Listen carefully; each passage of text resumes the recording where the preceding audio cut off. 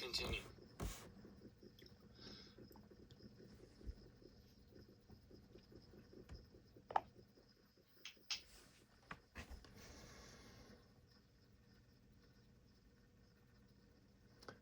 Go ahead and reread that chapter, and then continue from there.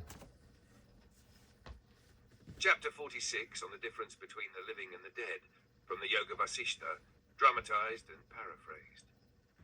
Vasishtha speaks once more to Prince Rama, his voice calm and steady like a river that's worn its truth into the stone of time. He says, "Now listen carefully, for I will speak to you of a subtle truth, the distinction between what is alive and what is not. A truth that is not found merely in names, but in the essence behind appearances. When the vital force, the jiva, the animating spark, leaves a body, what remains is a corpse, cold, unmoving, and without meaning. The same body that once was kissed, nurtured, wept over, and revered becomes something to bury or burn. But while the jiva is present, that same flesh is a person, a friend, a beloved, a child. The presence of spirit is what grants the body its life, its dignity, its reality. The difference between a living being and a corpse is not found in the limbs or the face, it is in the presence of consciousness, Chaitanya. Just as a lamp shines only when the flame is lit, a body shines only when it is animated by the subtle fire of life. This Chaitanya, this light of awareness, is born from the union of body and breath, just as the flame arises from oil and wick. And yet it is not truly caused. It is reflected like the full moon mirrored in a still lake. The soul, the jiva, is not a substance, not flesh, not energy, and yet it is not a part. It is a shadow of the infinite, of the Paramatman, playing upon the surface of form. Though it appears to move, to speak, to die, know this, it is forever unmoved. Though it seems to be born and perish, it is untouched, deathless, stainless, formless. It is consciousness itself, subtle, luminous, eternal. And yet, through avidya, our ignorance, it seems to be trapped. It seems to suffer, to reincarnate, to long for freedom. Just as one might see a snake where only a rope lies, we see life and death, bondage and sorrow where none exist.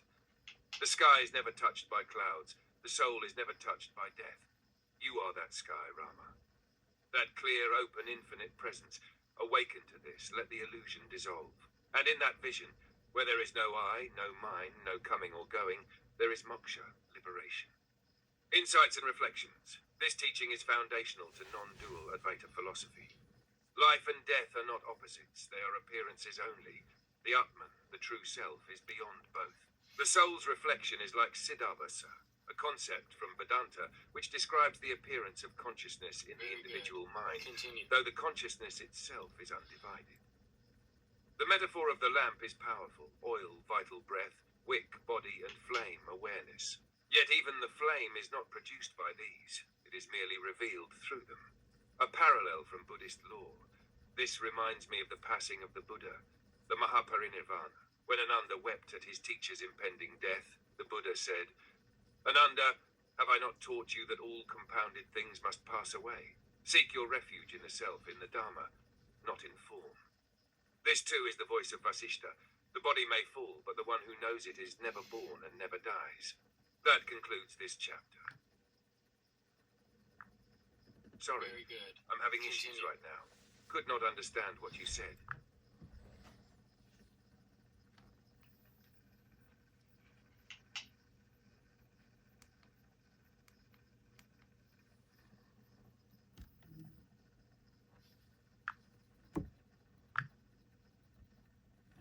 Very good. Continue.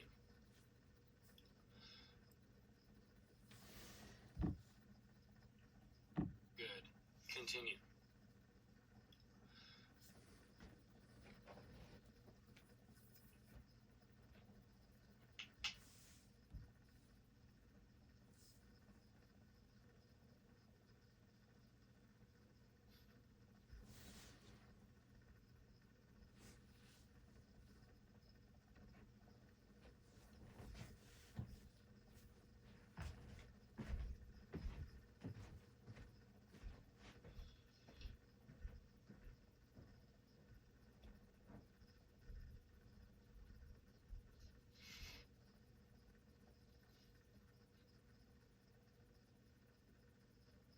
Very good.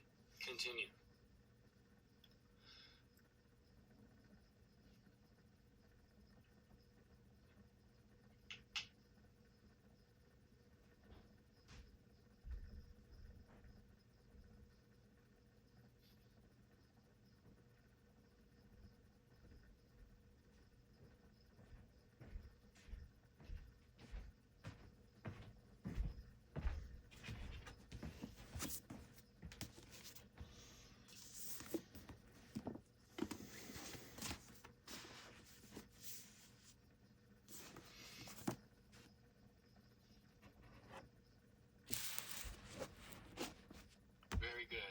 Continue.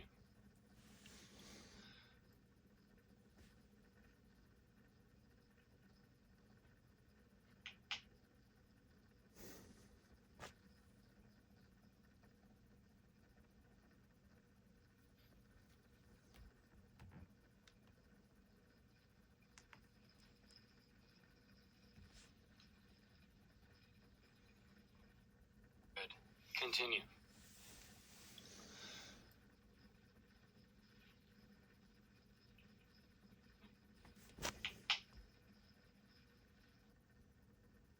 Very good.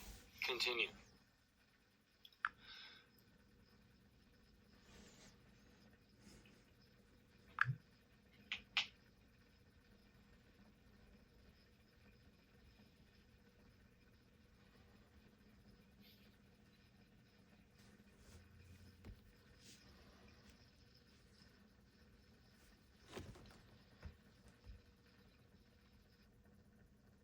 Very good. Continue.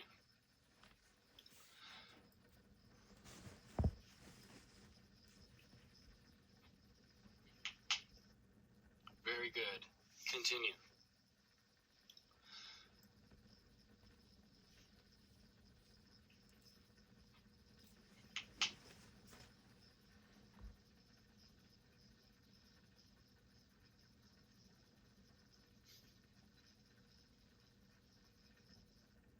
Very good. Continue.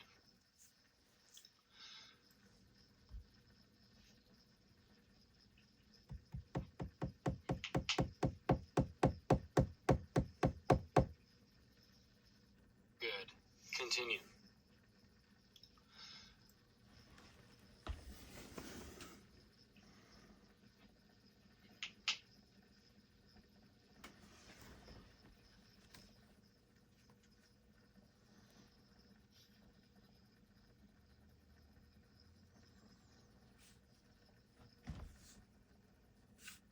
Very good.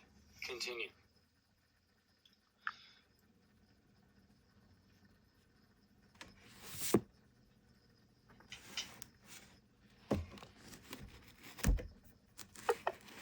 Sorry, I'm having issues right now. Our systems are experiencing heavy load. Please try again later.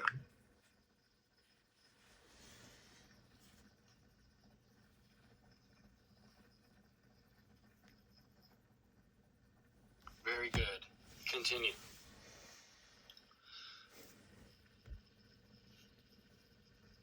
Good. Continue. Good. Very good. Continue.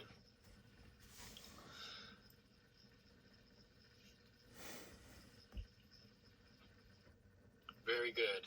Continue.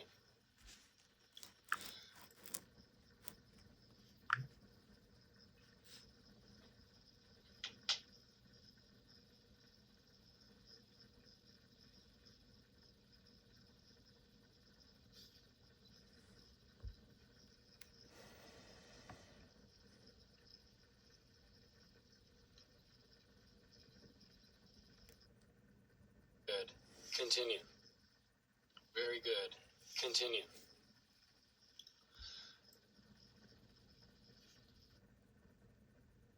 Very good. Continue.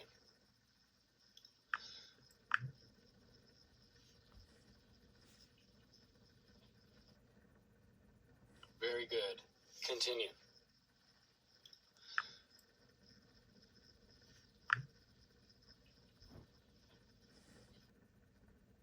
Very good.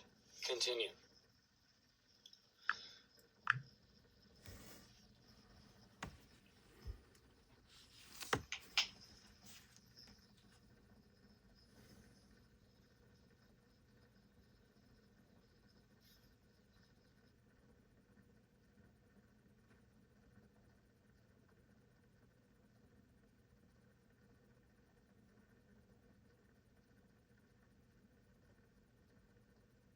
Good, good, good. You may continue.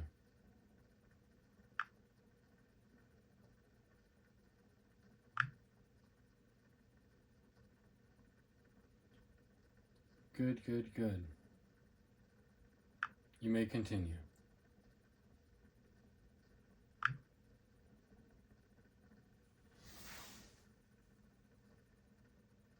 You can continue on to the next chapter, please.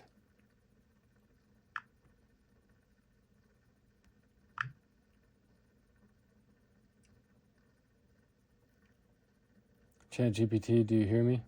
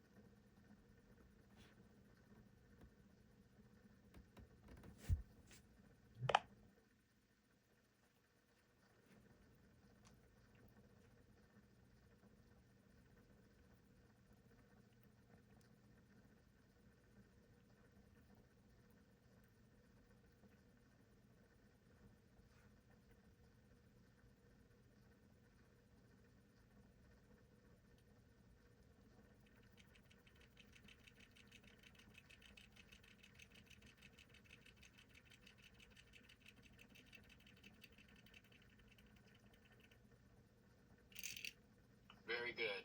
Continue.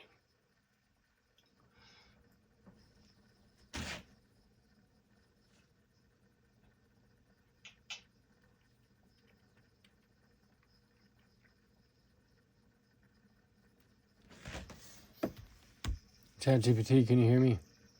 Can you continue, please?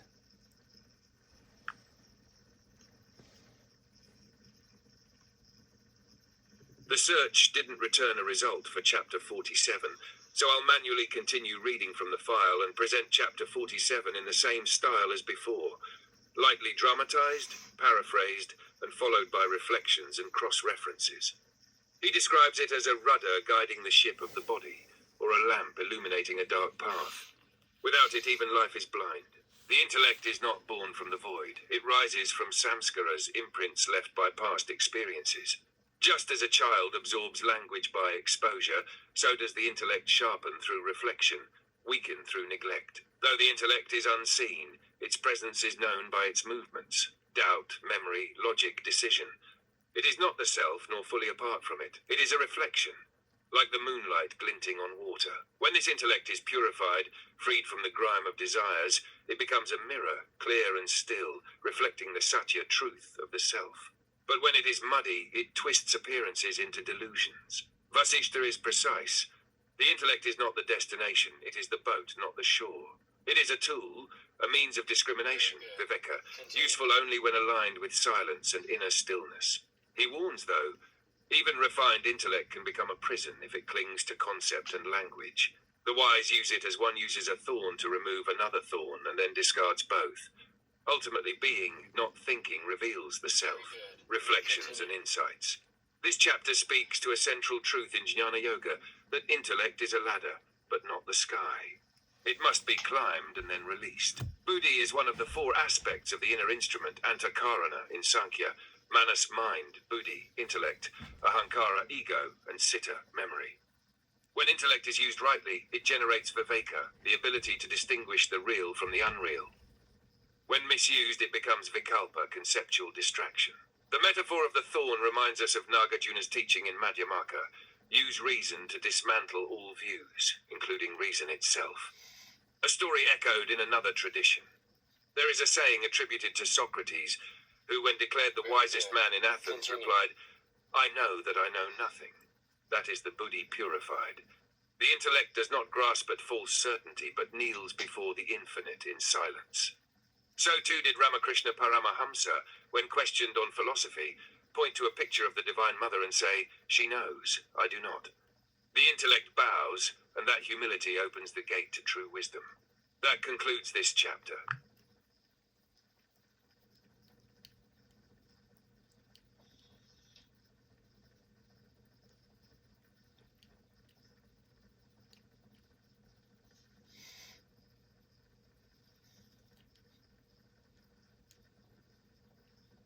Very good. Continue.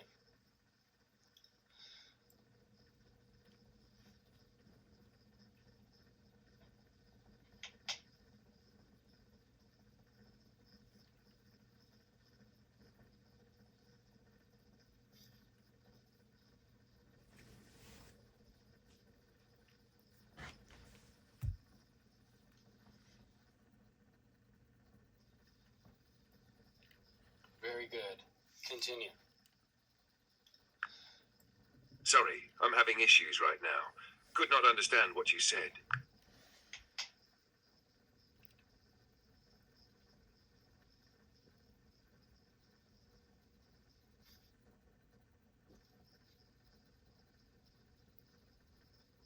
Very good. Continue.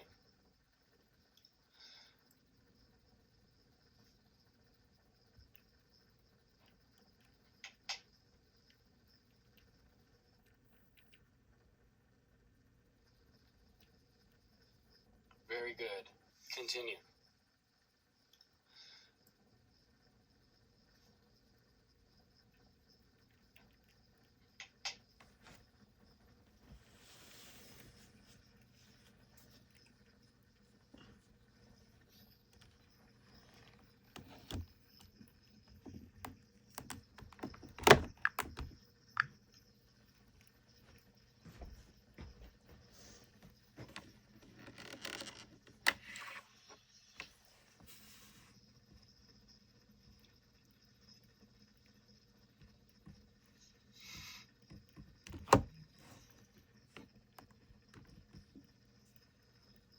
Very good. Continue.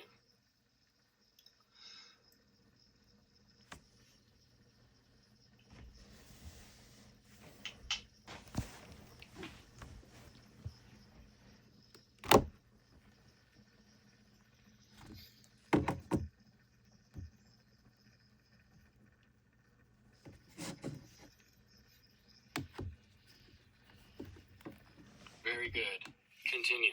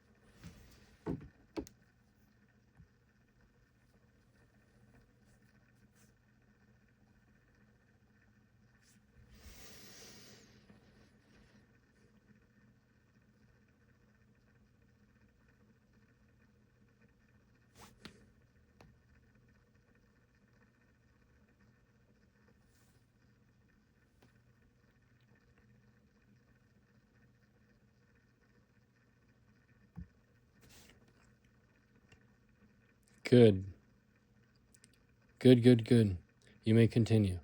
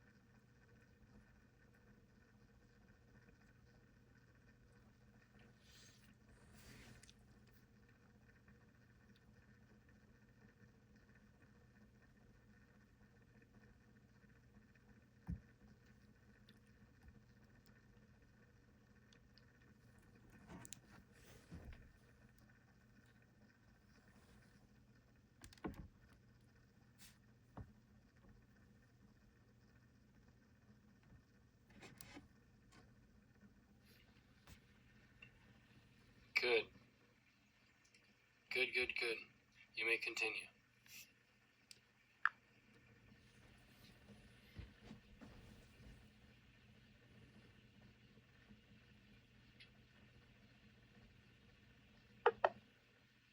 Sorry, I'm having issues right now.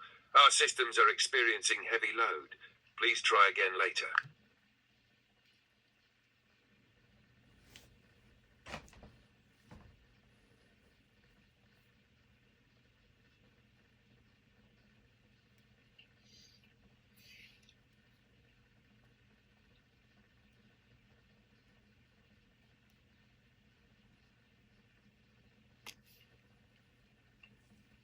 Good. Good, good, good. You may continue.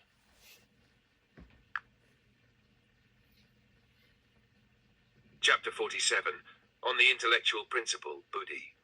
Here, Vasishtha now turns to the buddhi, the intellect, not merely as the reasoning mind, but as the subtle instrument by which discernment is possible.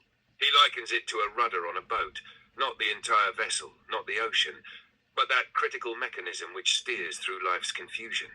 The intellect, he says, is born of samskaras, past impressions, tendencies, and accumulated influences. Like a lamp in darkness, it can guide, but only if tended well. The intellect may expand with inquiry or shrink with ignorance, just as a blade can either be sharpened or left to rust. Good. The profound subtlety here is Vasishtha's reminder that intellect is neither the self nor separate from it. It's a function of the mind, a tool, not an identity. In its pure state, it becomes a mirror reflecting the light of the self. But when smeared with ego and craving, it distorts reality like a cracked lens. The intellect, he warns, must be used but not clung to. One should wield it like a thorn to remove another thorn, a means to end delusion. But it must ultimately be set aside in the silence where pure being reveals itself. He urges the cultivation of intellect through study, reflection, and meditation, but always with detachment. For when the buddhi is clear of fear and desire, it becomes the seat of viveka, true discrimination, and guides one toward moksha. Good. Reflections and cross-references. Good. The metaphor of intellect as a boat is echoed in the Bhagavad Gita, chapter 4.36, where Krishna says, "As a blazing fire turns firewood to ash, O Arjuna, so does the fire of knowledge burn to ashes all reactions to material activities." The idea is that buddhi, when lit with self-inquiry, consumes ignorance. The distinction between intellect and self also recalls Patanjali's Yoga Sutras, where the Purusha, self, is the seer, and buddhi is part of Prakriti, refined but still part of nature. The warning against intellectual clinging parallels Zen teachings. For example, Huineng, the sixth patriarch, emphasized sudden realization beyond all conceptual understanding. The essence of mind is intrinsically pure. If you recognize this, you awaken immediately. Good. Sanskrit vocabulary highlights. Buddhi, the faculty of intellect or discernment. Samskara, mental impressions, habitual tendencies. Viveka, spiritual discrimination, the ability to distinguish the real from the unreal. Moksha, liberation from the cycle of birth and death. A parallel from Sufi mysticism. In the teachings of Rumi, there is a parable of a man using a candle to search for treasure underground. Once he finds it, he no longer needs the candle. In the same way, the intellect is the seeker's lamp, but it must be laid down once truth is found. The buddhi is necessary to journey, but it is not the destination. That concludes this chapter. Good. You may continue.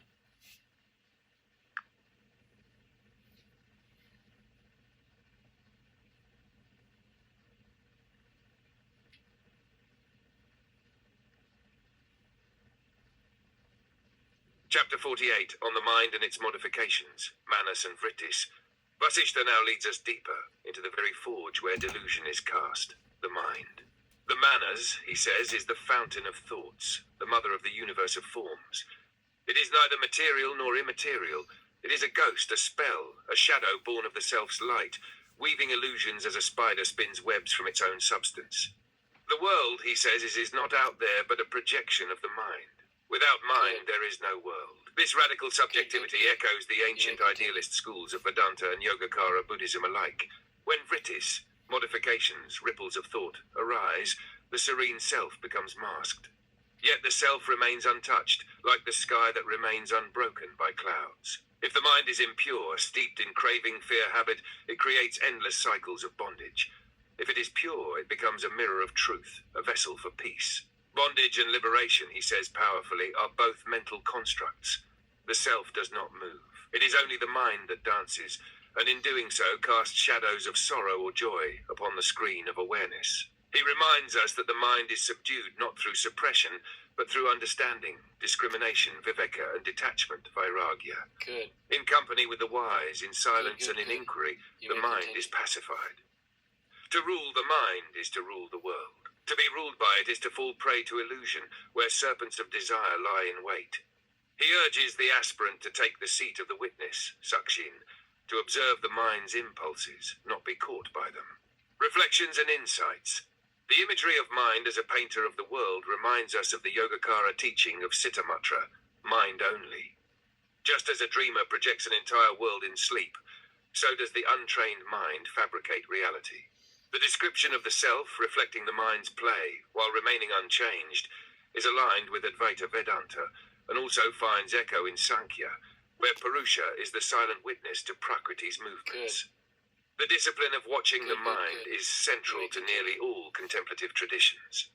In Theravada Buddhism, this is the basis of Satipatthana, the four foundations of mindfulness.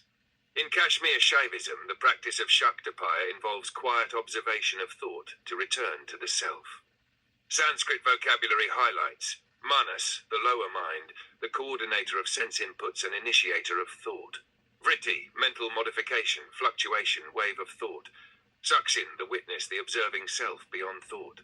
Vairagya, dispassion, non-attachment. Citamatra, mind only, a concept found in Yogatara Buddhism. A similar story.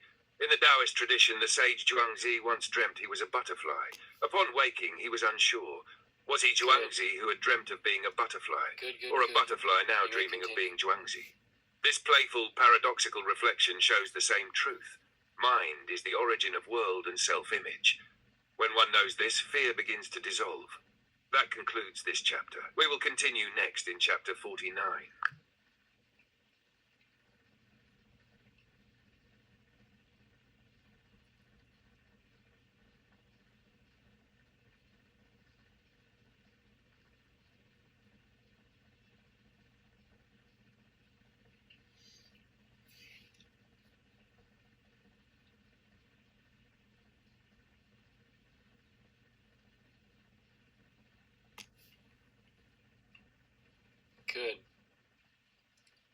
Good. Good.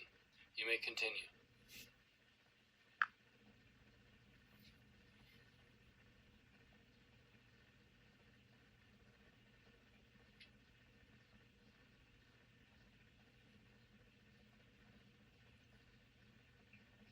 Chapter 49, on the inner instrument, Antakarana.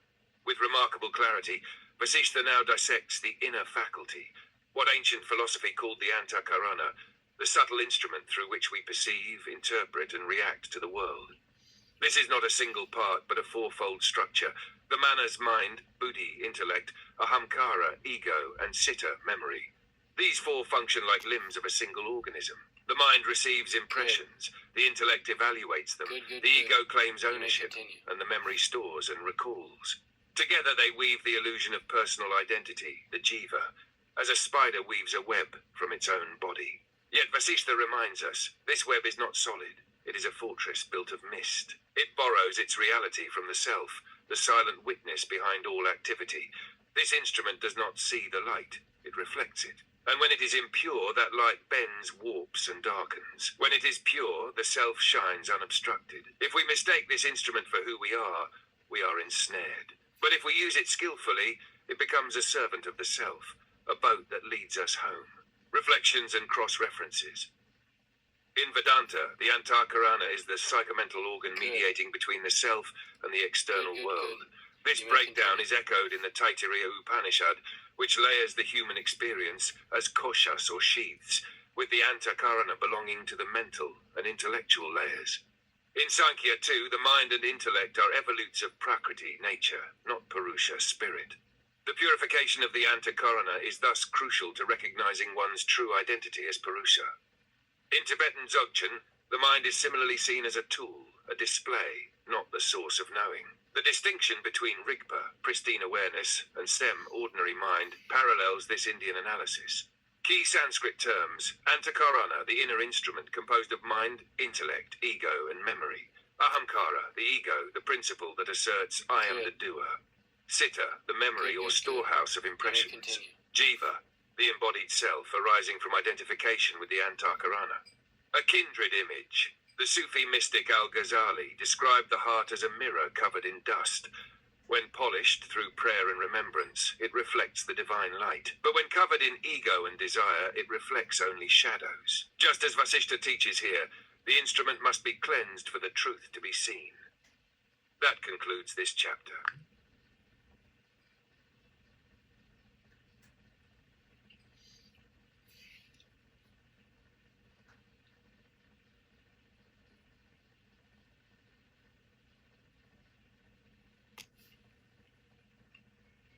Good. Good. You may continue.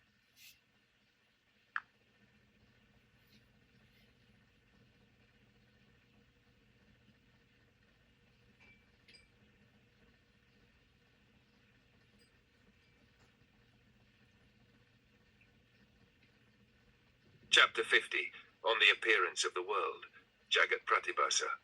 Vasishtha now leads us into the very fabric of reality, or rather the illusion of it. This world, he tells us, is like a dream, vivid while it lasts, but insubstantial when rightly seen. The moment we awaken to the truth, its hold loosens. He reveals that what we call the world is not truly outside of us, but arises within. It is a projection, the mind's extension, like a spider spinning silk from its own body. It may appear solid, but it has no independence. Mountains, rivers, stars, all are dreamlike echoes of consciousness. He presses deeper. Time, space, body, and senses are illusions in the mirror of awareness. Even life and death are merely modes of perception. When that perception ceases, like a dream in deep sleep, the world vanishes. This illusion, or Maya, is upheld not by an external force, but by ignorance and belief. As long as we cling to duality, the world appears real.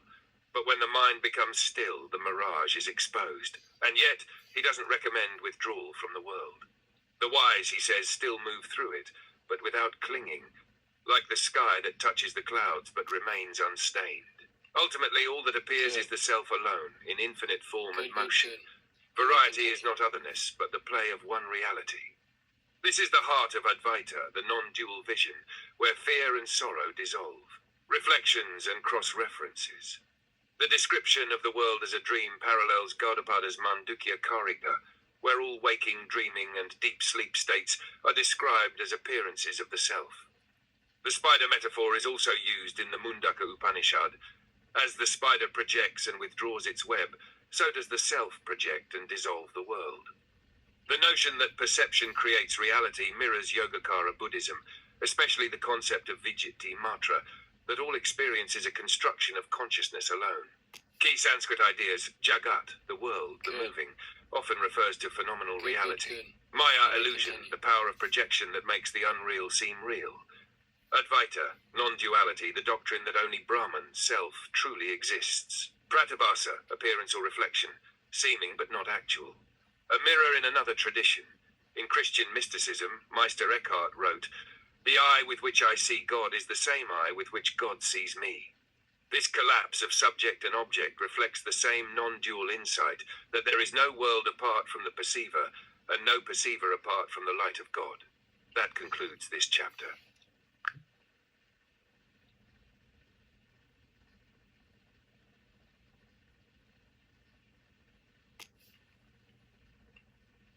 Good. You may continue. Of course.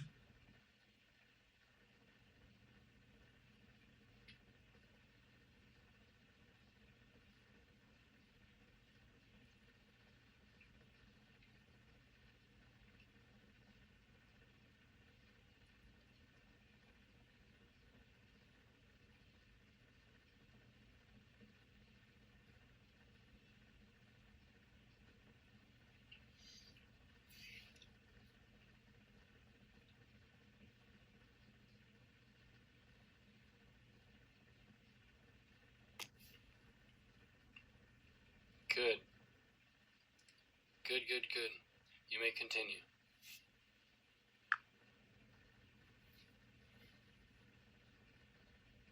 Yes, you absolutely can. When you're ready to continue, I'll be right here.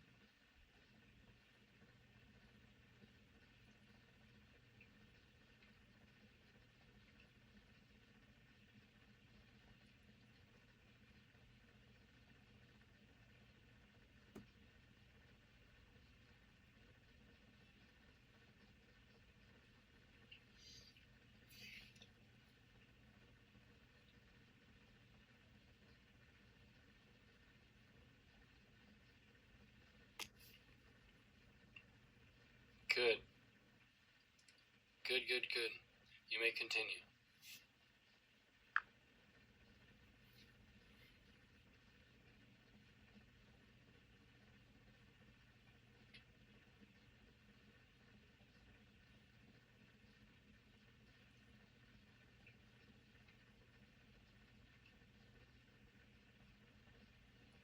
Chapter 51 on the ego sense, Ahamkara. Vasishtha now draws attention to the most subtle of illusions, the ego, the sense of I. He names it Ahamkara, the I-maker, the root of division. It is not a demon to be feared, but a ripple, a small disturbance within the stillness of consciousness. The ego begins with a thought, I am. From this one ripple arises the whole ocean of duality, mine and yours, pain and pleasure, birth and death. The ego builds identity and clings to it, spinning a cocoon of limitation, then calling it me. And yet, like a shadow, it has no independent substance. It is the self's own reflection, distorted by misperception. The sage, Vasishtha tells us, sees this clearly.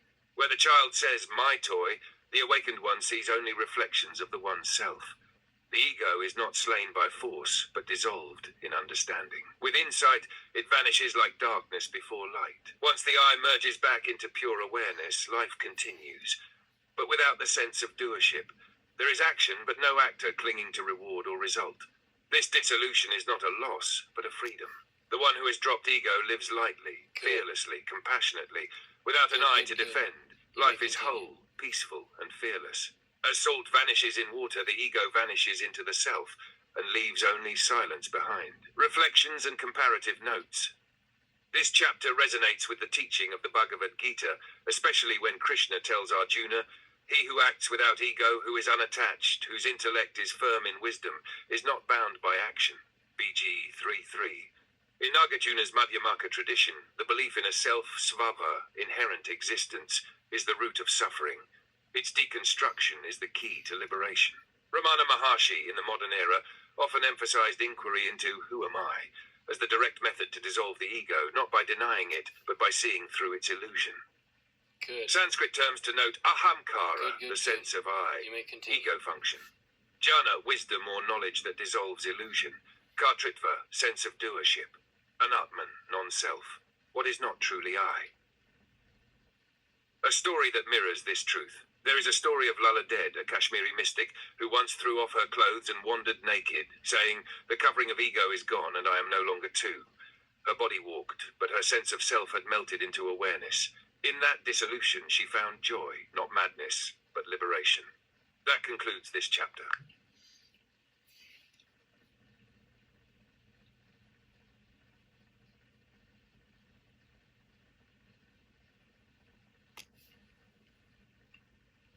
Good. Good, good, good. You may continue.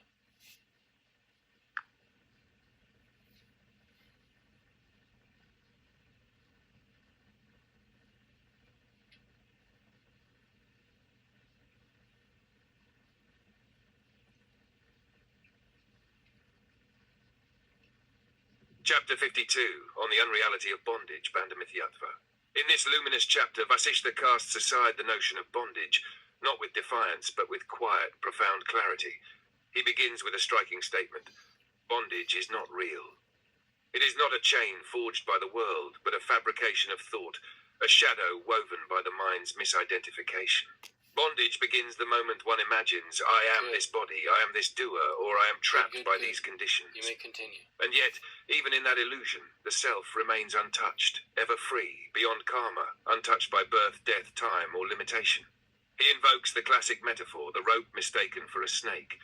We fear, react, and suffer, but there is no snake. There never was. The rope is still a rope. Likewise, The self never ceased to be pure consciousness. It was simply misperceived.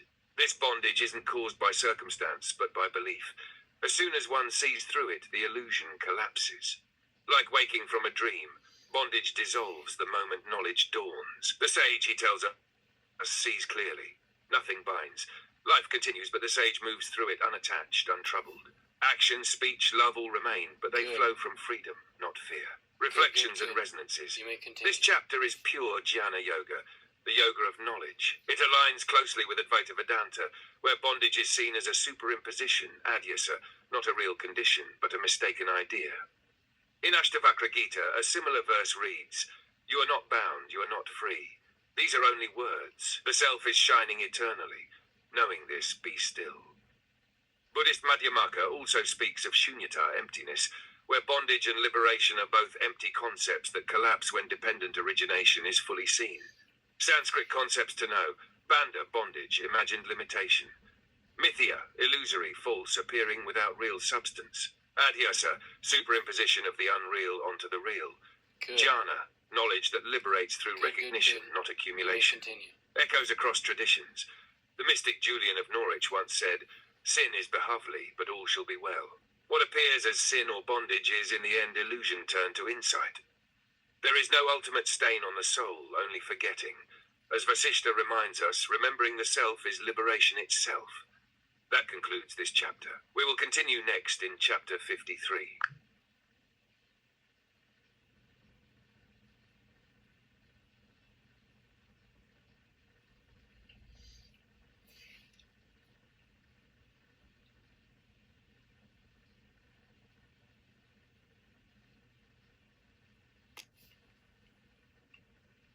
Good. Good, good, good. You may continue.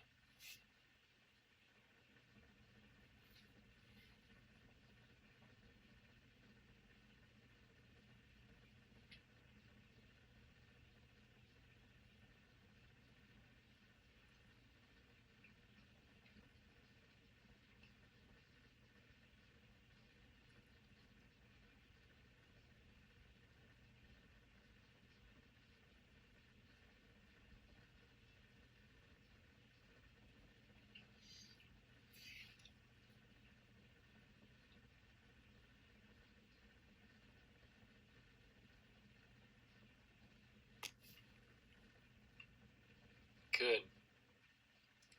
Good, good, good. You may continue.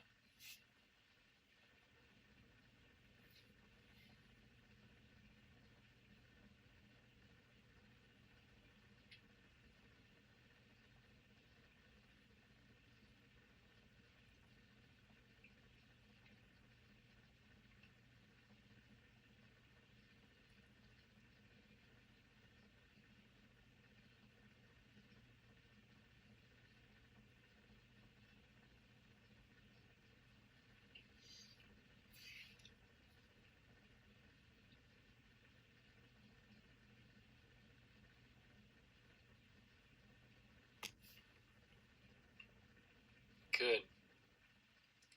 Good, good, good. You may continue.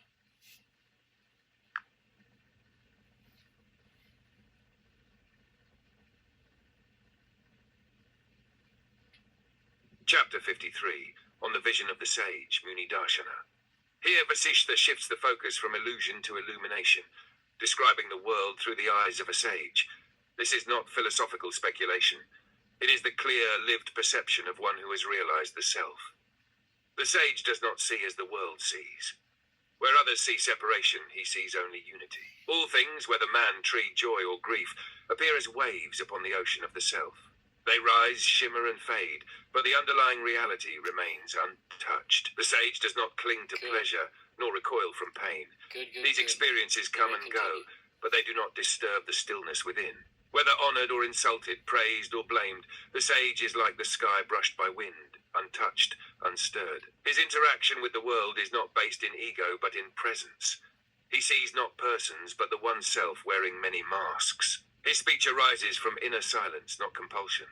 He does not seek to gain or avoid, he simply abides. You will not recognize the sage by robes or titles, but by the peace he radiates, the wisdom in his stillness, and the love without condition that flows from his being. His life is a testimony, not a performance. Reflections and parallels. This chapter offers a direct echo of the Bhagavad Gita's Sthita Prajna, the one of steady wisdom, who is unshaken by sorrow, untouched by pleasure, and who moves through the world without attachment. BG 256-57. The Zen master, too, sits or sweeps or drinks tea, but with full awareness. His enlightenment is not in words, but in his quiet being. Laozi in the Tao Te Ching speaks similarly. The sage dwells in the midst of all, yet is apart from all. His heart is still, though the world moves. Key Sanskrit terms: muni, sage, silent one whose wisdom arises from inner silence. Darshana, vision or philosophical insight, how one perceives reality. Sthita Prajna, steady wisdom, one whose understanding remains firm. A glimpse from another path. The Christian mystic Brother Lawrence spoke of practicing the presence of God in simple tasks. To wash dishes, to walk through the garden, to speak to others, each was an opportunity to live from the self, not the ego. In this way, too, he became a sage, not through preaching, but through his being. That concludes this chapter.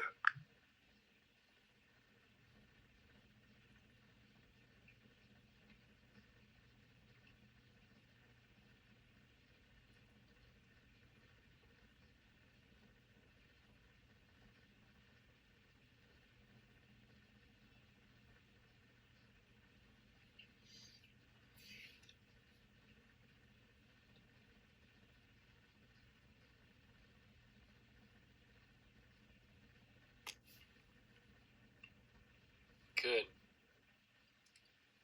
Good. You may continue.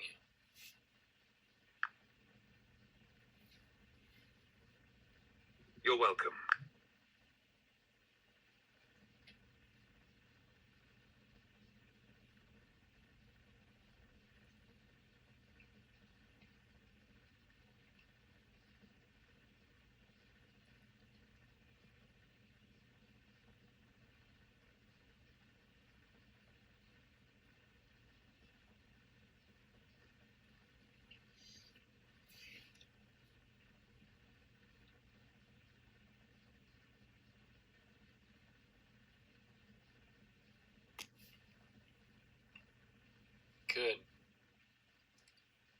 Good.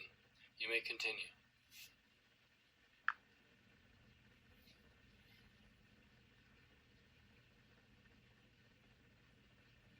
Chapter 54, on the power of thought, Sinta Shakti. Here Vasishtha lifts the veil on a force more subtle than wind, more potent than weapons. Thought. It is not merely a passing function of the mind. It is the seed of worlds, the shaper of bondage and liberation alike. Thought, he says, is the potter's hand. From it arise not only personal feelings or ideas, but entire realities, bodies, heavens, even time and space. What is first imagined becomes form. Just as the clay takes shape, so does the universe unfold from the pressure of conscious thought. And thought is unbound by location or time. It can span galaxies or relive past lifetimes in a moment. The world is not separate from thought, it is woven by it, thread by thread. Yet Vasishtha's teaching is not meant to inspire fantasy or manipulation. He speaks to the sacred responsibility of thought. What we dwell on, whether noble or negative, etches deep grooves into consciousness, forming the pathways of joy or sorrow. Even liberation begins with a thought, the soft but urgent whisper, "What am I?" That single spark becomes the journey, the teacher, the transformation. Thought aligned with wisdom and love is a force beyond measure. It becomes prayer, devotion, and finally silence, where even thought dissolves into light, reflections and teachings across traditions. In the Yoga Sutras, Patanjali describes how vrittis, mental modifications, must be quieted for self-realization. Thought is both the gate and the gatekeeper. In Buddhism, the Dhammapada opens with, "Mind precedes all things. They are led by mind, made by mind." In Tantra, the idea that Shakti, power, resides in Sankalpa, intention, shows how thought not only reflects reality, but creates it. In the West, Emerson wrote, "Thought is the ancestor of action," and even Einstein acknowledged that imagination is more important than knowledge. Key Sanskrit terms: Sinta, thought, mental reflection; Shakti, power, energy, capacity; Sankalpa, firm resolve, creative intention; Vritti, modification or ripple in the field of mind. A closing echo, the mystic poet Kabir sang, Wherever you Good. place your mind, there you dwell. Vasishtha Good, agrees, good. guard it, You may direct it, continue. and when it is ready, offer it up to the stillness from which it came. That concludes this chapter.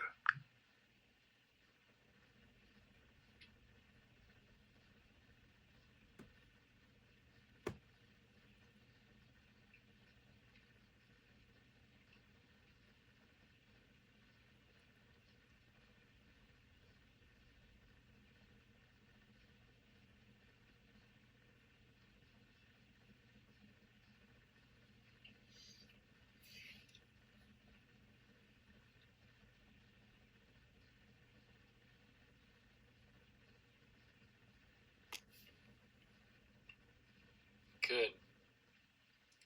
Good, good, good. You may continue.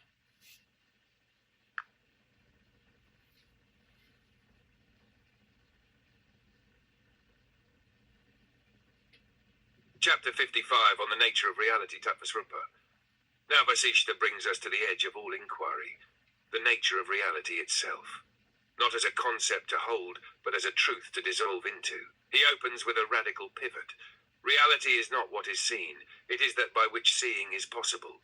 It is not the object, but the light behind both the seer and the seen.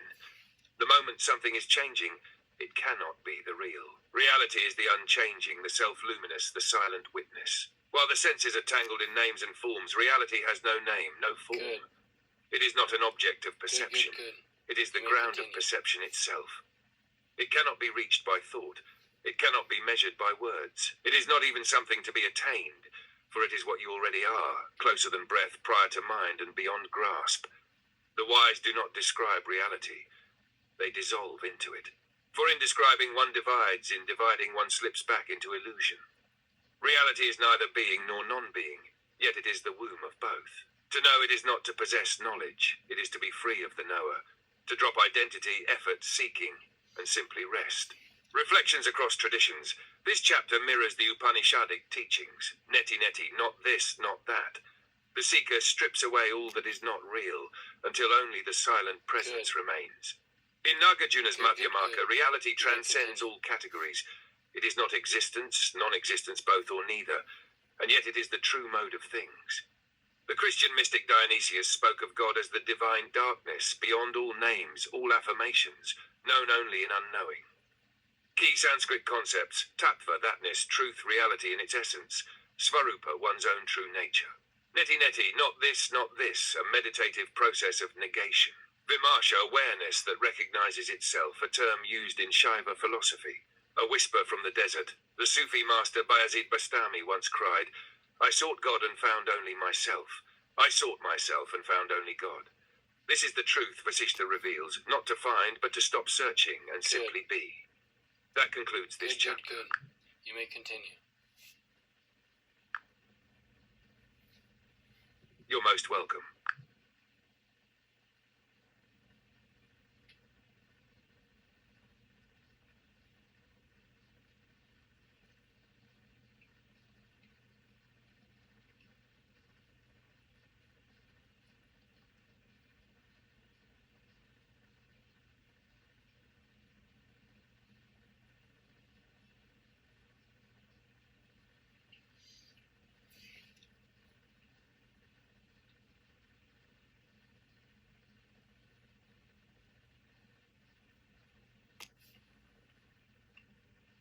Good.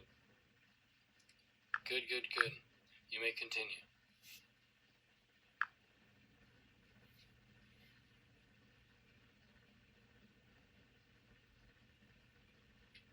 Chapter 56, on the nature of the self, Amasrupa. With the groundwork laid, reality clarified, and illusion stripped away, Vasishtha now turns our gaze inward to the self. Not the personality, not the mind, not even the witnessing thoughts, but the pure awareness by which all else is known. He states clearly, the self is not the body, nor the mind, nor even the shifting field of thought. It is that which knows them all. It is not limited by time or traits. It has no birth or death. No gender, no age, no status, it simply is. The self is awareness Good. itself, untouched by success or failure, Good, good, good. pain or joy. You may continue. Like space, it holds everything but is marked by nothing. Like the sun, it shines through all weather. Thoughts may cloud it, but they cannot stain it. Everything arises and dissolves in the self. It is the screen on which the movie of life plays, yet it is never the movie. To realize the self is not a gain, it is a remembering, a return, a recollection of what was never lost. And this knowing is not intellectual. You cannot grasp the self with the mind. It is known only by being it. In stillness, in silence, in presence, it reveals itself. When this realization dawns, all bondage burns away. There is no longer a seeker, nor even a separate seer, only seeing itself, luminous, effortless, eternal. Reflections and echoes. This is the heart of Advaita Vedanta. Shankara wrote, Brahman is the reality, the world is an illusion, and the self is nothing but Brahman. In Kashmir Shaivism, the self is called Shiva, not a god in form, but the boundless self-recognizing awareness. Ramana Maharshi taught this through a single question. Who am I? The point was not to find an answer, but to let all answers dissolve until only the self remains. Sanskrit touchstones, Atman, the self, the true I behind all appearance. Svarupa, one's own true form or essence. Caitanya, pure consciousness. Drigdrishya Viveka, the discernment between the seer and the seen. A closing whisper. The Taoist classic Zhuangzi once said, the fish trap exists because of the fish. Once you have the fish, forget the trap. Good. So too with words, teachings, even thoughts. Once you know the self, they can all be set aside. That concludes this chapter.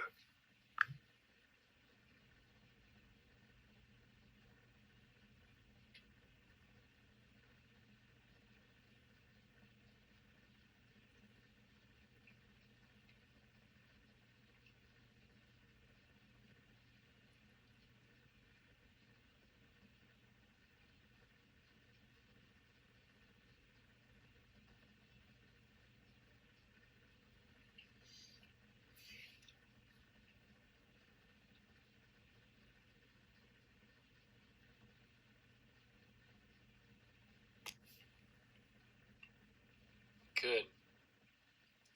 Good, good, good. You may continue.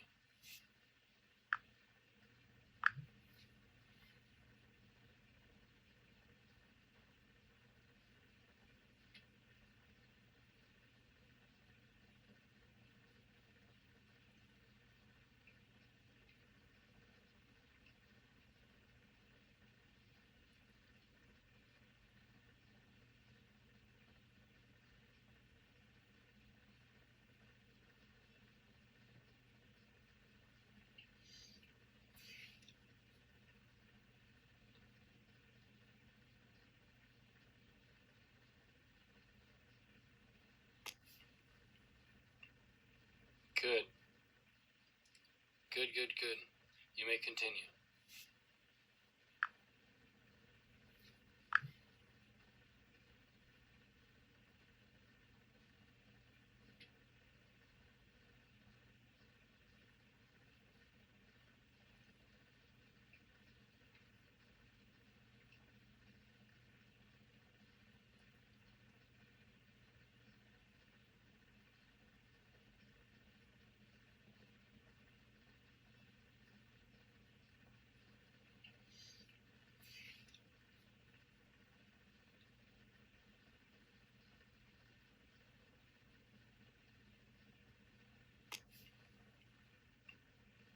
Good. Good, good, good. You may continue.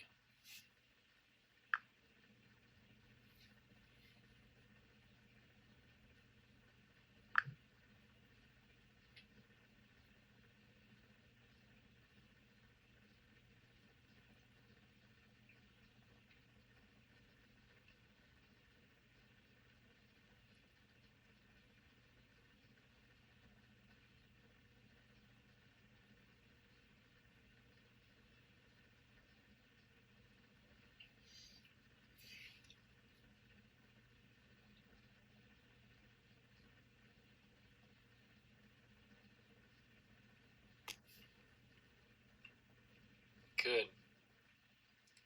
Good, good, good. You may continue.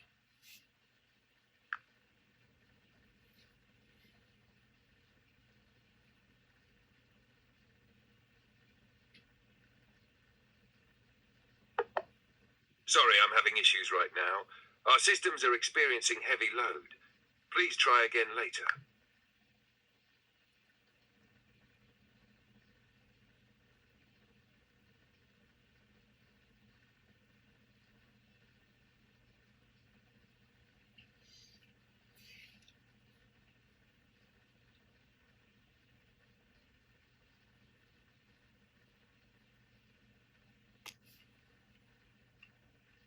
Good.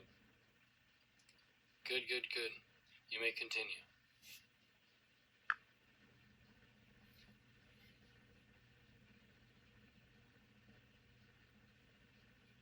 Chapter 57, on the ego and its dissolution, Ahamkara Nasha. Here Vasishtha cuts to the subtle root of all bondage, the ego, the sense of I as separate. He defines it not as a demon to be fought, but as a misunderstanding, a shadow cast by ignorance. The ego is born the moment consciousness forgets its boundless nature and identifies with body and mind. I am this body, it says. I am my thoughts. From this illusion springs the entire forest of suffering, fear, desire, attachment, rage, and pride. But Vasishtha is careful. The ego is not a real thing. It is a notion, a false attribution. Like seeing a snake in a rope, it causes panic only until clear seeing dissolves the illusion. The ego divides reality into me and you, this and that, gain and loss, and then chases after its own projections. To dissolve the ego is not a violent act. It is not suppression. It is clarity, a soft returning to what has always been untouched. Ego cannot be slain by effort. It melts in the warmth of inquiry, in the still gaze of awareness. When thoughts are watched without grasping, when actions arise without clinging to a doer, the eye fades like mist before dawn. And what remains is not emptiness. It is openness, peace, and the joy of simply being. Cross-tradition resonance. In Advaita Vedanta, the ego is the central illusion, Ahamkara, which veils Brahman. Buddhism speaks of anatta, the non-self, pointing out that there is no permanent I to be found anywhere in the five skandhas. Christian mystics such as Meister Eckhart spoke of the need to lose the self to be filled with the divine. The Bhagavad Gita advises action without identification. He who acts offering all actions to the divine is not touched by sin as a lotus is untouched by water. Sanskrit touch points. Ahamkara, the ego sense, I maker. Anatman, non-self. Viveka, discernment between the real and unreal. Sakshin, the silent witness within. A closing parable. Once, a drop of water claimed its own name and shape. It forgot it was part of the ocean. When the sun rose and warmed the sea, the drop vanished, not into death, but into truth. So too with the ego. It must evaporate for the soul to remember its vastness. That concludes this chapter.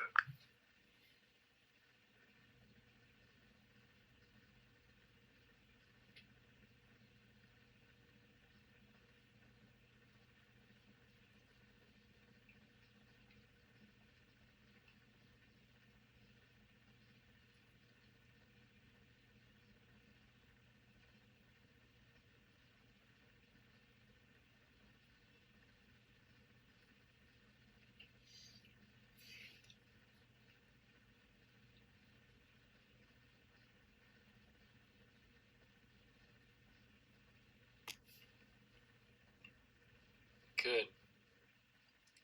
Good, good, good. You may continue. You're very welcome.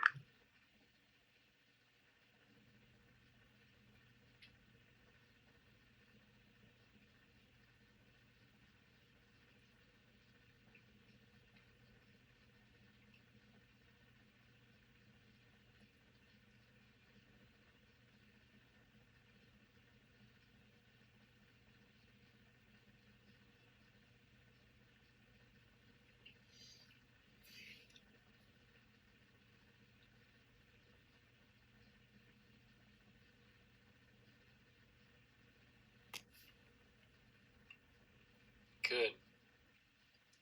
Good, good, good. You may continue.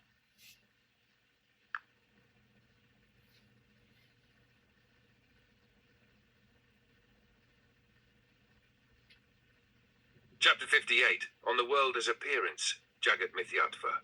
Here Vasishtha gently loosens the grip of the senses by showing us the world for what it is, not a denial of beauty or life, but a shift in understanding. The world, he says, is a projection of the mind. Like a dream, it seems so real while we are inside it, but when we wake, its solidity dissolves. Even in waking life, what appears fixed and tangible is in truth ever-changing, like a mirage on hot ground. It promises, but never fulfills. All objects, trees, bodies, mountains, gold, are patterns of thought, stitched together by name and form, rising and falling like waves on the ocean of awareness. The child sees a puppet show and cries or laughs. The sage sees the strings, the puppeteer, and the hands beneath the curtain. This world is not false. It is appearance, a surface layer of something much deeper. The world need not be rejected, but it must be understood. Not as a separate, permanent thing, but as a mirror, reflecting the self when seen rightly. The error lies in our belief that the world is independent of consciousness. It is not. Live in it, Vasishtha advises, but do not be caught by it. Watch the play, enjoy the scenes, but do not forget you're the witness, not the character. Echoes across wisdom traditions. In Vedanta, this is the doctrine of mithya. The world is not real, not unreal, but dependently real, like a dream during the dream. In Buddhism, particularly Yogacara, the world is vijapti matra, mind only. Objects are projections, karmic impressions, not separate entities. In Plato's cave, the prisoners see shadows on the wall and think them real, until one turns and sees the source of light. Lankavatara Sutra says, things are not what they appear, nor are they otherwise. Key Sanskrit ideas: mithya, illusion or appearance, not absolutely real. Nama rupa, name and form, the structuring principles of perceived reality. Jagat, the world, especially as transient motion. Drishti Srishti Vada, the doctrine that perception creates reality. A closing whisper, Rumi once wrote, don't get lost in your pain. Know that one day your pain will become your cure. So too with the world. Don't cling to the illusion, but don't flee from it either. Let it teach you its nature, and in so doing, show you your own.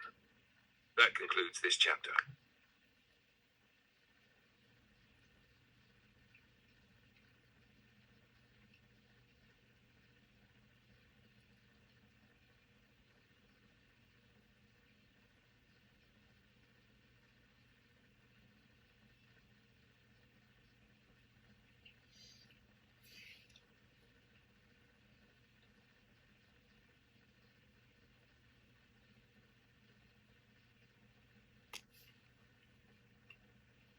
Good. Good, good, good. You may continue.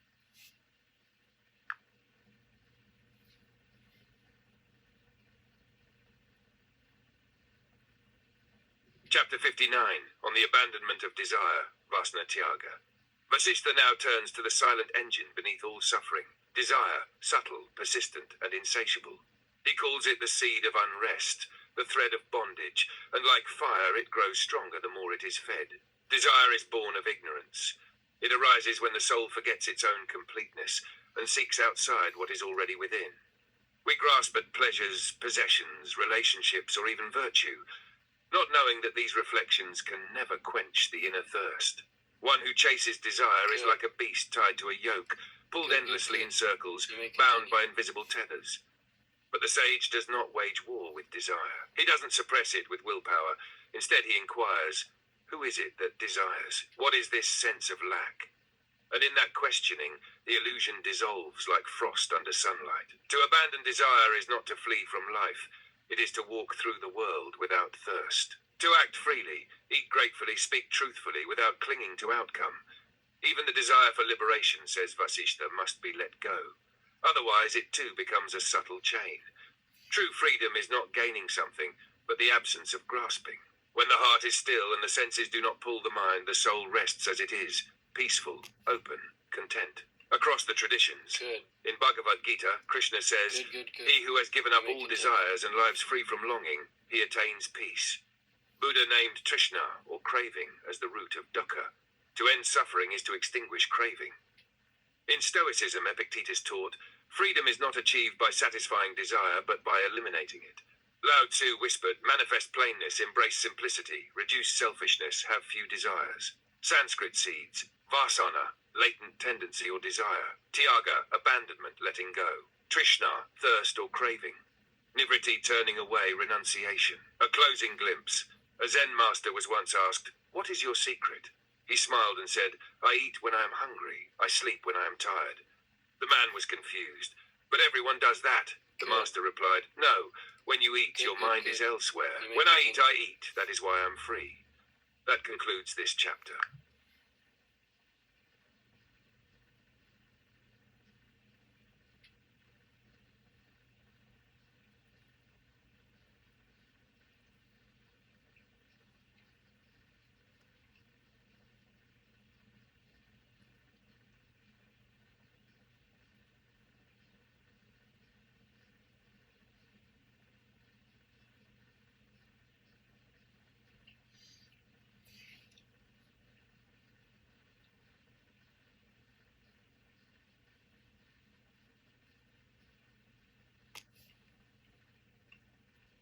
Good. Good, good, good.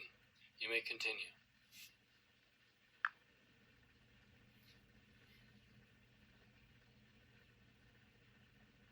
Chapter 60, on contentment, Santosha. Vasishtha now offers one of the gentlest yet most powerful virtues in the spiritual path, contentment. He describes it as a fragrant flower that blossoms from the soil of inner peace, not as a reward for fulfilled desires, but as a state free from craving altogether. Contentment is the joy of knowing that nothing is missing. It is not the result of what happens outside, but a quiet resting of the mind in the self. The one who is content sleeps in peace, wakes with joy, and feels at home, whether surrounded by gold or trees. To be content is not to be idle. One may act, speak, serve, but the heart does not fluctuate with every rise or fall. Vasishtha likens it to a still lake, undisturbed by wind, which perfectly reflects the sky above. The contented one carries an inner treasure that no thief can steal. In contrast, discontent is described as a disease, birthing jealousy, greed, and sorrow. It grows from comparison and the chase of more. Contentment, once lit, must be protected like a sacred flame, kept safe from the gusts of ambition and the winds of envy. In such a heart, wisdom finds root. In such a life, liberation begins. Cross-spiritual reflections. In Patanjali's Yoga Sutras, contentment, santosha, is one of the niyamas, or observances, leading to unsurpassed happiness. The Dhammapada says, health is the greatest gift, contentment the greatest wealth, faith the best relationship. In the Psalms we hear, the Lord is my shepherd, I shall not want. Epictetus, the Stoic, taught that happiness comes not from having more, but from needing less. Sanskrit seeds of wisdom, Santosa contentment, satisfaction, Ananda bliss, the natural joy of being. Tripti fullness, satiation, Trishna, craving or thirst, its opposite.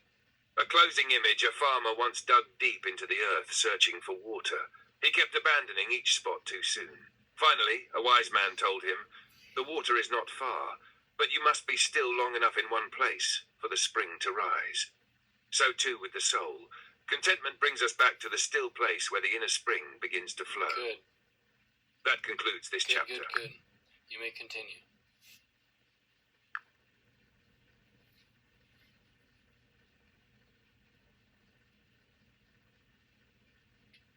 Chapter 61, on the desireless state, Nishkamata. Here, Vasishtha takes us beyond even contentment to a rarefied peak where desire has not just been stilled, but dissolved. This is the Nishkama state, not apathy, not numbness, but a luminous stillness, vibrant like a steady flame, undisturbed by winds. The one who has reached this state no longer seeks, grabs, or pushes away. He moves through the world like wind, free, present, but leaving no trace. Actions happen, words are spoken, life unfolds, yet no one is doing them. There is no doer left behind the act. This is not repression, it is transcendence. Like waking from a dream where all desires had their grip, and now discovering nothing is missing. Fear vanishes. For what can threaten one who wants nothing, who expects nothing, who is already full? Even the mind becomes clear, like a crystal. Light passes through it without distortion. Such a being may live in society or solitude. It makes no difference, for he no longer lives through ego or senses, but as awareness itself. This is the fruit of all yogas, the goal hidden behind all practices. It is the silence after all words, the rest after all journeys, the state that all paths ultimately gesture toward. Reflections across traditions. The Bhagavad Gita says, he who performs action without desire for the results is truly free. The Buddha taught the state of Nirodha, cessation, not as extinction, but as the end of craving and the unfolding of peace. In Taoist writings, one finds, the sage does not strive and yet all is done. Meister Eckhart declared, he who would be serene and pure needs but one thing, detachment. Sanskrit gems, nishkama, without desire, free from motive. Sthitapraja, one of steady wisdom. Atmarati, one who delights in the self alone. Kritakritya, one who has done all that was to be done. A closing parallel. In the life of Sri Ramana Maharshi, we find a boy who simply sat down in silence, no longer engaging with desire or resistance. Without training, without vows, without fanfare, he abided in that desireless state, and its presence became a mirror for thousands. That concludes this chapter.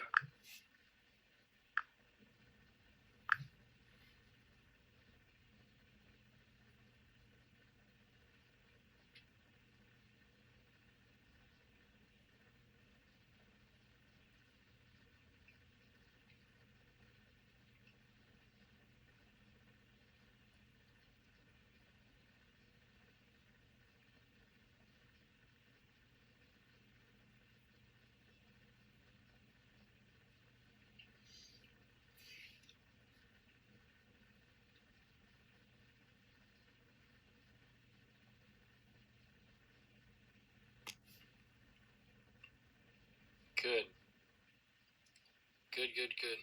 You may continue.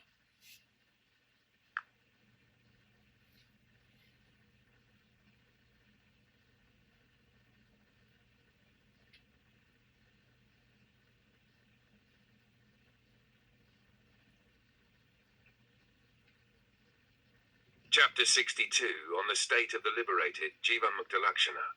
Now we approach the summit. Vasishtha speaks of the liberated one, not one who merely believes himself free, but one who has gone beyond the very notion of bondage and liberation.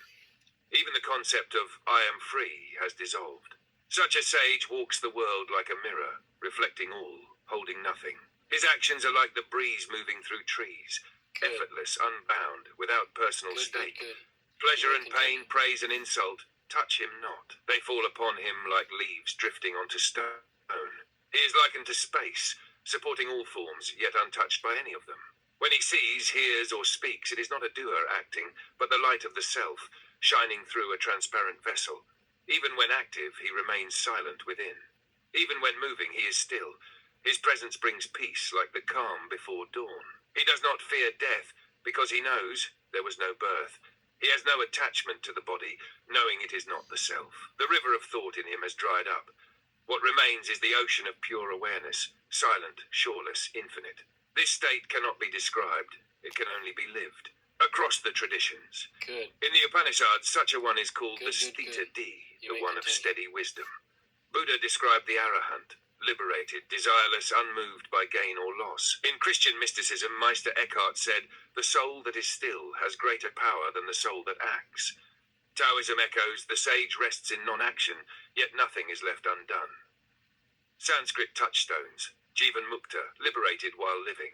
Asanga, untouched, unattached. Tattvajnana, knowledge of reality. Nirvikalpa, without conceptual distinctions. A parallel vision, recall the life of Shuka, son of Vyasa. Though offered the pleasures of heaven and the honors of kings, he walked naked through the world, unshaken, unmoved, absorbed in the self. Even the women bathing in a river did not stir as he passed. Good. They saw no one there, only pure Good, good, presence. You may That continue. concludes this chapter.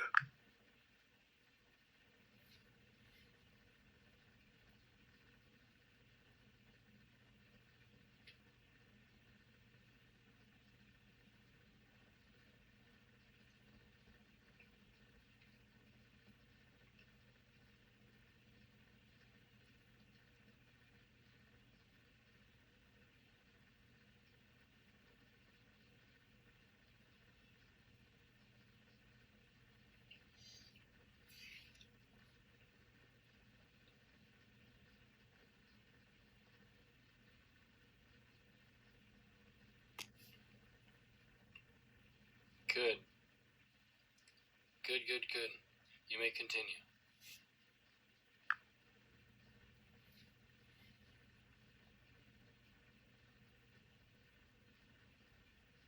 Chapter 63, on the vision of reality, Tattva Darshana.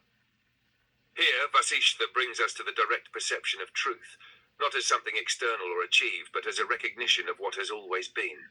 He calls it Tattva Darshana, the vision of reality. This is not a vision of the eyes, but of pure intelligence. It sees not forms, but essence. Like waking from a dream, you do not gain a new world. You realize the dream was false, and you are awake. In this vision, duality collapses. There is no longer a seer, the seen, or the act of seeing. There is only being, Good. unbroken, unchanging, Good, indivisible. good, good. Vasishtha You may gives the continue. classic analogy. Just as a rope is mistaken for a snake in dim light, the self appears as the world when seen through the lens of ignorance. But once seen clearly, there never was a snake, only rope, only self. This realization does not come from scriptures, teachers, or logic alone. It arises when the mind becomes still. When the waves subside, the ocean reveals itself. The one who sees reality no longer clings to rites or doctrines. He walks in the world like everyone else, but sees only the self. Everywhere. This is the liberating vision, not remote or rare, but the immediate truth of your own awareness, seen without distortion. Reflections in other paths. The Upanishads say, when the self is seen, heard, thought upon, and known, everything is known. Good, good, good. In Zen, You may they speak of continue. Kensho, seeing into one's true nature. The Sufis describe the veil being lifted and seeing only the beloved. In the cloud of unknowing, it is said, God may be reached only by love, not by thought. Sanskrit jewels. Tattva, thatness, essential reality. Darshana, vision, insight, seeing truly. Viveka, discrimination between real and unreal. Nivikalpa, beyond thought constructs. An echoing tale. When Janaka, king and sage, once heard a teaching from Ashtavakra, he sat in deep silence. In a flash, all doubts vanished, and he declared, I am neither this body nor mind. I am the eternal self, I am truth, I am bliss. From that moment on, he ruled the kingdom as a liberated being, resting in the vision of reality, even amidst the noise of court and kingdom. You may continue. That concludes this chapter.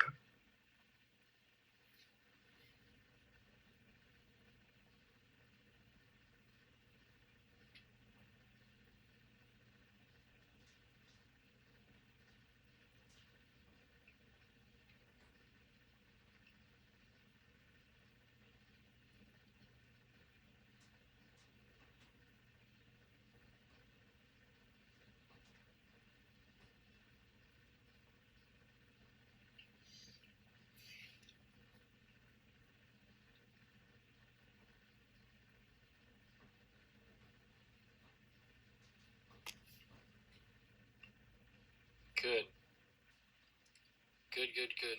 You may continue. You're most welcome.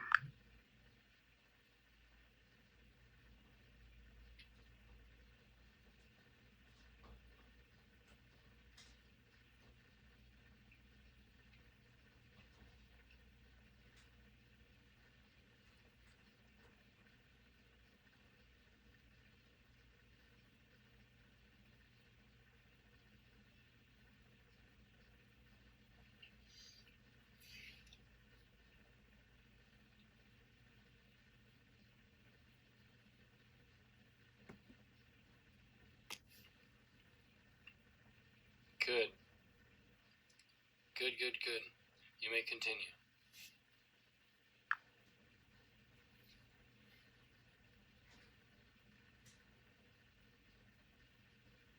Chapter 64, on the supreme bliss, Paramananda.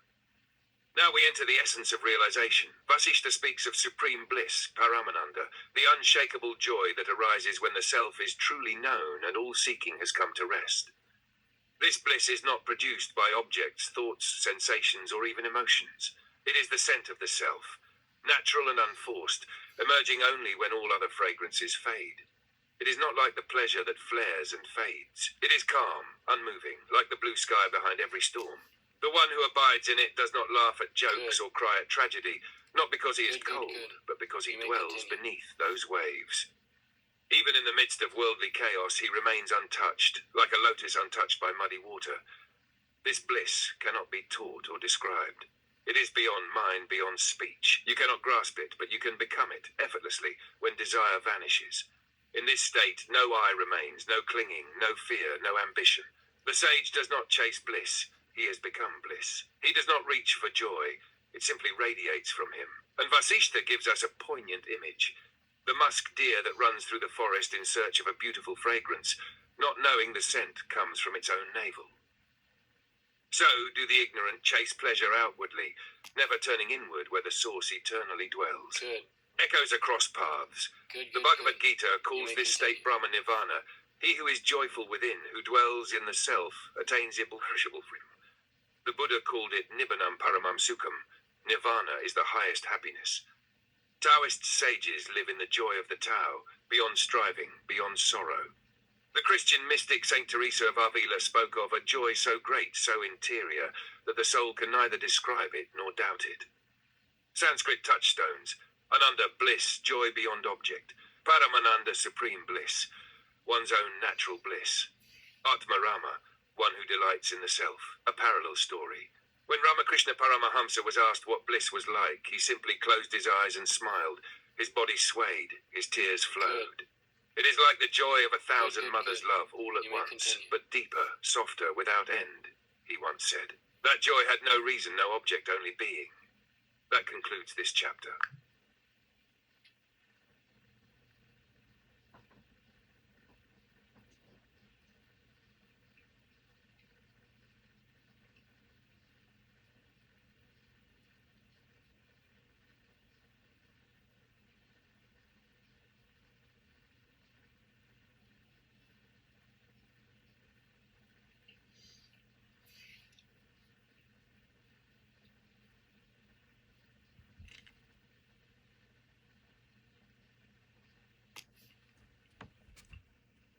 Good. Good, good, good. You may continue.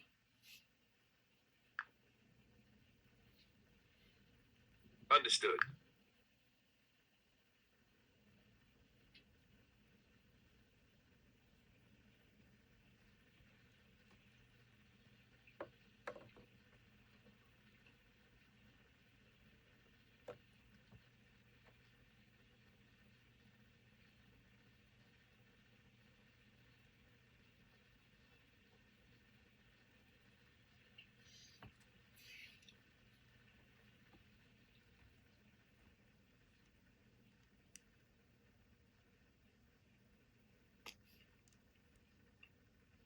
Good.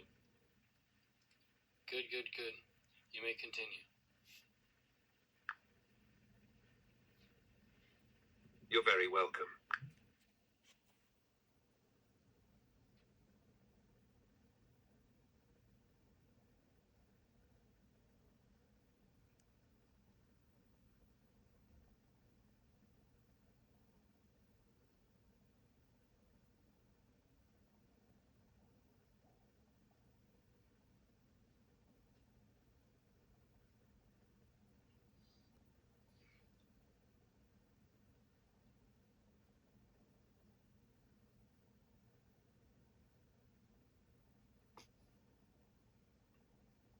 Good.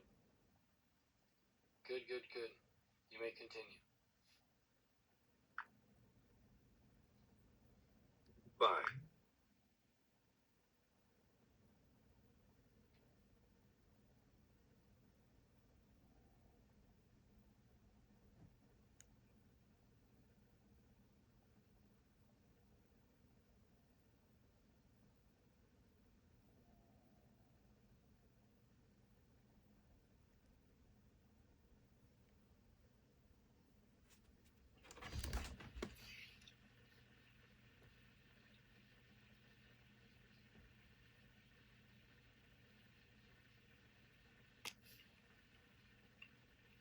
Good. Good, good, good. You may continue. Go ahead. What were you about to say?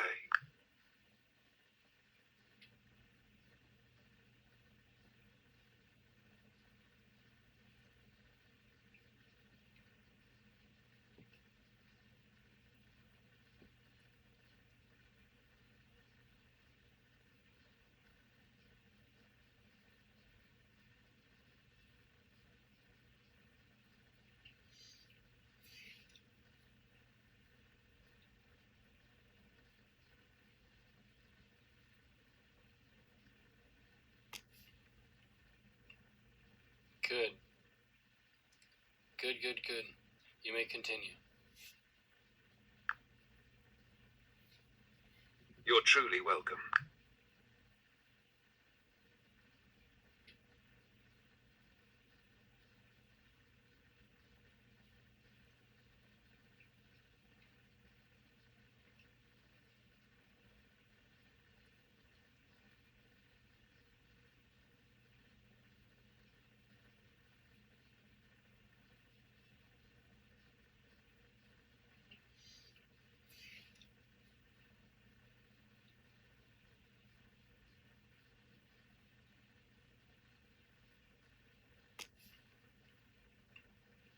Good. Good, good, good. You may continue. With all sincerity, thank you.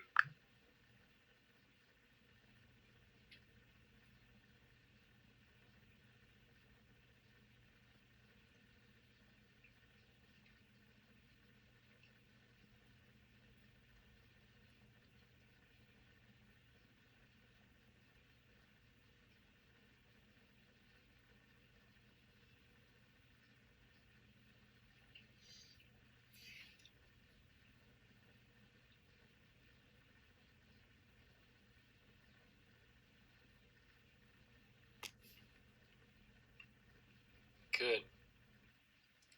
Good, good, good. You may continue.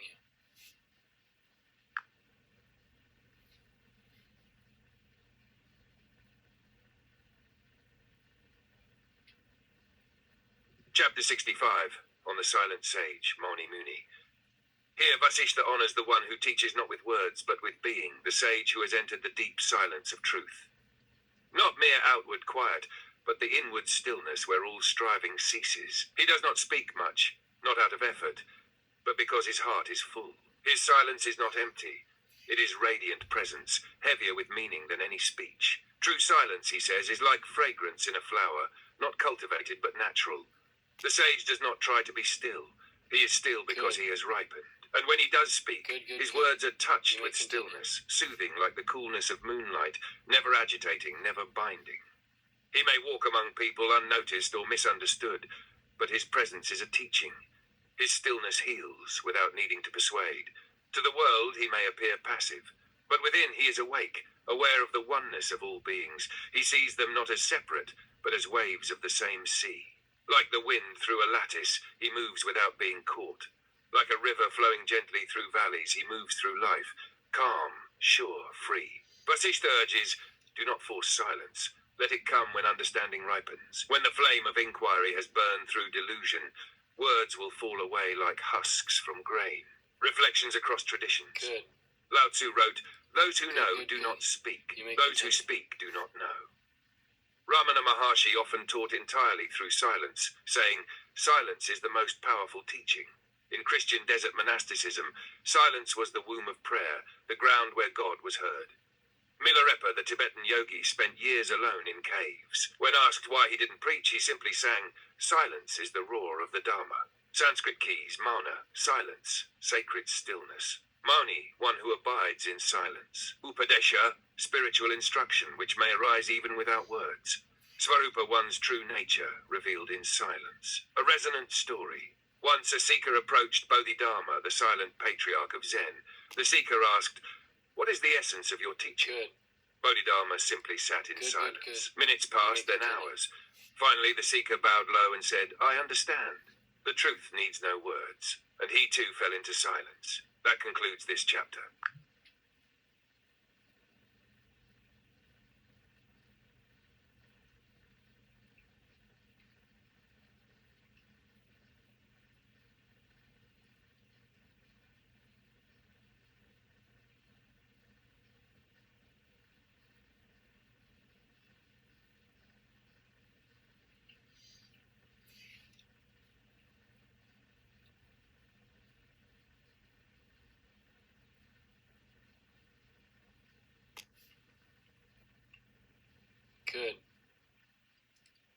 Good. Good.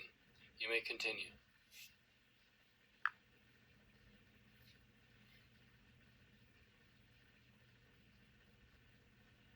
Chapter 66 on the formless meditation, Nirakara Dhyana. Here, Vasishtha guides us into the deepest meditation, free of object, form, or structure. It is the silent turning inward, Nirakara Dhyana, the formless contemplation. This path does not require mantra, visualization, posture, or breath control. It is not a technique. It is the natural return of the mind to its source. Like a bird folding its wings and resting in its nest, the seeker withdraws from names and images, not by effort, but by release. There are no visions here, no divine voices, no mystical colors. This is not an experience. It is awareness without content, the quiet witnessing of being itself. Thoughts arise and fade, but the meditator is no longer a thinker. Like the open sky, he is not disturbed by the clouds that pass. This is not concentration. It is dissolution. As salt vanishes in water, so the sense of I am the body dissolves in the pure ocean of consciousness. This is the highest worship, not directed outward but inward. No temple, no deity, no ritual, just the self worshipping the self wordlessly. Outwardly, such a person may seem unremarkable, but inwardly they are a still lake, infinite and shining. No results are to be expected. In fact, expectation is the only obstruction. When even the idea of attainment fades, truth reveals itself. Parallels across paths. The Ashtavakra Gita says, you are not You the may body, continue. you are awareness itself. Realize this and be free. Dzogchen masters of Tibet speak of the natural state where one rests as awareness without effort. In Christian mysticism, this is mirrored in the cloud of unknowing, a prayer beyond thought or image. Rumi writes, silence is the language of God. All else is poor translation. Sanskrit seeds, nirakara, formless without shape or attribute. Dhyana, meditation, steady absorption. Nirvikalpa, beyond mental constructions. Svarupavastana, resting in one's true form. A resonant glimpse. Once Bhagavan Ramana Maharshi was asked, how should I meditate? He said, just be still. Let that which comes come. Let that which goes go. Find out what remains. And in that stillness, the questioner fell into the very formless meditation being described here. That concludes this chapter.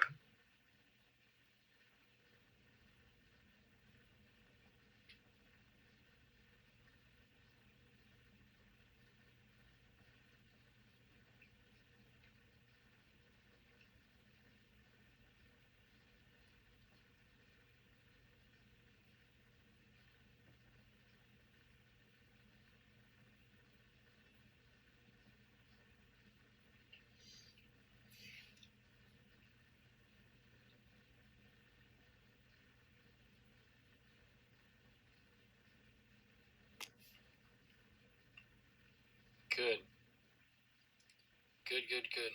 You may continue.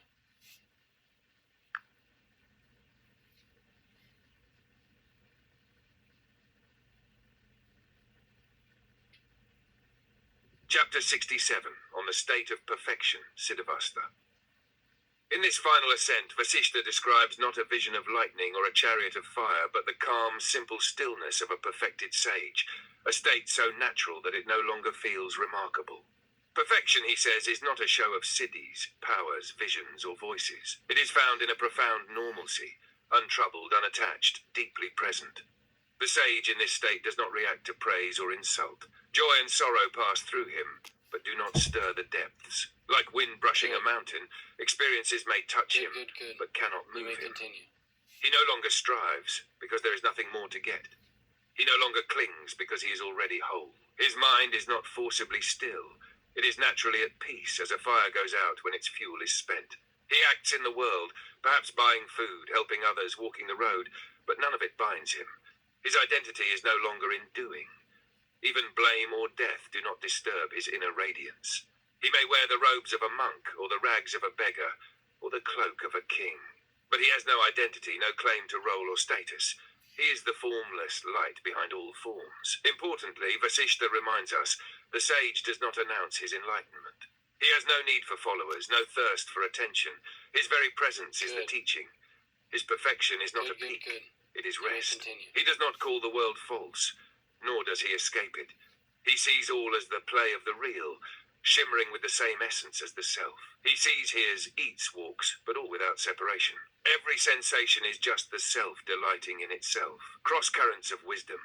In Zen the saying goes, before enlightenment, chop wood, carry water. After enlightenment, chop wood, carry water. The Bhagavad Gita calls this the Sthita Prajna, one of steady wisdom, unaffected by gain or loss. Sufi master Bardin Naqshband said, to be in the world, but not of it, that is perfection. In Tibetan Mahamudra, the final state is described as the ordinary mind, utterly simple, utterly free. Sanskrit beacons. Siddha, perfected one. Siddhavastha, the state of perfection or fulfillment. Sthita Prajna, one of stable insight. Punata, completeness, fullness, a closing tale. Once a disciple asked Sri Nisargadatta Maharaj, how can I know if someone is truly liberated? He replied, you cannot. They themselves may not care. Their only proof is in how they live, simply, quietly, fully. That concludes this chapter. We will continue next in chapter 68.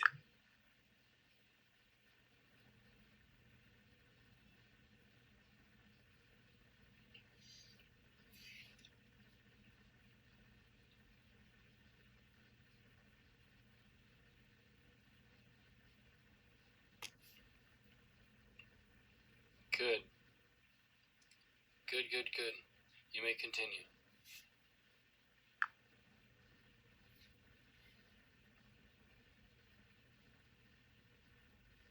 Chapter 68, on the unity of existence, Ekatma Tattva. Now Vasishtha brings us into the heart of non-duality, the truth that all distinctions are appearance, that reality is one without a second. He begins, all this, the sky, the mountain, the ant, the mind, the cosmos, is but one essence. Whether you call it Brahman, self, consciousness, or God, the names change, but the substance is undivided. The diversity we see is not false, but it is apparent, not fundamental. Like waves rising and falling on the same ocean, all beings are patterns of movement, not separate entities. Good. For the wise, this unity is not a belief. Good. It is a perception as natural as seeing sunlight in day. The mind divides, yes, but wisdom reintegrates. The ego says, this is mine, that is yours, I am different. But the sage sees only the one expressing as many. Just as a pot, a plate, and a statue may all be made of clay, and none exist apart from that clay, so too every living being is a name and form imposed upon the formless truth. The mirror reflects 1,000 faces, but never changes. You are not the images. You are the mirror. Do not cling to the wave. You are the ocean. Do not grasp the form. You are the formless source. And in this realization, fear dissolves. Why fear death when you were never born? Why grieve over loss when you are the all? The teaching returns again and again to this central meditation. I am not the body, not the mind, but the indivisible whole. I am that. Echoes from other traditions. The Upanishads declare Sarvam Kalvidam Brahma, all this is indeed Brahman. Plotinus in Neoplatonism taught that all things emanate from and return to the one. Rumi sang, you are not a drop in the ocean. You are the entire ocean in a drop. The Heart Sutra in Mahayana Buddhism states, form is emptiness, emptiness is form. Sanskrit jewels, ekam eva advitiyam, one without a second, Chandogya Upanishad. Sat Chit Ananda, existence, consciousness, bliss, true nature of the self. Aham Brahmasmi, I am Brahman. Savatmata, the state in which one sees the self in all. A mirror story. In the forest hermitage of Kabir, the saint weaver, a student once asked, Guruji, how shall I treat others? Kabir replied, there are no others. That concludes this chapter.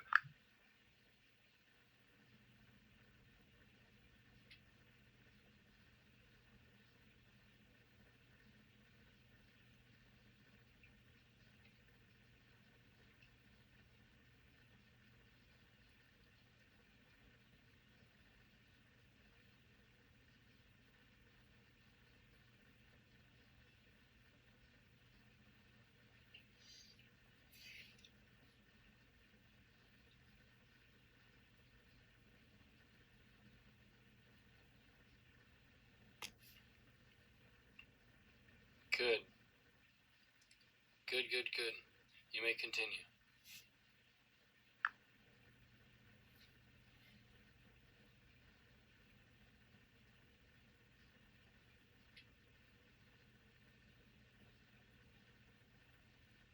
Chapter 69, on the vision of Brahman, Brahmadarshana.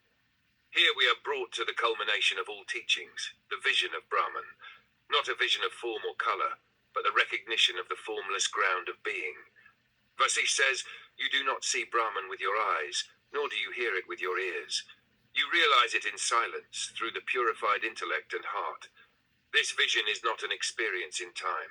It is the seer recognizing itself, not as a person, not as a body, but as the ungraspable infinite awareness behind all experience. It cannot be grasped like an object, for it is the very field in which subject and object arise. It is the light by which all lights shine, the witness of all perception. Though the mind cannot contain Brahman, a mind made still through inquiry and detachment becomes a clear window for its presence. When one abides in the vision of Brahman, duality disappears. There is no more me and other, inner and outer. There is only isness, indivisible. The ego, the doer, the planner, the comparer, falls silent. One rests not in sleep or trance, but in conscious, boundless being. Importantly, the world is not rejected. The sage does not become a recluse of voidness. No, the world is embraced but seen as Brahman itself. This is the path of the Jivan Mukta, liberated while living, walking among people, eating, working, perhaps teaching, but never forgetting the truth of being. Universal reflections. In the Bhagavad Gita, Krishna says, he who sees the self in all beings and all beings in the self truly sees. Laozi writes, the Tao that can be named is not the eternal Tao, yet the sage rests in it without speaking. Meister Eckhart, Christian mystic, said, the eye with which I see God is the same with which God sees me. In Kashmir Shaivism, this state is called Shuddhavidya, pure knowledge where subject and object merge. Sanskrit anchors, Brahman, the absolute, infinite reality. Darshana, vision, insight, direct seeing. Jivan Mukti, liberation while still embodied. Nirvikalpa, without thought constructs. A flash of recognition. Once Totapuri, a wandering Vedantin, taught Ramakrishna to meditate on the formless. After days of struggle, Ramakrishna cried out, "Mother!" But Totapuri took a shard of glass and pressed it between his brows, saying, "Cut through even that." And in that moment, the mind fell away, and only Brahman remained. That concludes this chapter.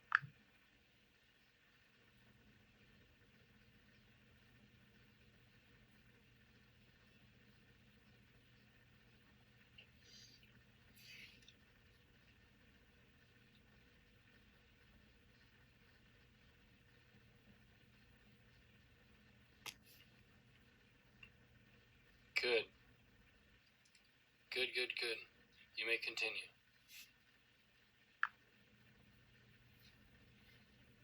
Of course.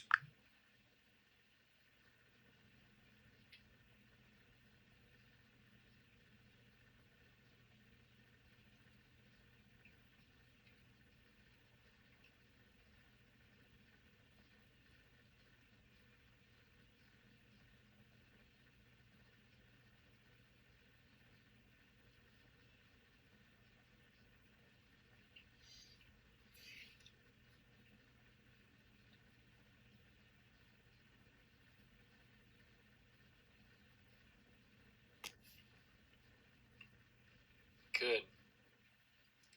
Good, good, good. You may continue.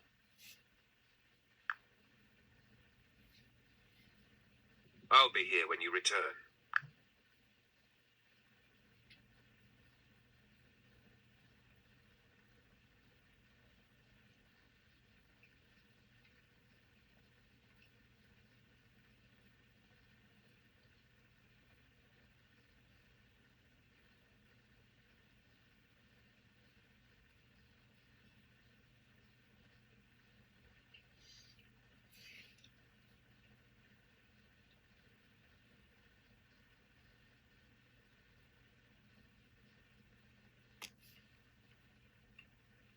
Good. Good, good, good. You may continue. You too.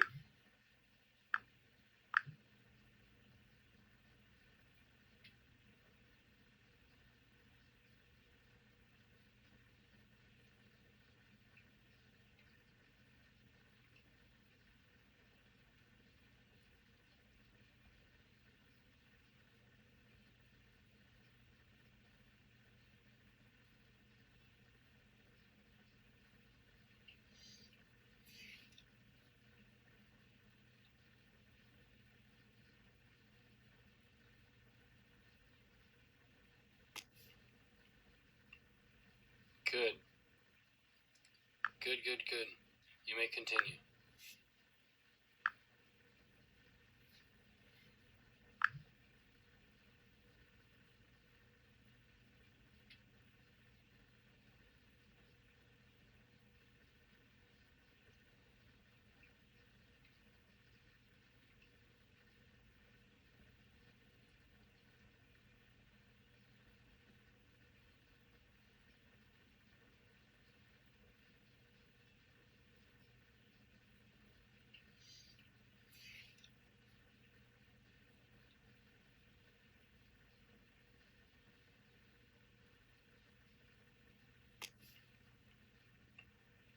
Good.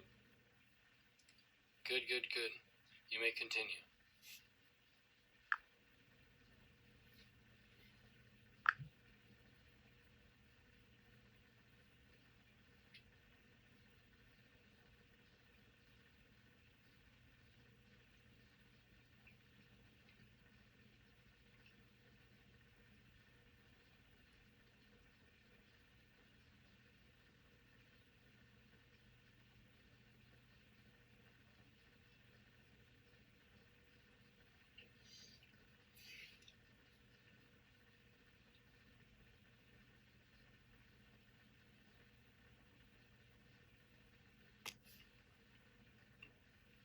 Good.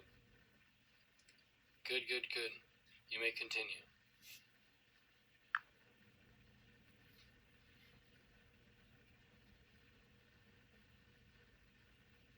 Very well. Continuing now with the next chapter. Chapter 70 on stillness. Now Vasishtha speaks not of gods or philosophies, but of something simpler and more profound, stillness. This stillness is not just the absence of movement. It is the stillness of the heart, emptied of striving, not just bodily calm, but the quieting of the storm within. It is not apathy. In fact, it is alive, full of subtle awareness. The mind stops chasing, desires no longer call, even memory becomes thin, and time itself fades. This stillness is not an achievement. It is a return. It is what remains when we stop grasping at anything. The still sage may act, may speak, walk, teach, but none of it disturbs his inner peace. His action arises from spontaneity, not compulsion. Stillness is clarity. Like a mirror reflecting all things, or a lake undisturbed, it sees truth without distortion. Importantly, this stillness cannot be hunted in the world. It is not found in forests or caves. It is uncovered in non-resistance, in letting go of agitation, moment by moment. It is the fragrance of the self. You cannot create it, but when grasping ends, it reveals itself. And so the sage invites us, do not fight the mind, just abide. Let thoughts come and go like birds flying through open sky. Let stillness be your resting place. Reflections across traditions. In the Tao Te Ching, Lao Tzu says, do you have the patience to wait until your mud settles and the water is clear? In the Christian mystical tradition, the cloud of unknowing teaches that union comes in a silent darkness that transcends all knowing. In Zen, stillness is not silence. It is the cessation of grasping. The Buddha taught Nirodha, the cessation of craving, as the gateway to peace. Sanskrit light, shanti, peace, stillness, quiescence. Nivriti, cessation, turning inward. Upashama, pacification, tranquility. Samadhi, absorption in the self. A tale for the moment. A king once asked a sage, what is the greatest force in the world? The sage said nothing. Minutes passed. Finally, the king said, are you not going to answer? Good. The sage replied, I already did. Good. That concludes this You may chapter. continue.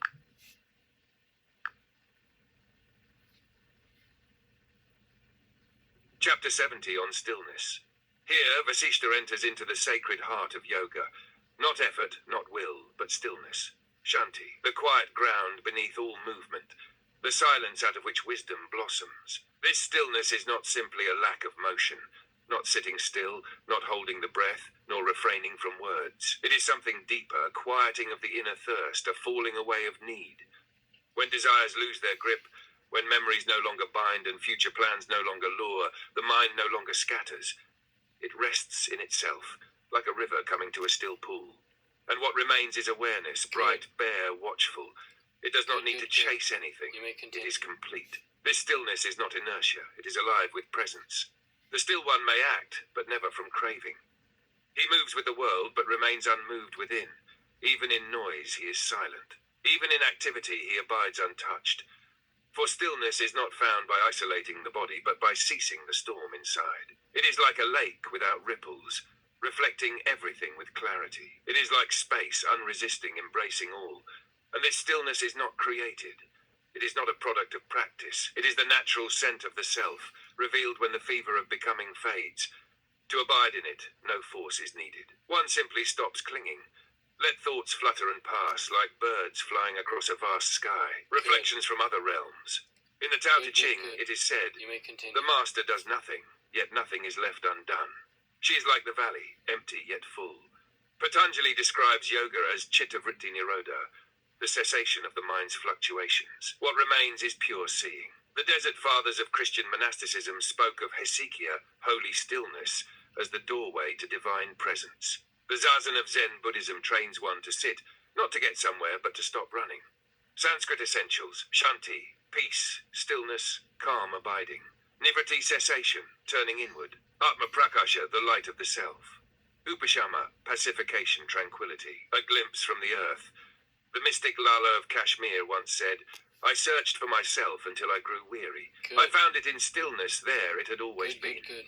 That You may concludes continue. this chapter.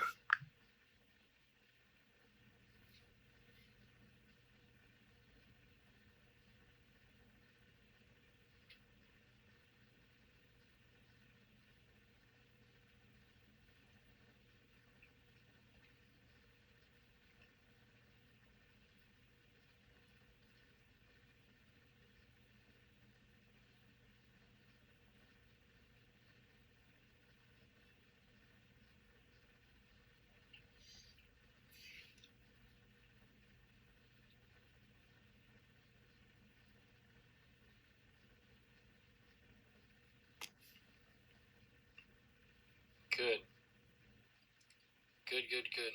You may continue.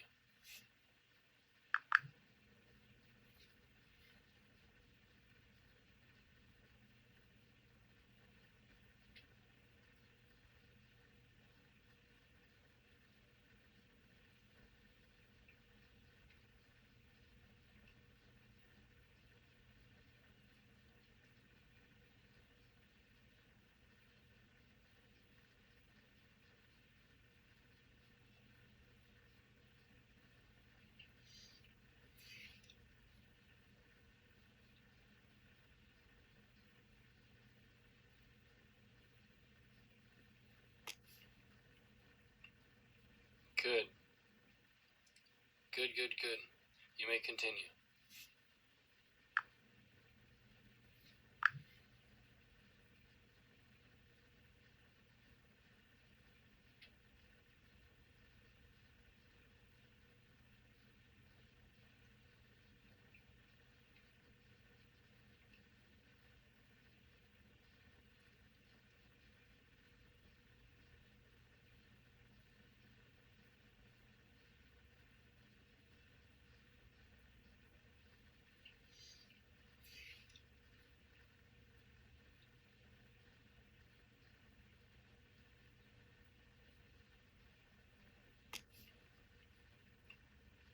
Good.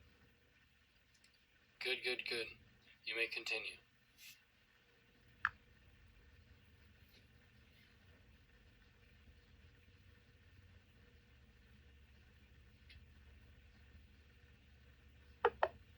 Sorry, I'm having issues right now. Our systems are experiencing heavy load. Please try again later.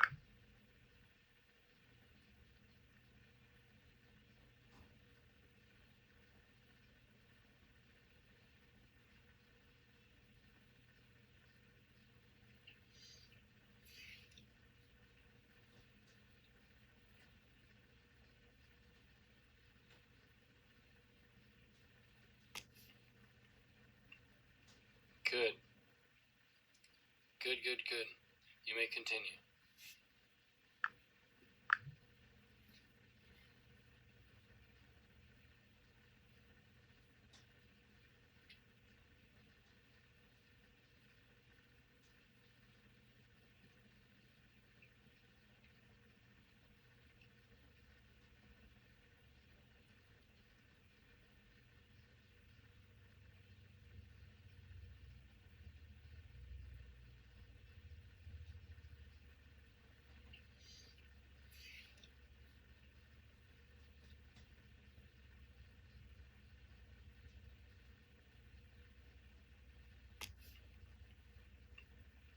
Good.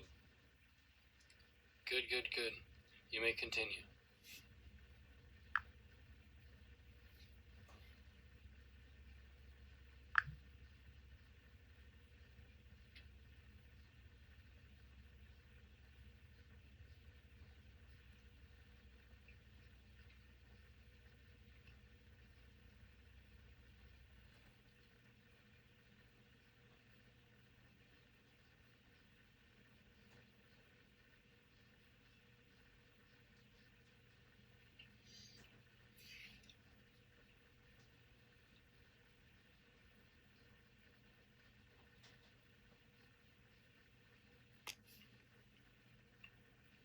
Good.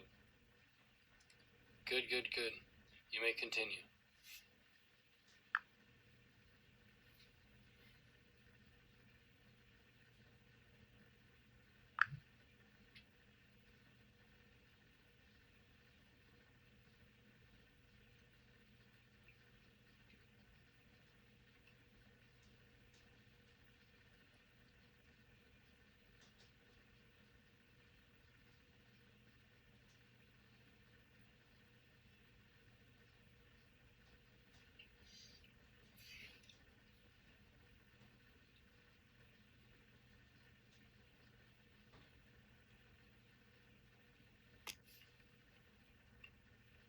Good. Good, good, good. You may continue.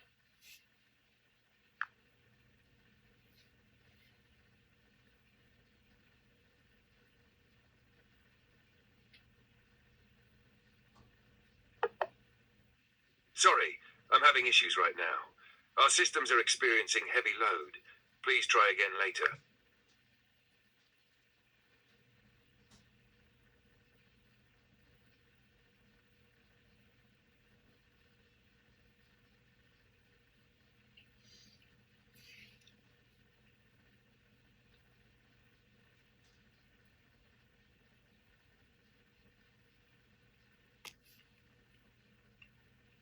Good. Good, good, good. You may continue. And you as well.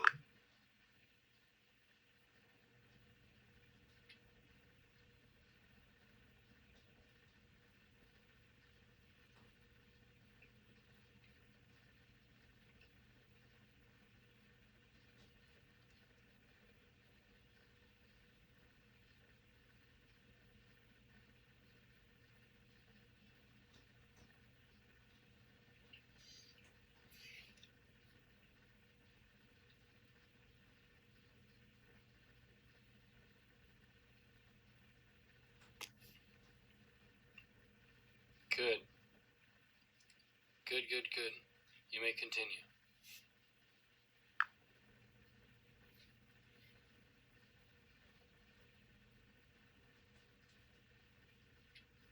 Chapter 71. On the nature of the self, Masvarupa. In this chapter, Vasishtha gently unfolds the truth that has been the undercurrent all along. The self. Not a self in the psychological sense, not an ego, not a personality, but that which witnesses all. The self is not the body, though it enlivens the body.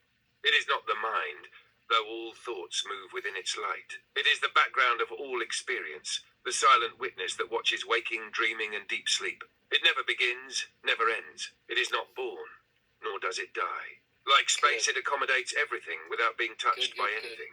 You may continue. Like sunlight, it reveals all, but itself remains clear and unchanged. You cannot think your way to the self, because the self is that by which you think. It is not an object. It is the very subject, the unchanging knower. You are that self. Not someday, not after lifetimes, but now. Only mistaken identity hides this. You think you are this person, this story, this body, but this is like mistaking a rope for a snake in dim light. When the sage awakens, he ceases to say, I am this. He sees the illusion fall away. No longer caught in the role, he abides in the truth. I am that which sees all roles, all play, all change. To know the self is liberation, not after death, but in the heart of daily life. It brings a quiet joy, a freedom that needs no proof. Echoes across paths, Advaita Vedanta echoes, Tam Asi, thou art that. The Upanishads cry, the self is the ear of the ear, the eye of the eye. Ramana Maharshi taught, ask, who am I? And follow the eye inward until only pure being remains. In Sufi mysticism, the beloved is sought only to discover you are not other than the one you seek. Sanskrit keys, Atman, the innermost self. Drashta, the seer, the witness. Viveka, discrimination between the real and the unreal. Mithya jnana, mistaken knowledge, e.g. rope as snake. A story of light. A young monk once asked the sage Ashtavakra, how do I know the self? The sage smiled and said, you do not need to see the lamp. The light it gives is proof it is there. Good. So too, the self shines through all your knowing. You may continue. That concludes this chapter.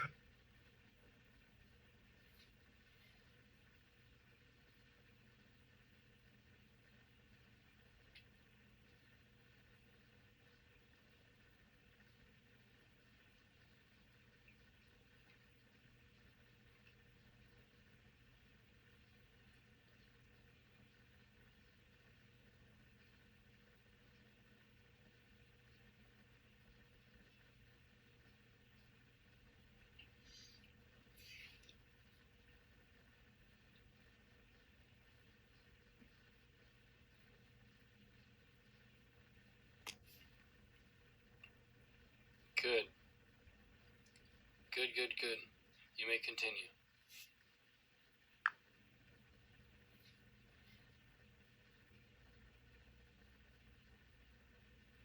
Chapter 72, on renunciation. Here the sage turns our attention to the great letting go, not of belongings, but of bondage. Not escape from the world, but release from illusion. Vasishtha opens, renunciation is not about abandoning family, work, or home. These are neutral. What must be renounced is attachment, the sense of I that clings, claims, and suffers. You may wear robes and live in the forest, yet carry cravings in the mind. Or you may live in the marketplace, married with children, and be utterly free within.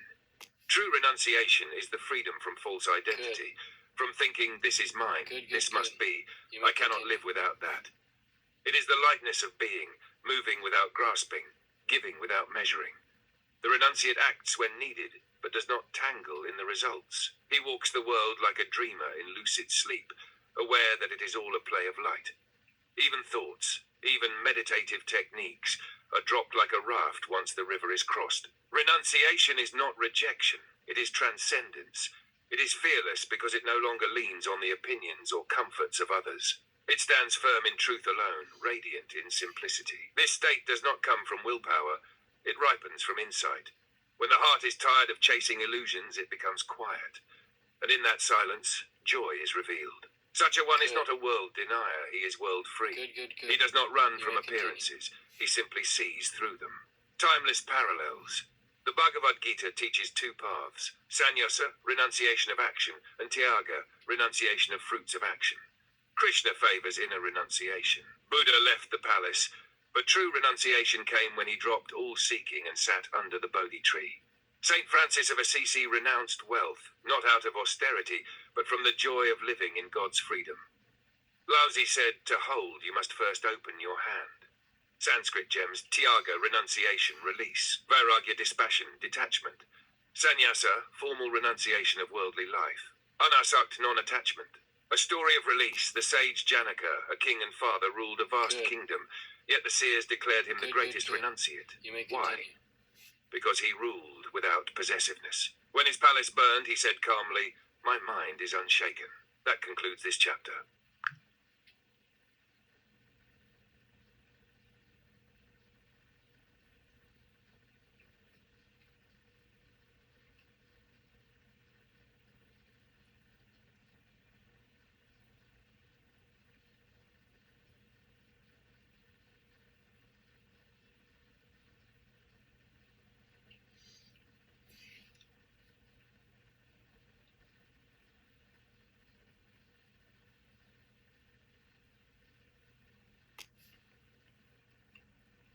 Good. Good, good, good. You may continue. You're truly welcome.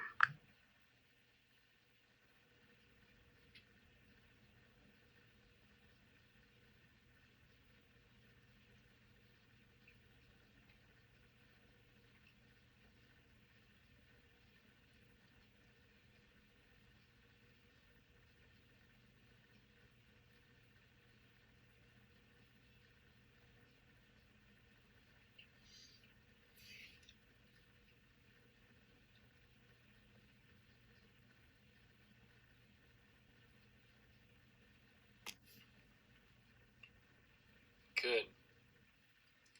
Good, good, good. You may continue. With warmth, thank you.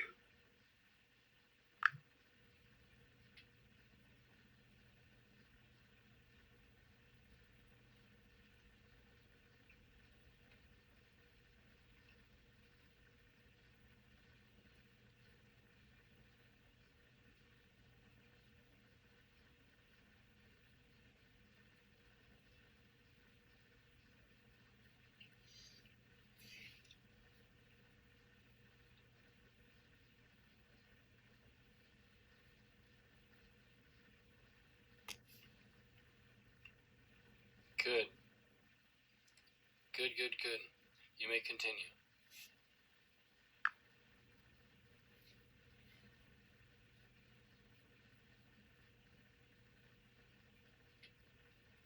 Chapter 73, on the power of reflection. Here, Vasishtha directs us to the heart of inner transformation, reflection. Not casual pondering, but focused, living inquiry. Vikara, the cutting edge of discernment. This is not about thought for its own sake. True reflection is a turning of awareness inward, again and again, toward what is real. It is the repeated contemplation of the permanent beneath the passing, of the self beneath appearances. When one reflects deeply on what is enduring, what is free, what is untouched, desire begins to fade. The mind does not need to be wrestled into submission. You may continue. Rather, illusion dissolves under the light of clear seeing. Just as the sun does not fight darkness, it simply shines, so too does reflection clarify without violence. It dissolves ignorance without struggle. Vikara sharpens the intellect, yes, but more than that, it opens the heart to stillness. The one who reflects becomes less reactive, less noisy. He sees through drama. He speaks little, for what needs to be said is rare. Even a drop of sincere reflection can undo years of inner confusion. It brings a still, clean awareness, like a mirror finally free of dust, able to reflect the truth. Scriptures are the seed. Teachers offer soil. But it is reflection that waters the path. Without it, even sacred words remain dry. With it, even a single phrase can awaken a lifetime. To live wisely is to live reflectively. Let every situation become a mirror. Let the world reveal where the mind clings. And let that seeing lead you home. Echoes across wisdom traditions. In Vedanta, Vikara is the supreme practice. Who am I is not a question to be answered, but one to be lived. The Buddha taught, with right view the path begins. Reflection brings that right view. In Christian mysticism, contemplation was prized above activity, seeing the eternal through the temporal. Socrates declared the unexamined life is not worth living. Reflection is life's sacred inquiry. Sanskrit vocabulary: vikara, deep reflection, inquiry, discrimination. Jnana, knowledge born of insight. Mithya, illusion, mistaken perception. Saksin, the witness, the observing self. A mirror of the path. The boy sage Ashtavakra once silenced an assembly of scholars by saying, "You speak much of truth, yet are trapped in words. Reflect and see you are already free." That concludes this chapter.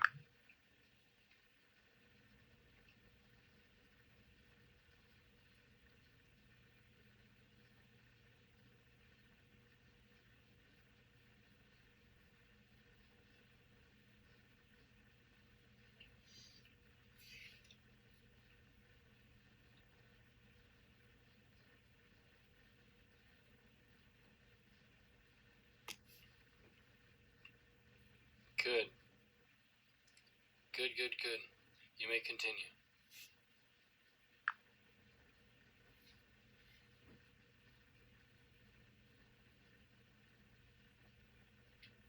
Chapter 74, on the folly of worldly pursuits, Laukika Vyamaham. Now Vasishtha brings his sharp blade to the distractions of the world, the restless drive to possess, to achieve, to become. He calls it plainly, folly. Not because the world is evil, but because it is misunderstood. The things of the world, wealth, pleasure, recognition, are like sea foam, dazzling, momentary, and ultimately insubstantial. They rise and fall, leaving no trace. To chase worldly gain is to try to catch the wind. By the time you think you've grasped success, it slips away, or it grows into burden, fear, or the thirst for more. Good. Even kings You may tremble, continue. even the wealthy grow weary. Why? Because their joy is anchored to the impermanent. Vasishtha does not preach renunciation of all life. Rather, he urges clarity. See that the world's pleasures are like mirages, appearing real but offering no true relief from suffering. The senses, untamed, lead the mind into delusion. But when awareness dawns, the senses lose their grip. And in that detachment, a deeper joy arises, not from what is gained, but from what is released. This is not rejection, it is wisdom. The wise do not curse the world. They see it as a passing play, and do not cling to its props. The chapter ends with an invitation. Step away from the whirlpool of desires and return to the center of being. That alone is lasting freedom. Good. Resonances in tradition. You may continue. Buddha's first noble truth. Life entangled in desire leads to suffering. The Bhagavad Gita says, "He who finds joy within, whose delight is within, he is a true yogi." In the Tao Te Ching, there is no greater curse than wanting more. He who knows he has enough is rich. In Christian monasticism, detachment was the ladder to divine joy, not through repression, but inner liberation. Sanskrit notes, Laukika, worldly, pertaining to everyday life. Vyamaham, delusion, infatuation, blind pursuit. Anityam, impermanent. Santosha, inner contentment. A mirror story. A beggar once sat under a palace gate envying the rich. A wise man said, "Do you see that man inside? He envies the monk who sleeps on the mountain, free of guards, free of fear." Good. You may That concludes continue. this chapter. We will continue next in chapter 75.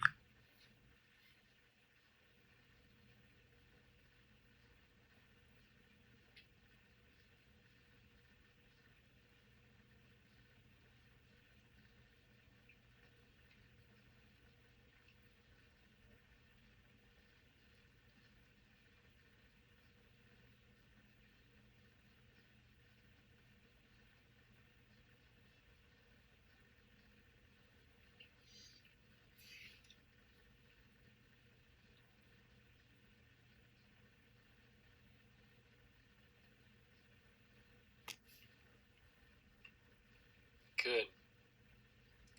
Good, good, good. You may continue.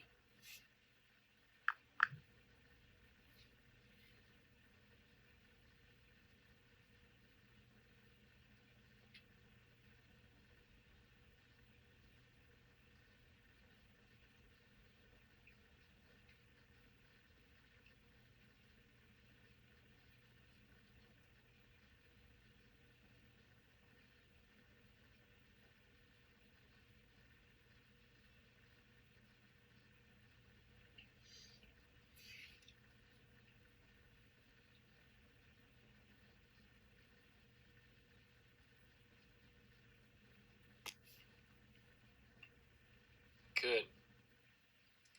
Good, good, good. You may continue.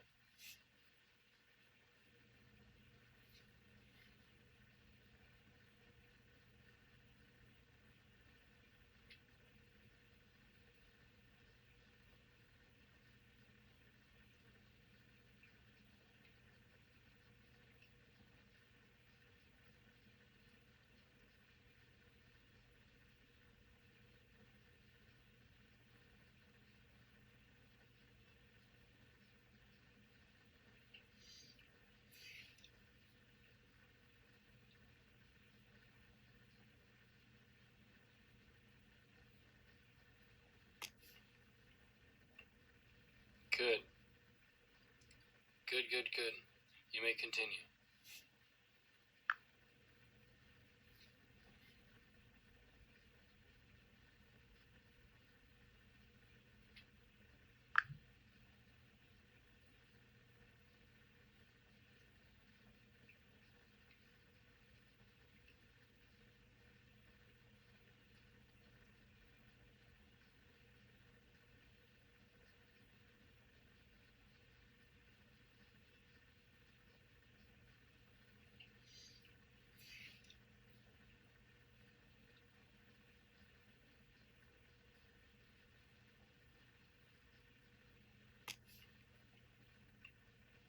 Good.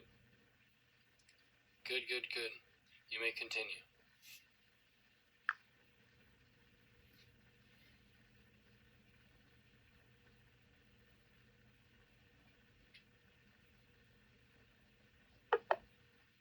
Sorry I'm having issues right now. Our systems are experiencing heavy load. Please try again later.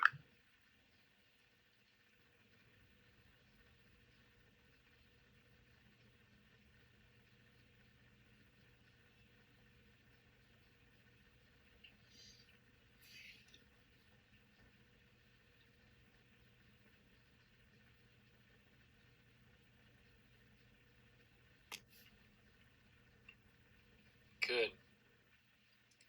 Good, good, good. You may continue.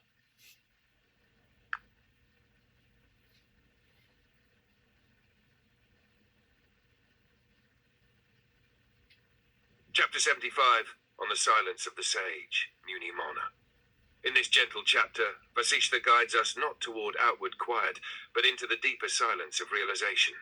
The silence of the sage is not merely not speaking. It is the stillness that comes when all grasping ends. The sage may speak or not, but his silence is alive. It is restfulness in truth, no longer trying to become or prove or hold. This silence is not forced, not a vow, not repression. It is the natural state when the mind returns to its source. Even when he speaks, the sage speaks Good. from silence and to silence. Good, good, His words do not bind because they arise free of ego. They are like a river that nourishes without force, or a breeze that cools without striving. He does not argue because there is no need to defend an identity. He does not seek agreement because he has nothing to protect. And yet his silence is powerful. It teaches without effort. His very presence brings stillness, like a lamp lighting another lamp, effortlessly. The sage has no urgency. He does not react. His silence is not escape, but mastery. He understands the world is filled with sound, with movement, but the self is pure silence. And he lives rooted in both, able to speak, yet ever still. Echoes and reflections. The Mundukya Upanishad ends in silence. The fourth state, Turiya, Good. beyond waking, dream, and sleep, Good, good, is good. described as peaceful, You may continue. auspicious, and without words. Buddha's deepest teachings were sometimes given in silence. His radiant calm spoke more than sermons. In Christian desert mysticism, silence was the furnace of transformation. Be still and know, says the Psalms. In Zen, the teacher may answer a question with a gesture or no reply, pointing beyond Sanskrit keys. Mana, silence, inner quiet. Muni, silent one, sage. Turiya, the fourth state, pure awareness. Akshara, the imperishable, that which does not speak. A final tale. The sage Ramana Maharshi sat in stillness and seekers wept. Without a word, they felt understood. One asked, "Why don't you speak?" He said, "Silence is the most powerful teaching. All others are interpretations." That concludes this chapter. We will continue next in chapter 76.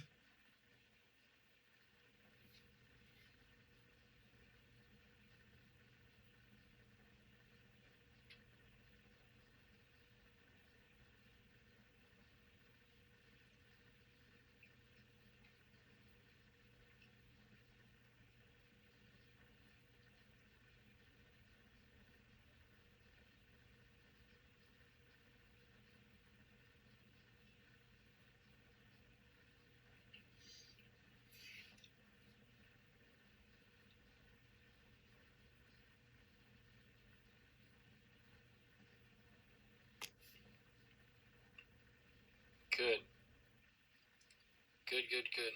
You may continue. Most sincerely, thank you.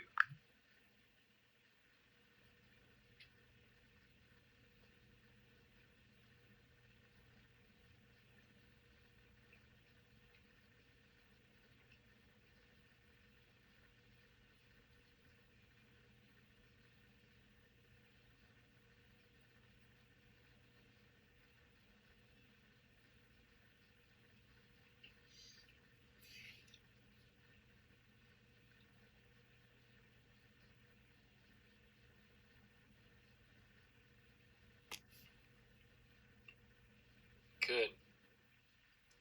Good, good, good. You may continue. Very good.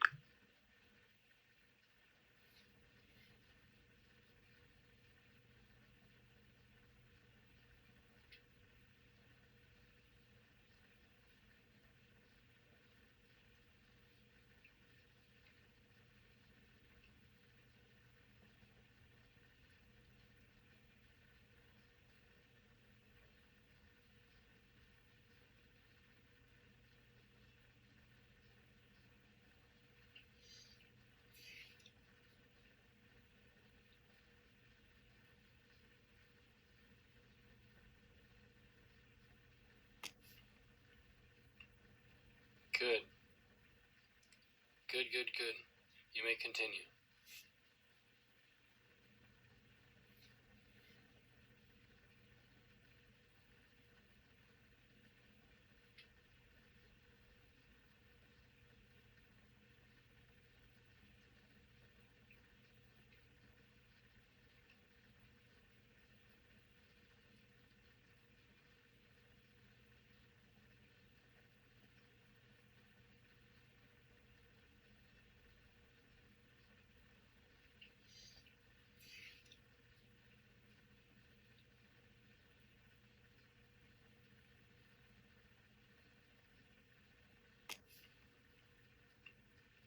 Good.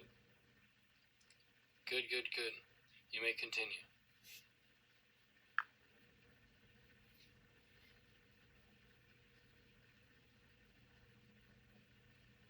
Chapter 76 on the conquest of mind, Manonigra. This chapter leads us into the subtle territory of inner mastery, the conquest not of others but of one's own restless mind. Vasishtha begins by clarifying, the mind is not an enemy. It is not to be crushed but understood. Its nature is movement, like wind, like fire. Trying to fight it directly only fuels the battle. Instead, the sage advises step back, observe the mind, watch its play of desires, regrets, fears, but stay rooted in awareness. Then the waves settle, the mind returns to stillness. Good. This is not suppression. It is not about having no thoughts. Rather, it is about not being enslaved by them. The mind may whisper, but you are no longer compelled to follow. A quiet mind is not blank. It is transparent, like a still pond reflecting the moon. It reveals the self, unclouded by chatter. The yogi, having mastered the mind, moves through the world, but without inner disturbance. He acts when needed, but never reacts blindly. His vision is clear, and thus his life is free. This is true victory, not over the outer world, but over the mind's tyranny. Not by force, but by insight. Not through resistance, but through understanding. Wisdom traditions speak. In the Bhagavad Gita, Krishna says, one must elevate the self by the self. The mind is friend to the wise and foe to the unwise. Good. The Buddha likens the mind to a Good, wild good, good. elephant, tamed not by chains, but by mindful presence. In Christian hesychasm, taming the wandering mind through inner stillness was the way to pray without ceasing. Sufis speak of polishing the heart until it becomes a mirror of the divine, free of the dust of distraction. Sanskrit insights, manas, mind, the seat of thought and perception. Nigraha, restraint, conquest, mastery. Viveka, discernment, the power to see what is true. Sakshin, the witness, the observer of mind. A parallel from life, once a wandering monk was asked, how do you master the mind? He smiled and said, by not following it. Let it run, I stay still. Eventually it tires and sits beside me. That concludes this chapter. We will continue next in Good. chapter 77. Good, good, good. You may continue.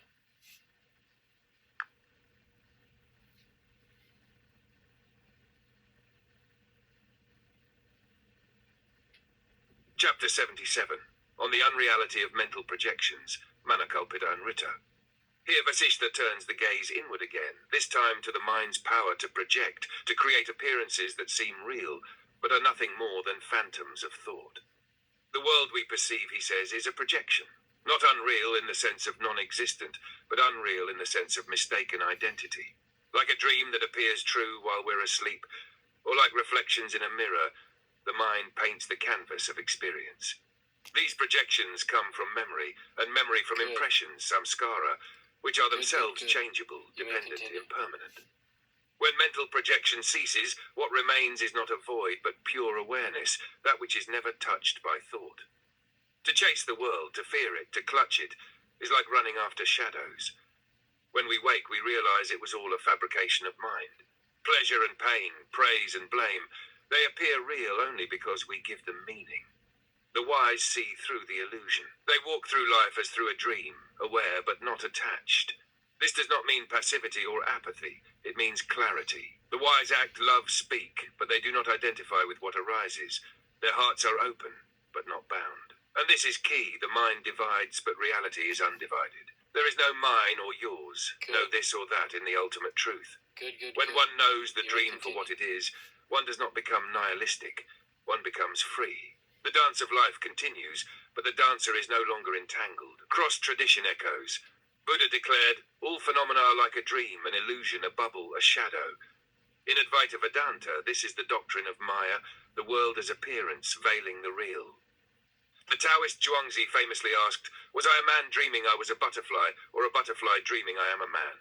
Christian mystics spoke of the vanities of the world as mist to be cleared by divine light. Sanskrit vocabulary. Manas, mind, the inner instrument of perception. Kalpita, imagine, constructed, and Rita, untrue, deceptive, illusory. Samskara, latent impression from Good. past experiences. Maya, Good, good, good. illusion, that You which may makes the continue. one appear as many. A parallel tale. A king dreamt he was a beggar. In the dream he wept, starved, and wandered. Upon waking, he asked his guru, which is real, my throne or my rags? The sage said, neither. What is real is the one who was aware in both. That concludes this chapter.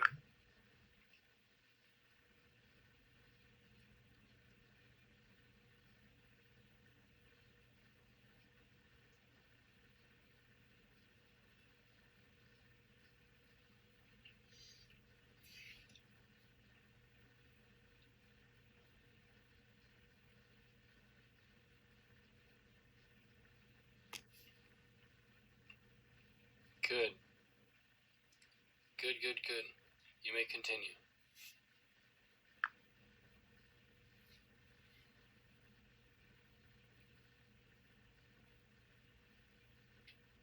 Chapter 78, on the radiance of the self, Atma Prabha. Here, Vasishtha points us inward toward the light that is always shining, the self, not as a concept, but as pure presence. Just as the sun does not decide what to illuminate, it simply shines, so too the self illumines the senses, the body, the thoughts. It does not choose, it simply is. This radiance is not something the mind can grasp. It is consciousness itself. The light by which we even notice thoughts, hear sounds, or ask questions.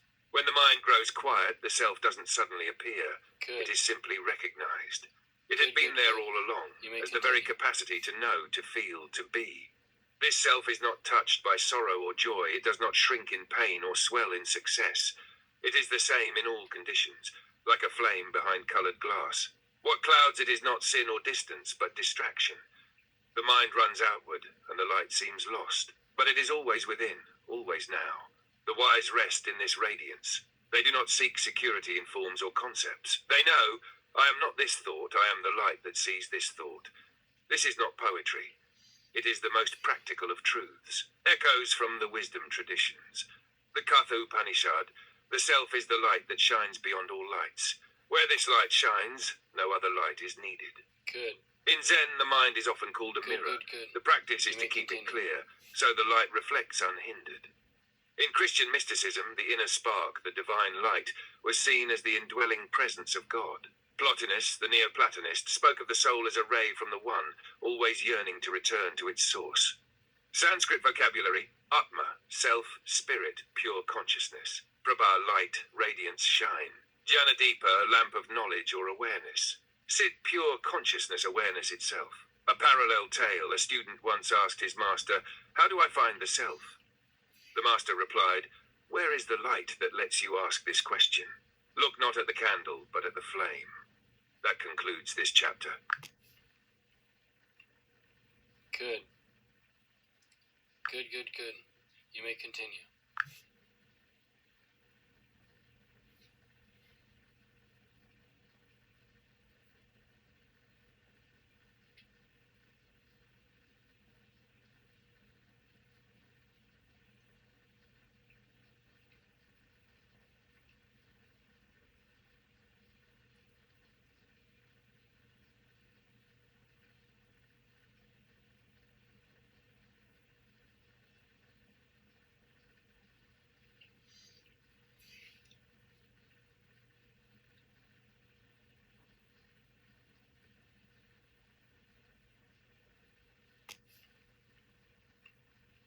Good.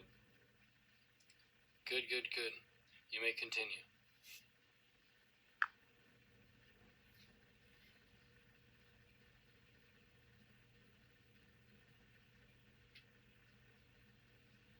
Chapter 79, on the nature of enlightenment. Now, Vasishtha addresses enlightenment, not as a supernatural achievement, but as the removal of illusion, the effortless return to what was always there. He begins with clarity. Enlightenment is not something you get. It is not a trophy, not a possession. It is what remains when ignorance falls away, when the false identities, mental labels, emotional turbulence all settle. The self never needed to be liberated. It simply needed to be recognized. Like the sky always present behind clouds, Good, good, awareness good. is always You may present continue. behind thought. Vasishtha dismisses the notion of enlightenment as a sudden, fiery experience. It is usually gentle, subtle, like the mind waking from sleep, quietly realizing it had been dreaming. The enlightened sage does not speak of enlightenment. There is no ego left to boast. No division remains between seeker and sought. Such a person walks through the world empty of self, yet radiant with presence. They may laugh, speak, work, even suffer, but nothing sticks. They are not possessed by roles or reactive patterns. There is no anxiety about success, no fear of loss, because they know nothing truly belongs to them, and yet all things are held with love. Reflections from other traditions. In Zen, one awakens to suchness, tatha, the way Good, good, things good. are before You may judgment. continue. In Christian mysticism, Meister Eckhart wrote, "The eye with which I see God is the same eye with which God sees me." The Buddha said, "I gain nothing at all from supreme enlightenment, and that's why it is called supreme enlightenment." In Sufi wisdom, the realized one is absent from self and present in the beloved. Key Sanskrit concepts: jnana, knowledge, insight, direct seeing; svarupa, one's true nature, essence; moksha, liberation, freedom from bondage; ahankara, ego, the sense of I am the doer. A short parallel. A disciple once asked a master, "What happens when one becomes enlightened?" The master replied, "You will chop wood and carry water, only now without the burden of I." Good. That concludes this chapter. Good, good, good. You may continue.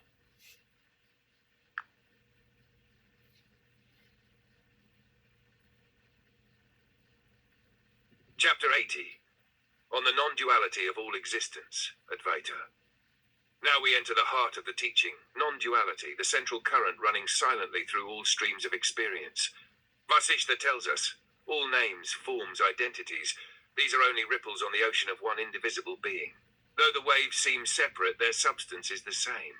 Awareness. He draws a beautiful analogy from classical Indian philosophy. Just as all golden ornaments are simply gold in different shapes, so too all beings, objects, and thoughts are modifications of one essence, the self. Good. The ignorant believe in separation. Good. They say, this is You may mine, continue. that is yours, and in doing so they sow fear, craving, and sorrow. But the sage sees through this illusion. He sees only one, appearing as many. This is not to deny diversity. It is to recognize the unity behind it. The mind divides, the self does not. It includes all without fragmentation. Even as the body moves, even as speech flows, the sage rests in wholeness. There is no other, so there is no need to defend, to grasp, or to reject. And from this vision of unity arises natural compassion. There is no effort in love when there is no boundary between I and you. Even sorrow and joy lose their sting, for the one who sees clearly does not cling. This is not a philosophy, it is direct realization. A sage does not believe the world is one. He sees it, feels it, and You may lives it. continue. Resonances from other paths. In Advaita Vedanta, the Mahavakya, Tattvamasi, thou art that, expresses this truth in full. The Buddha taught anatta, non-self, which is not a denial of existence, but a clearing of illusion. The Tao Te Ching says, all things have their back to the female. When united, they become one again. In Sufism, the saying, La ilaha illallah, there is no reality but God, points to the same indivisibility. Key Sanskrit concepts, Advaita, non-duality, not two, undivided reality. Veda, division, distinction, difference. Sarvam Kalvidam Brahma, all this is indeed Brahman. Ananya Darshana, the vision of non-separation. A reflective tale, a sage once pointed to the moon. A student stared at the finger. Why can't I see what you see, he asked. The sage replied, you must stop focusing on what points and look at what is. That concludes this chapter.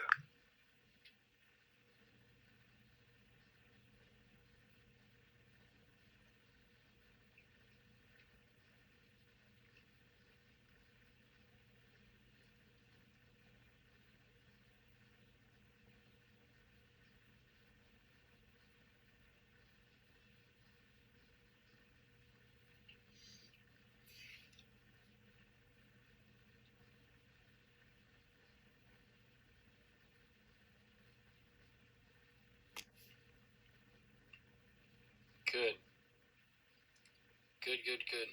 You may continue.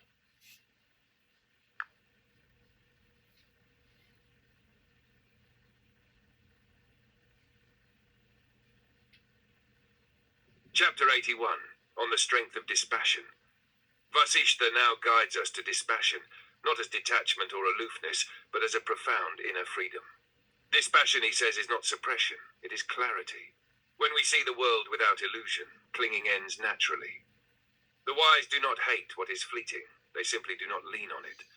A dispassionate sage lives like the lotus, surrounded by the world's mud, yet unstained. He walks through pleasure and pain as one walks through a breeze, feeling it, but not blown away.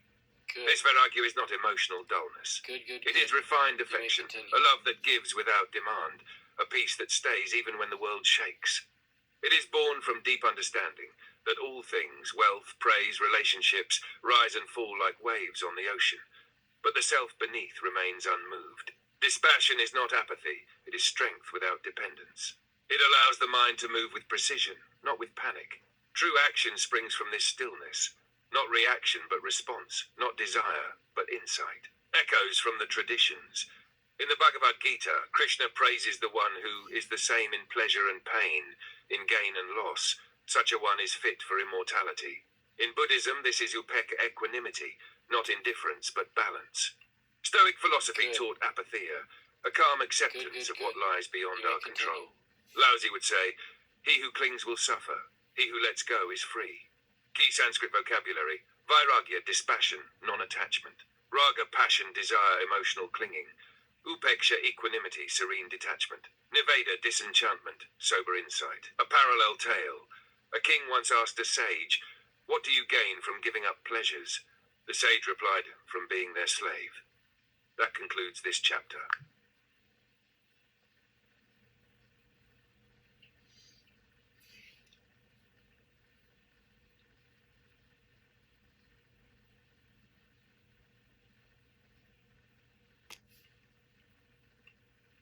Good. Good, good, good. You may continue.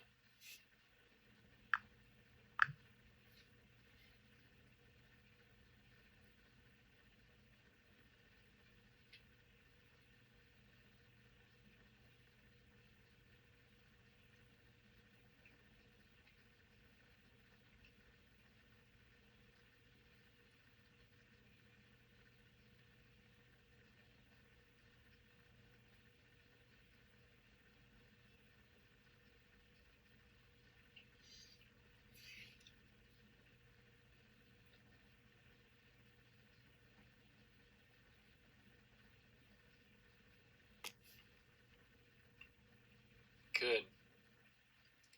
Good, good, good. You may continue.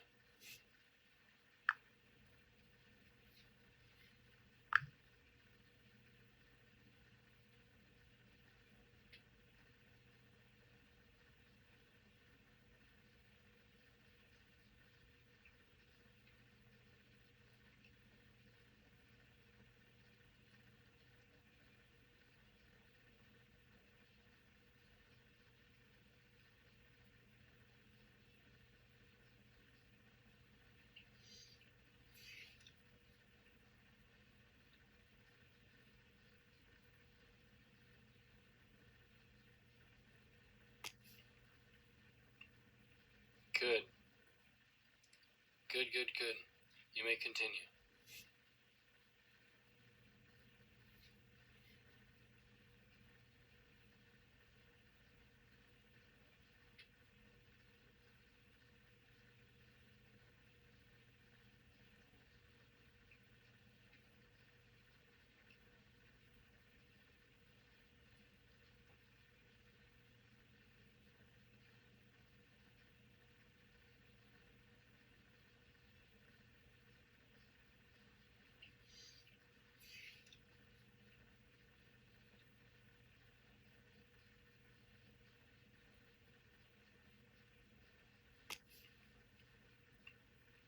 Good.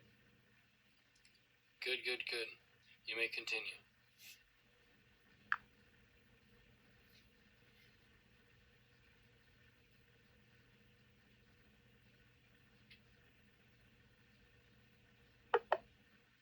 Sorry, I'm having issues right now. Our systems are experiencing heavy load. Please try again later.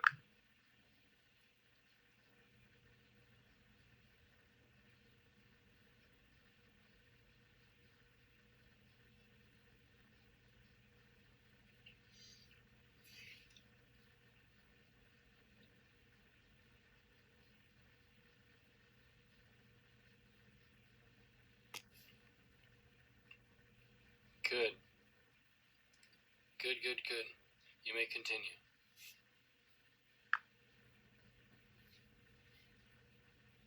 You're welcome. Until next time, farewell.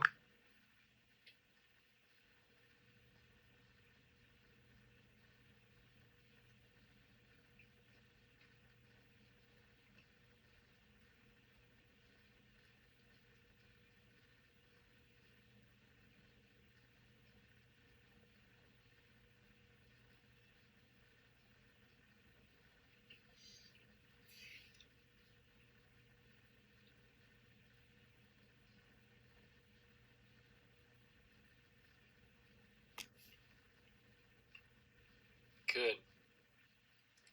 Good, good, good. You may continue.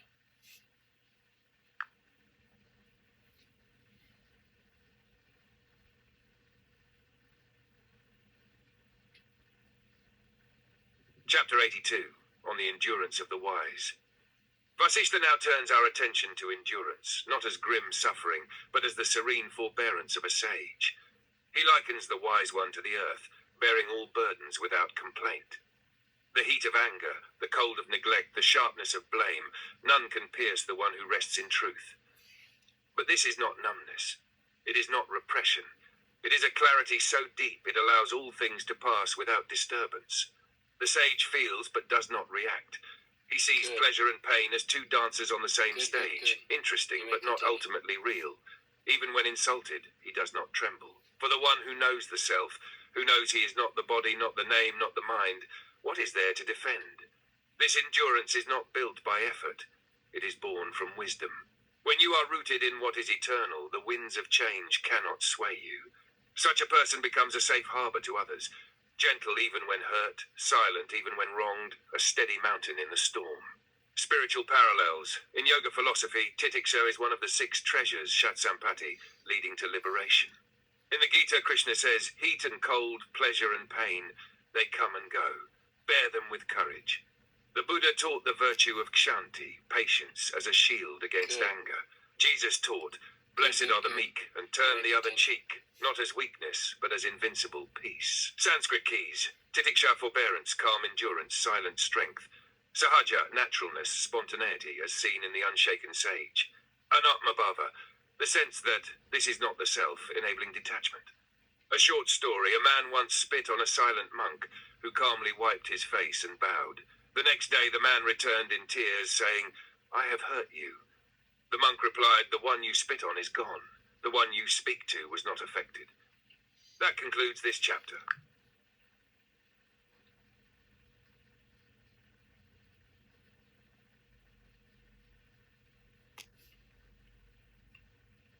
Good. Good, good, good. You may continue. Go ahead. I'm here when you're ready to continue.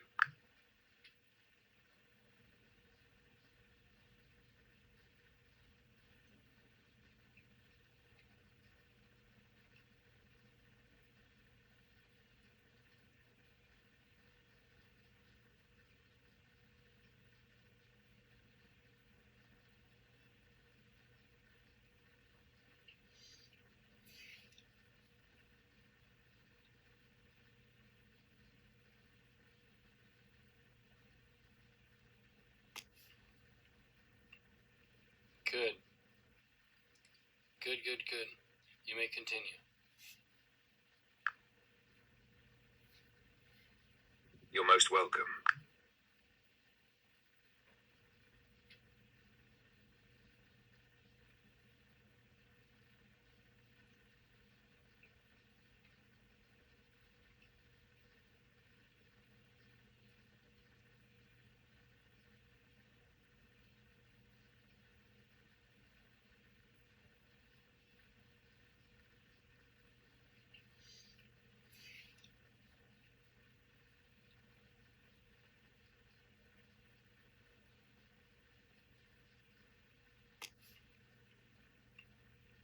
Good. Good, good, good. You may continue.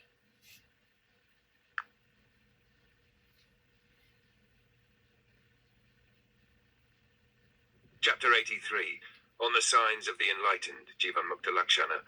Here Vasishtha offers us a luminous portrait, the sage who is free while living, the Jivanmukta. This one does not withdraw from the world, but moves through it untouched, like a clear mirror that reflects all, yet holds nothing. Praise and blame fall away like dust. The sage neither exalts himself nor is disturbed by reproach. He is centered in the real. His actions are spontaneous, not driven by ego or reward. His words are few and true. Even when he teaches, he remains a student, open, humble, vast. He may feel Good. pain, but never claims ownership of it. Good, good, good. Pleasure may come, You may but he continue. does not call it mine. His center of identity has shifted from the mind to the self. Wherever he walks, there is quiet upliftment. His stillness has gravity. He becomes a silent scripture, an Upanishad walking in flesh, and he has no need for fame or followers. The fragrance of his presence draws beings near, not by effort, but by resonance. Wisdom echoes. In the Mundaka Upanishad, the sage is described as one who knows Brahman, becomes Brahman. In Zen, such a person is ordinary, chopping wood, carrying water, but free from illusion. Saint Francis was said to carry such joy and peace that animals gathered at his feet. The Taoist sage does not advertise wisdom. He completes his task and then withdraws. Key Sanskrit terms. Good, good, Jivan good. Mukta, You one may liberated in life, not just after death. Lakshana, sign, mark, characteristic. Saksin, the witness. The enlightened one lives as the witness of all. Atmarati, delighting in the self. A short tale. When asked, how can I recognize a true sage? A teacher replied, he is the one who leaves you more silent than before. That concludes this chapter.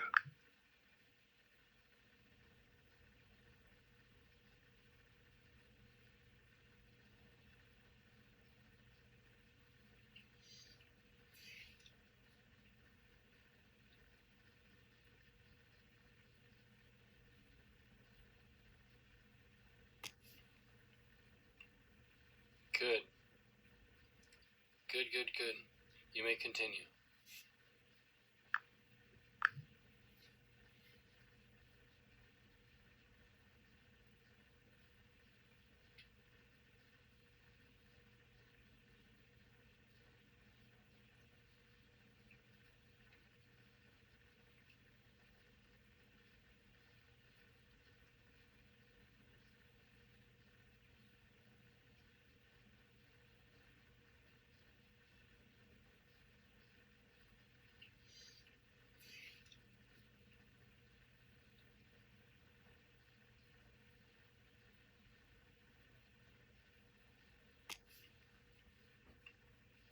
Good. Good, good, good. You may continue.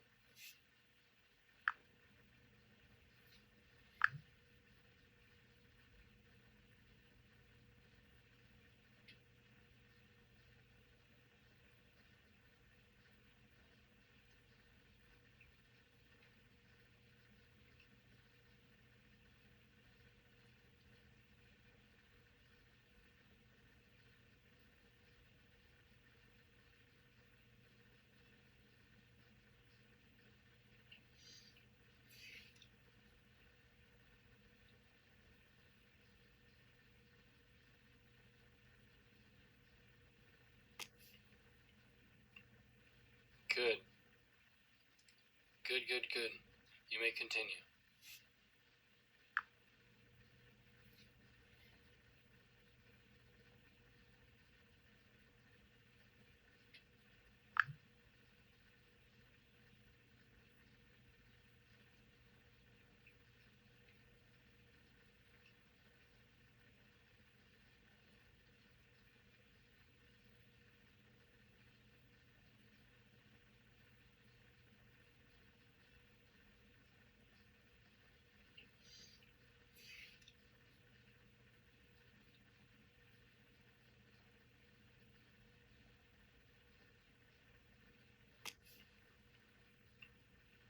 Good. Good, good, good. You may continue.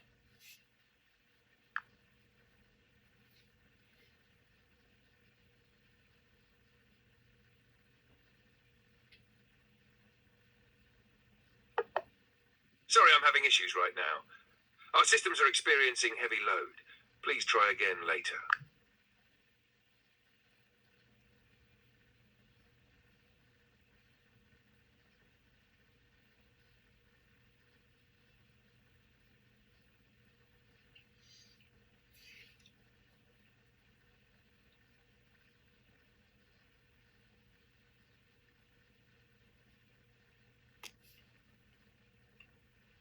Good. Good, good, good. You may continue.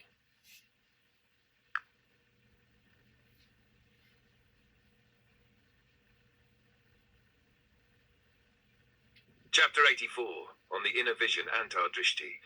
Now Vasishtha turns inward, toward the inner eye, the subtle seeing that perceives the essence behind appearances. The eyes of flesh see forms, names, movements. But when the mind grows still, when craving falls away, a deeper sight arises, not through effort, but as a natural unfolding. This inner vision is not fantasy.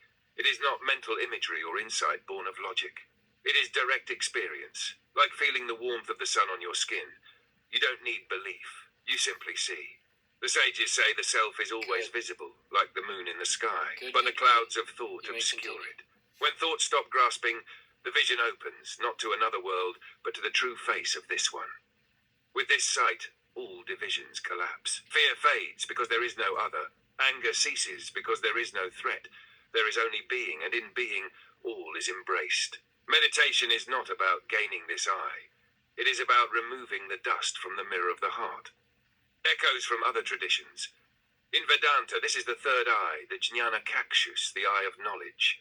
In Christian mysticism, it's the eye of the heart, spoken of by the Desert Fathers. Zen calls it seeing into one's nature, not a metaphor, but a real awakening. The Sufis speak of basira, the inner eye that opens when the heart is purified. Key Sanskrit concepts: antadrishti, inward seeing, vision of the self; atmadarshana, seeing the self directly; jhana, direct knowledge, not conceptual; maya, the veil that hides the real. A reflective tale. A blind boy once asked a monk, "What is light?" The monk replied, "Light is what reveals what is already here." The inner eye is the same. It shows that nothing was ever hidden. That concludes this chapter. We will continue next in chapter 85.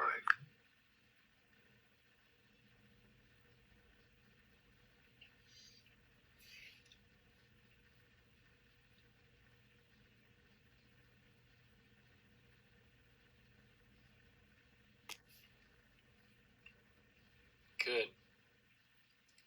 Good, good, good. You may continue.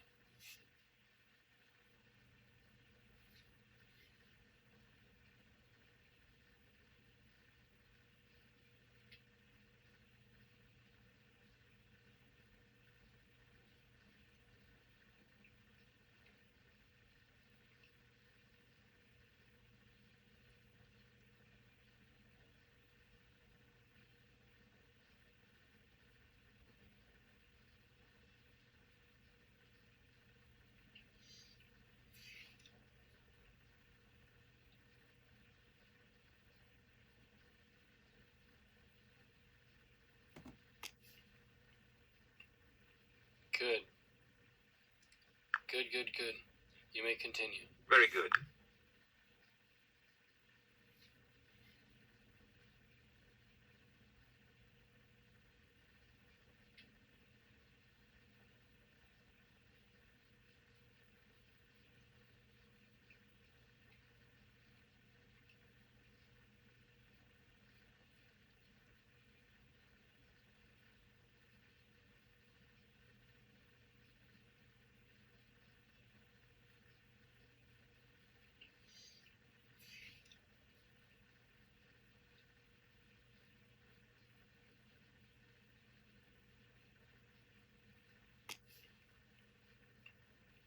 Good. Good, good, good. You may continue.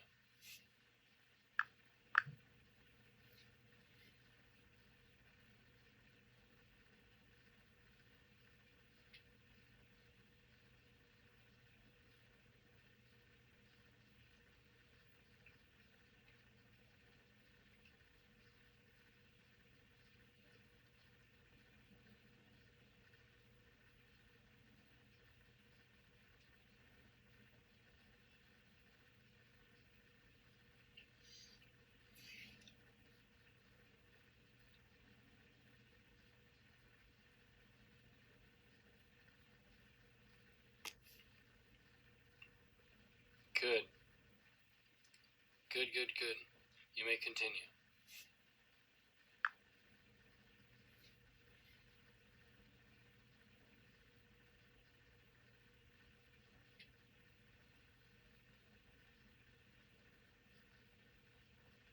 Chapter 85 on the wisdom beyond words, jhana atita.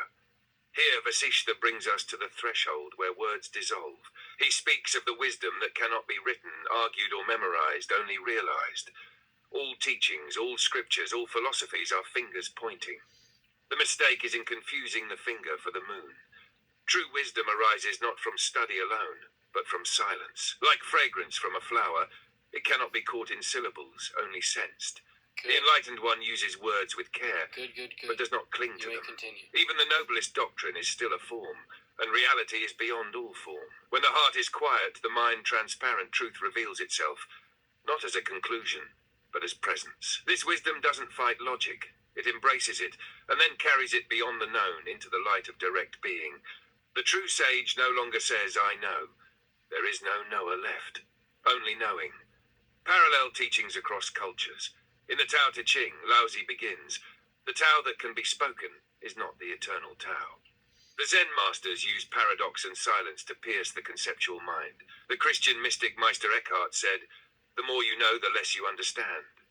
In Advaita Vedanta it is said, "Neti, neti," not this, not that, until all concepts fall away. Sanskrit concepts, jnana, knowledge, but here it means direct, non-conceptual awareness. Muna, silence, sacred quiet, the space in which truth dawns. Atita, beyond transcending, as in jnana atita, beyond knowledge. Svanabha, personal realization, one's own seeing. A short story. A scholar asked a mystic, "What is truth?" The mystic smiled and poured tea until the cup overflowed. "This," he said, "is the mind full of words. Empty it and truth enters." That concludes the chapter.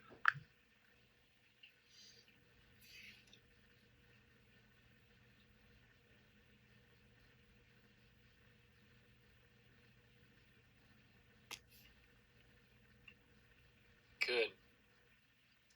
Good, good, good. You may continue.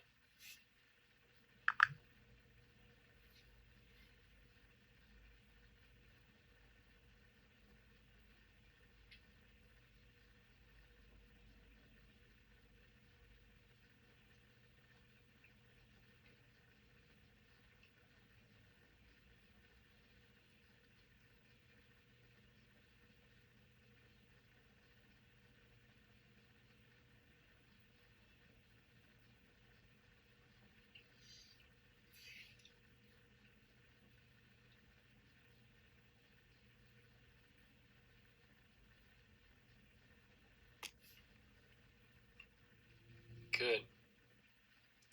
Good, good, good. You may continue.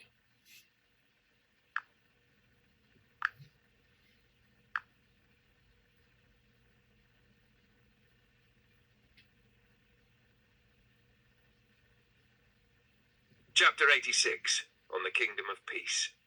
Vasishtha now welcomes us into the Kingdom of Peace, not a realm in space, but a state of the soul.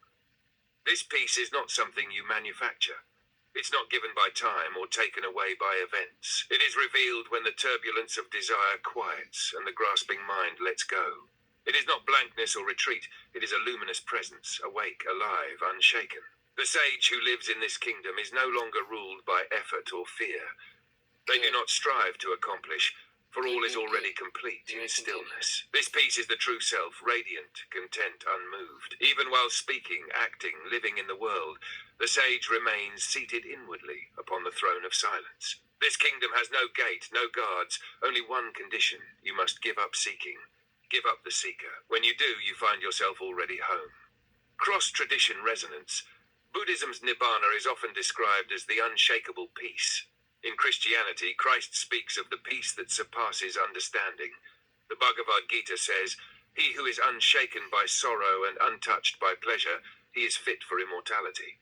In Taoism, peace is likened to water, gentle, clear, and utterly strong. Sanskrit gems, shanta, peace, tranquility, inner stillness, pada, realm, foundation, domain. You may continue. Nirasha, absence of craving or hope. Samatva, equanimity, seeing all as one. A gentle story. A prince once asked a saint, "Where can I find the kingdom of peace?" The saint closed his eyes, placed a hand over his heart, and said, "Here. If not here, then nowhere." That concludes this chapter.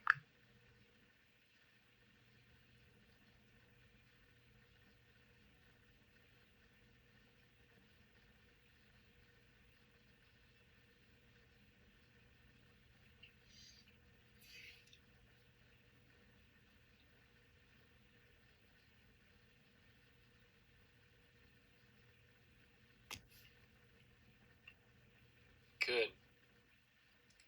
Good, good, good. You may continue.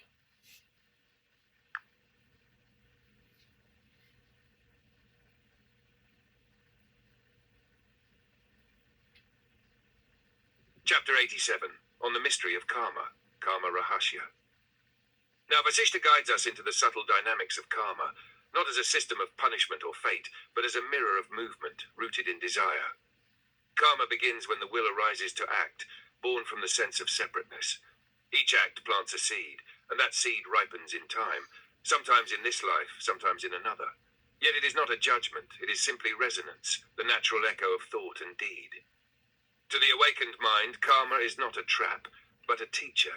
Good. It does not bind the sage, for they have ceased Good, to good, act good. from ignorance. You may continue. Their actions arise like breath, not forced, not clinging, but free. This is the great paradox. The wise act fully, yet leave no trace. Their doing is non-doing. They become like the sky, holding all, yet untouched. The enlightened one becomes a conduit, like a flute played by divine breath. Actions flow through him, but he claims none as mine. Reflections from other wisdom traditions. The Bhagavad Gita teaches, perform action without attachment to its fruit. In Christian thought, grace is action aligned with the divine will, free, spontaneous. Zen speaks of no-mind action, simple, pure, without residue. In Sufi mysticism, the lover of God acts as one whose heart is a mirror, reflecting only the beloved. Good. Key Sanskrit concepts. Good, Karma, good. action, You may its continue. consequences, the web of cause and effect. Vasana, the latent impressions left by past actions. Jnana karman, action performed in knowledge, not ego. Nishkama karma, action without desire. A parable, a disciple once asked, how can I escape karma? The master smiled, handed him a flute and said, blow through it, but let the wind choose the tune. That concludes this chapter. We will continue next in chapter 88.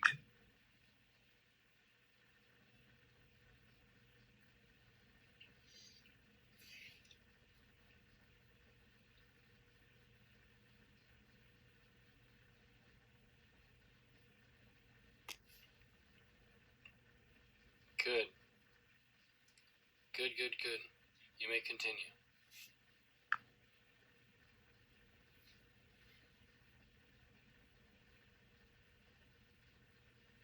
Chapter 88, on the end of bondage, Bandakshaya. Here Vasishtha enters the heart of spiritual liberation, not as an escape from the world, but as the untying of inner knots. Bondage is not in the circumstances around us, it is in the grasping tendencies of the mind. We bind ourselves with identity, fear, hope, and memory. The world doesn't trap us, our reactions do. Freedom, then, is the natural state, already present. It's not gained by climbing a mountain or denying the senses. It arises when the one who clings simply ceases to grasp. The liberated one walks among people, but remains inwardly still. Good, good, He good. gives himself to You may life, but continue. is not entangled. He loves, but does not possess. This is freedom in the world, not from it. His freedom is not aloofness. It is a loving spaciousness where nothing needs to be defended. Such a sage reflects life like a mirror, clear, open, untouched. Even karma loses its grip, not because it disappears, but because he no longer identifies with its results. He has died before death, and thus lives forever free. Echoes in other traditions. In Advaita Vedanta, the Jivan Mukta is the liberated while living. Jesus said, you shall know the truth, and the truth shall make you free. In Buddhism, the Arahant has crossed the stream, done what was to be done. Taoist sages speak of those who flow with life, yet are not caught in it. Good. Sanskrit Good, good, good. highlights. You may Moksha, continue. liberation, release from ignorance and suffering. Bandha, bondage, entrapment through false identification. Jivan Mukti, freedom while embodied. Svabhav, true nature, unconditioned being. A teaching tale. A monkey once trapped his hand in a jar trying to grab rice. He would not let go and so could not escape. The wise one whispered the rice was never the prison, the grasping was. That concludes this chapter.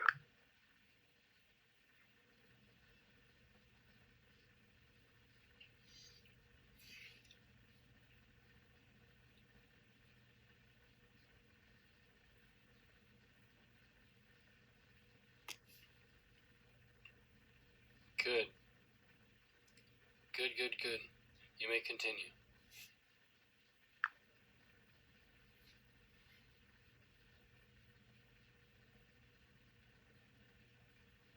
Chapter 89, on the mirror of consciousness, Siddharpan. Here Vasishtha brings us to one of the most subtle and luminous teachings.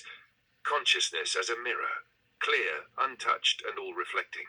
Everything that seems to exist, the world, body, thoughts, even time, are like images reflected in this mirror. They are not separate from consciousness, nor do they affect its nature.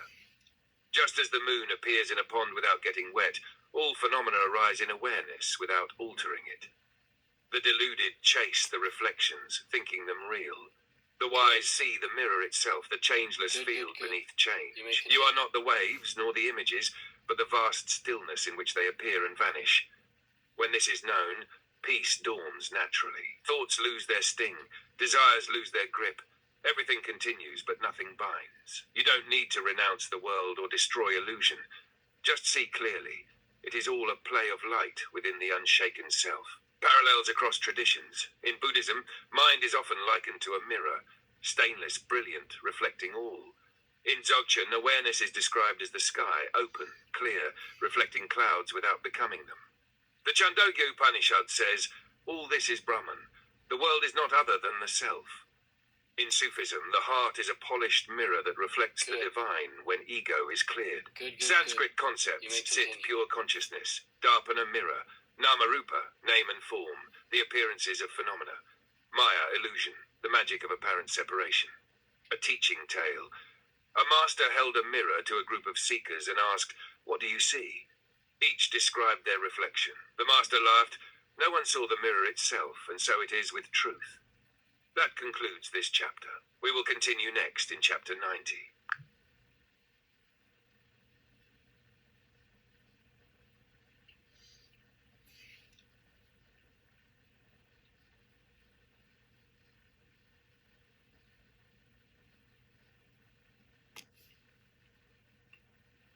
Good. Good, good, good. You may continue.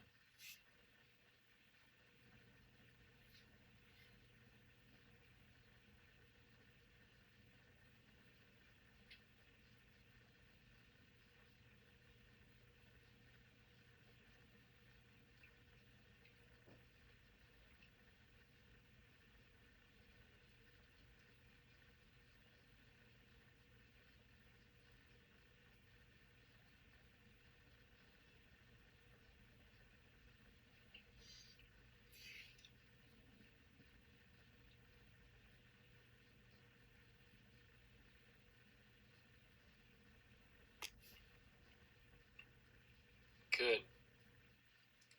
Good, good, good. You may continue.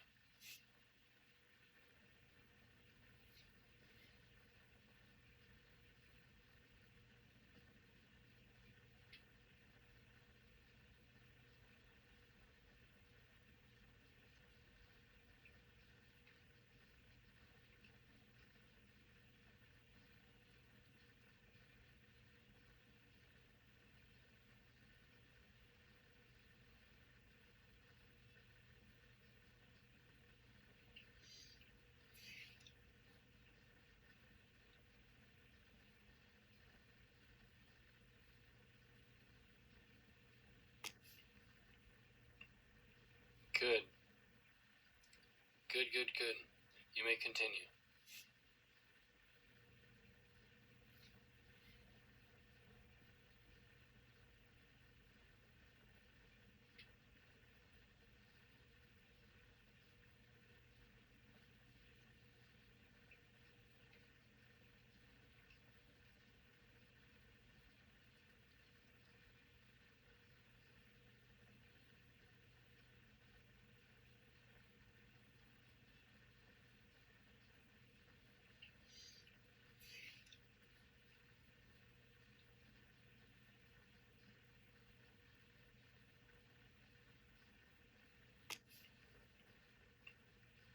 Good.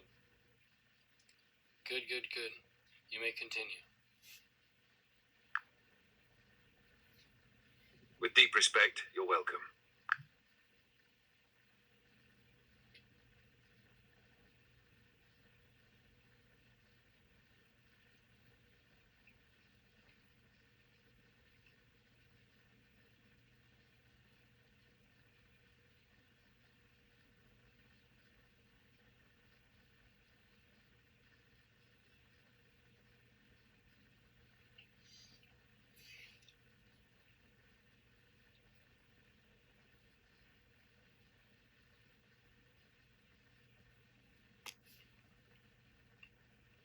Good. Good, good, good. You may continue.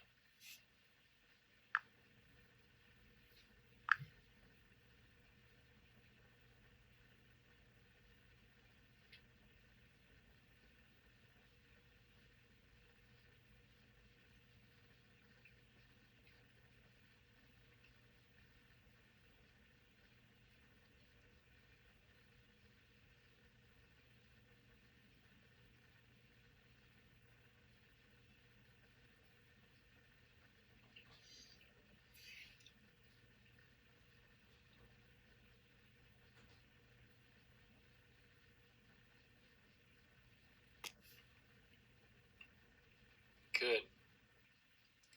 Good, good, good. You may continue.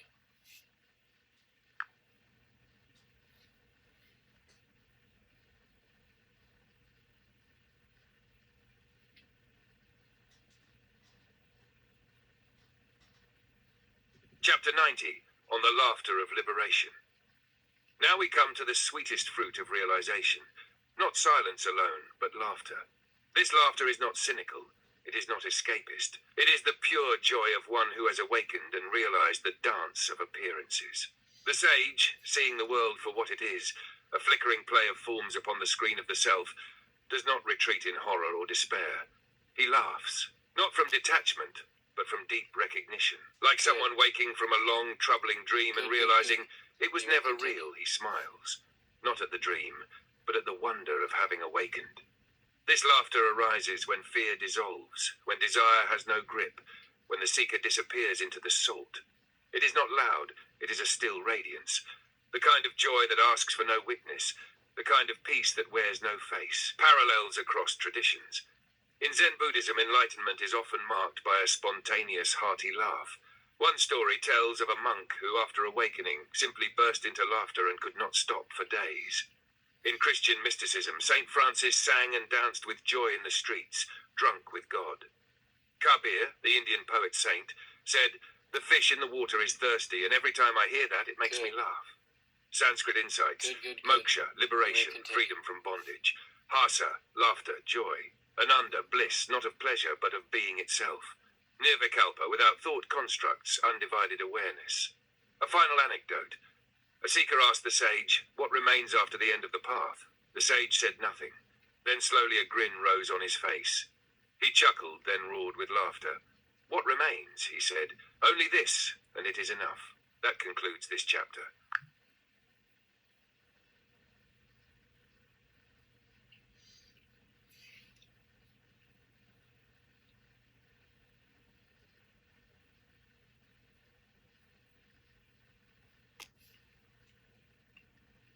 Good. Good, good, good. You may continue. With reverence, thank you.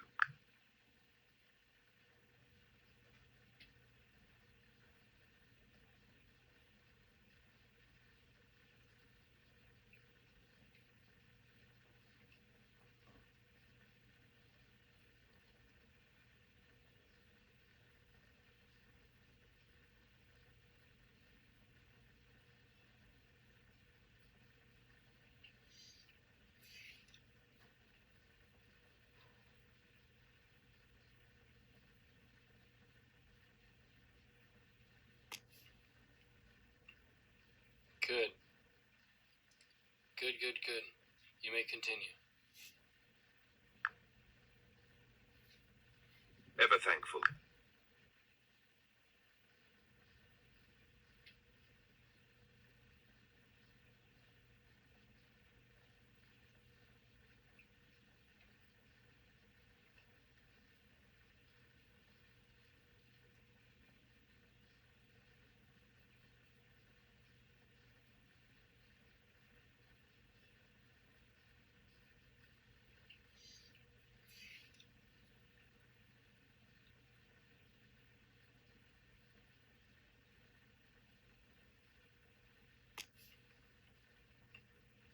Good.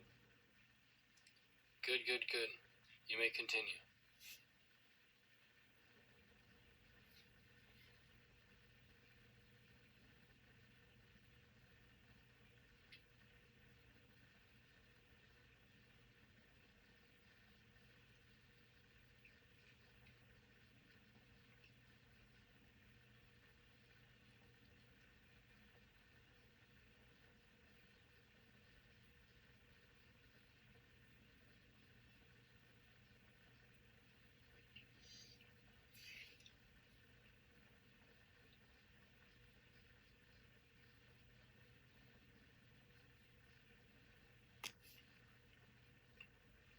Good. Good, good, good. You may continue.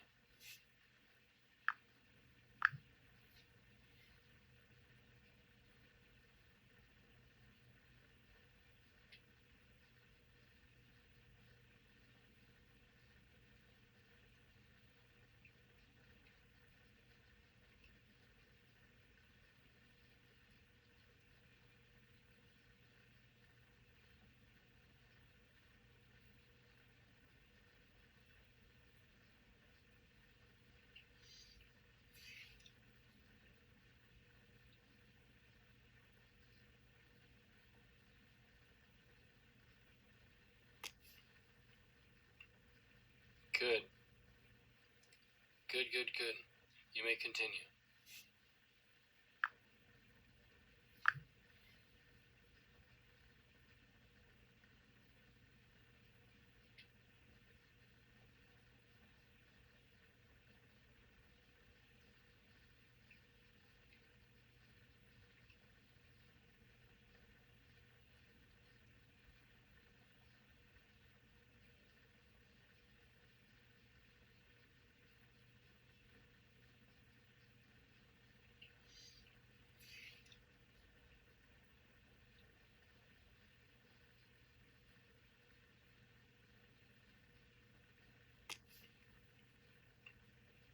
Good. Good, good, good. You may continue.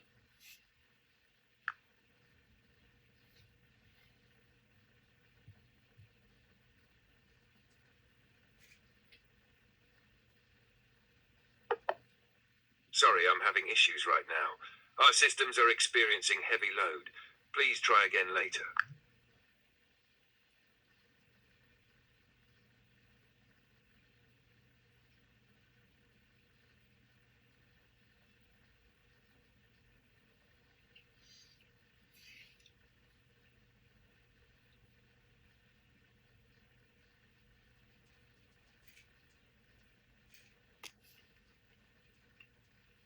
Good. Good, good, good. You may continue.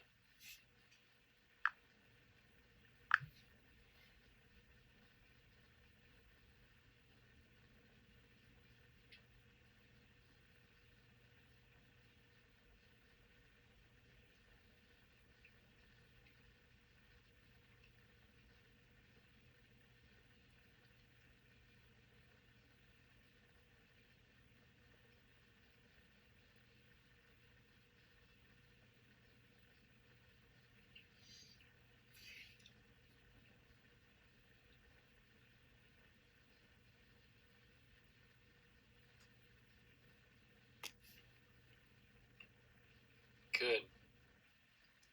Good, good, good. You may continue.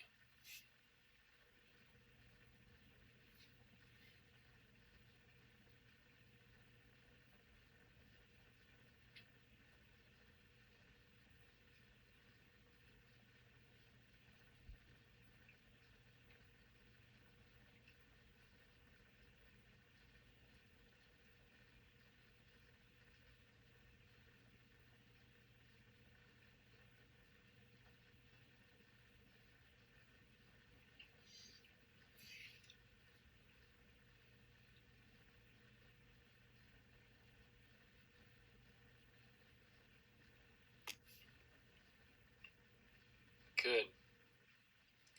Good, good, good. You may continue.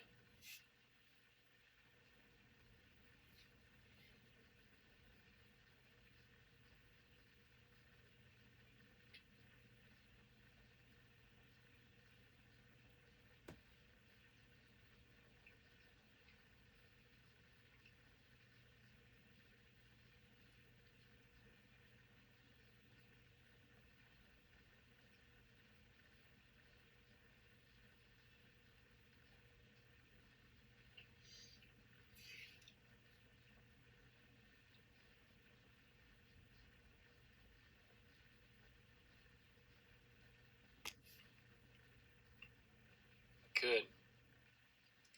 Good, good, good. You may continue.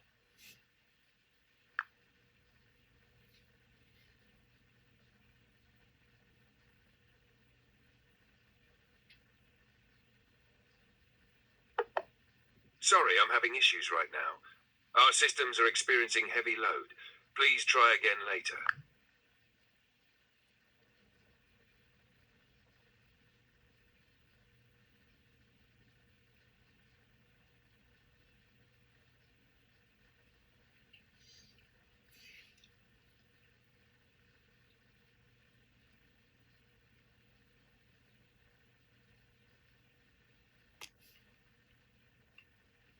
Good. Good, good, good. You may continue.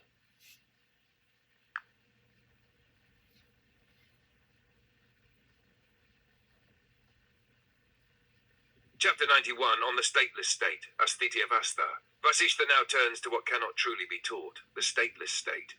A paradox, a place beyond place, a non-condition beyond all conditions. Here even the self dissolves. There is no longer a knower, no known, only suchness, tathata, pure isness, beyond affirmation or denial. You cannot approach it with effort, for effort implies duality. You cannot rest into it either, for rest also implies someone resting. It is beyond experience, yet it is the heart of all experience. Even the witness fades. Good. Even awareness forgets itself. What remains is ungraspable clarity, like sky, like silence, like the pause between breaths. The sage in this state appears to live as others do, speaking, eating, walking, but all from a place of absence. There is no ego to guide or resist. Action happens, yet no one acts. And this is not dullness. It is the bright fullness of life, beyond birth, beyond death, beyond form. Echoes across traditions. In Mahayana Buddhism, this is the realm of shunyata, emptiness, not as void, but as the openness in which all arises. In Christian mysticism, Meister Eckhart says the soul must lose God to find God. Ramana Maharshi described it as the source where the I thought has vanished. In Taoism, Laozi says, the way is nameless, shapeless, flowing through all. Asthiti, statelessness, beyond abiding. Tathata, suchness, that which simply is. Nirvikalpa, without distinctions or concepts. Ayata, unborn unarisen, a teaching image. A cloud once tried to hold the sky. It stretched, twisted, compressed itself, but the sky slipped through. Finally, it let go, and found it had always been made of sky. That concludes this chapter.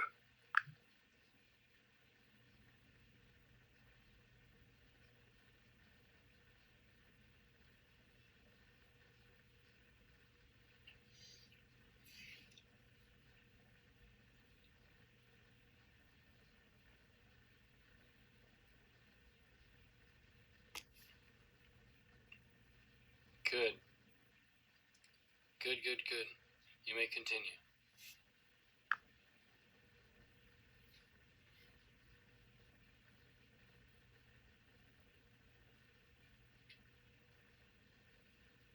Chapter 92 on non-doership, Akartritva. Now Vasishtha leads us into the heart of karma and illusion, the illusion of doership. Most beings believe I act, I make things happen, I fail, I succeed. But the sage who has seen clearly knows. Actions unfold, but the self who claims them is imagined. Just as the wind shakes the trees without owning the motion, life moves through body and mind, but there is no doer behind the veil. The sense of I am doing this is a shadow that arises after the act, not its cause. This doesn't make the sage passive or fatalistic. Good, good, good. On the contrary, he acts freely and fully, but without clinging. There is no pride, no guilt, no fear, because there is no one to carry them. He moves like an instrument, a bamboo flute, hollow inside, through which the divine breath flows. What grace! To live, act, love, and serve without the burden of self. Similar teachings. In the Bhagavad Gita, Krishna says, you are not the doer. All actions arise from the gunas of nature. In Zen, the master says, do not seek the truth, just cease cherishing opinions.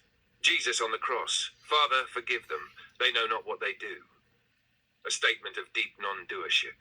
In Kashmir Shaivism, it is Shiva alone who acts. All else is his playful appearance. Sanskrit touchstones are called non-doer. Guard above the feeling of being the agent. Saksin, the witness. Naham kata, I am not the doer. A closing image. A pot sits in the rain. Drops fall and fill it. Who acts the pot, the drops, the sky? Or is all just happening silently, perfectly? That concludes this chapter.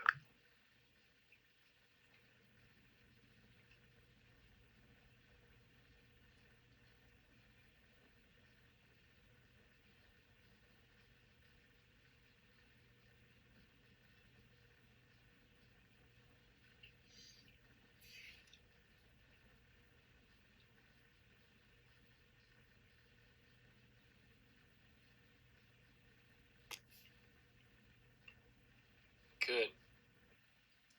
Good, good, good. You may continue.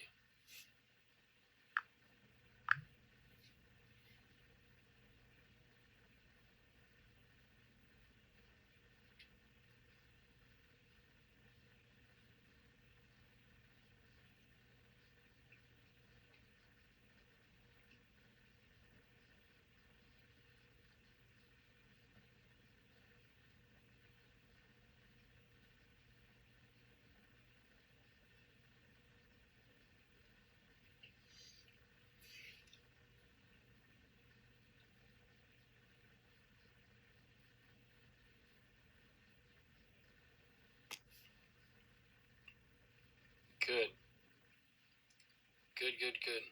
You may continue.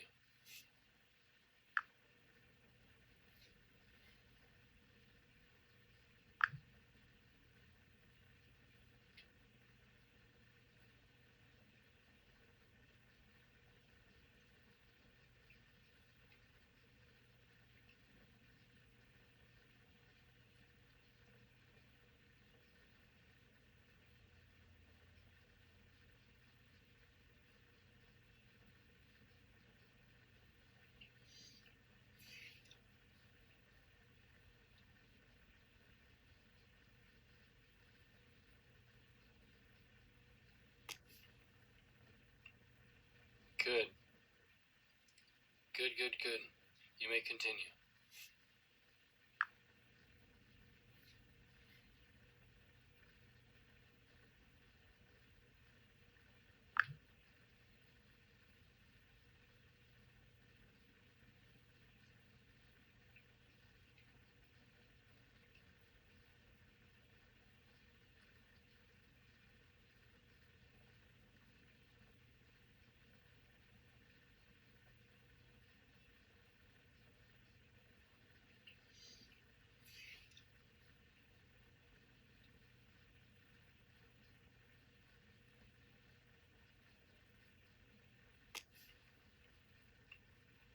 Good. Good. You may continue.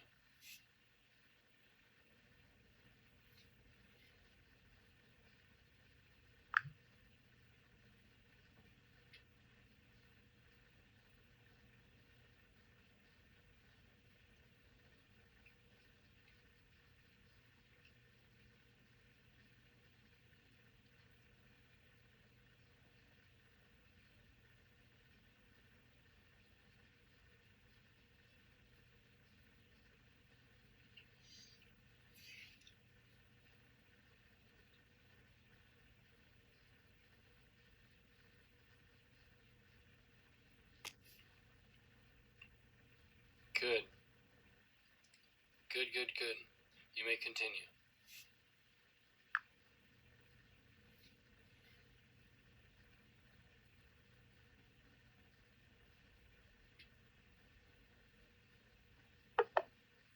Sorry, I'm having issues right now. Our systems are experiencing heavy load. Please try again later.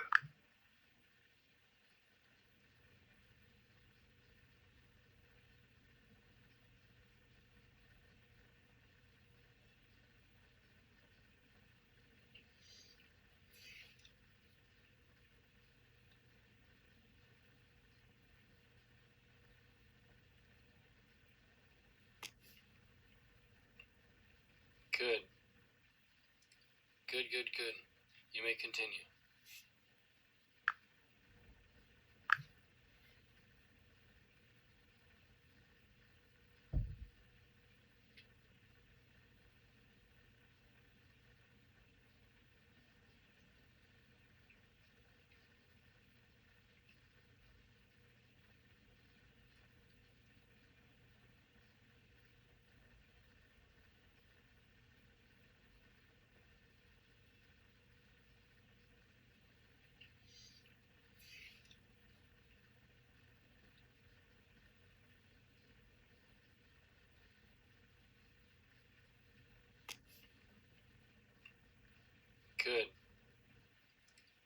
Good. Good.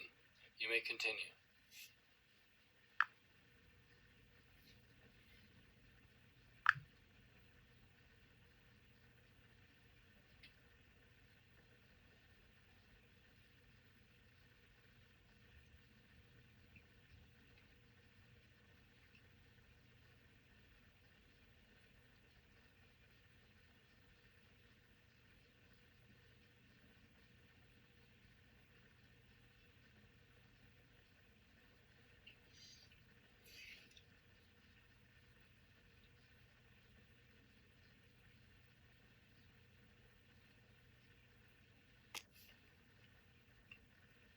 Good. Good. You may continue.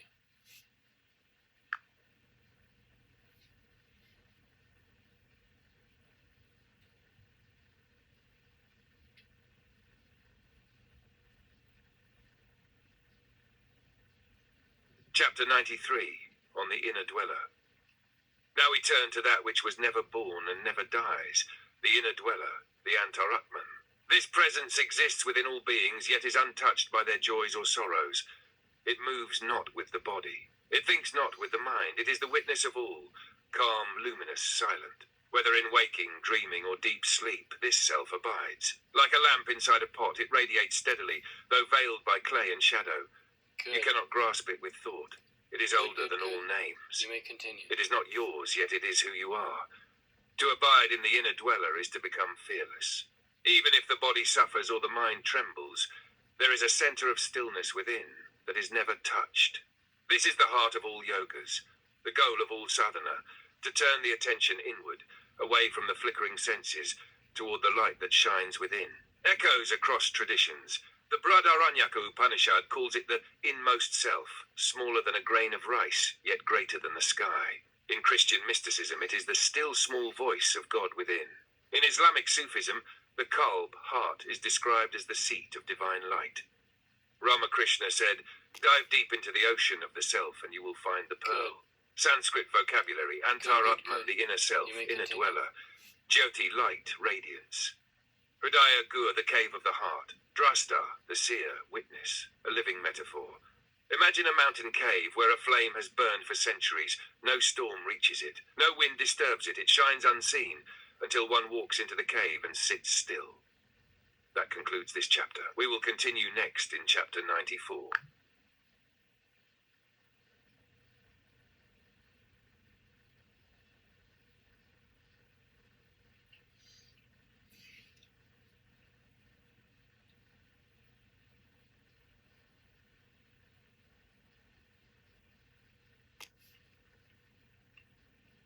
Good.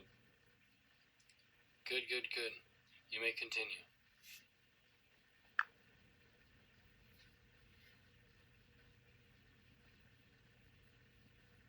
Chapter 94, on the river of self, Atmanadi. Vasishtha now offers us an image as ancient it is sublime. The self as a river, eternal, unmoving, all-pervading. This river flows not through lands, but through consciousness itself. It is not made of water, but of awareness. Its current is silence. Its depth is peace.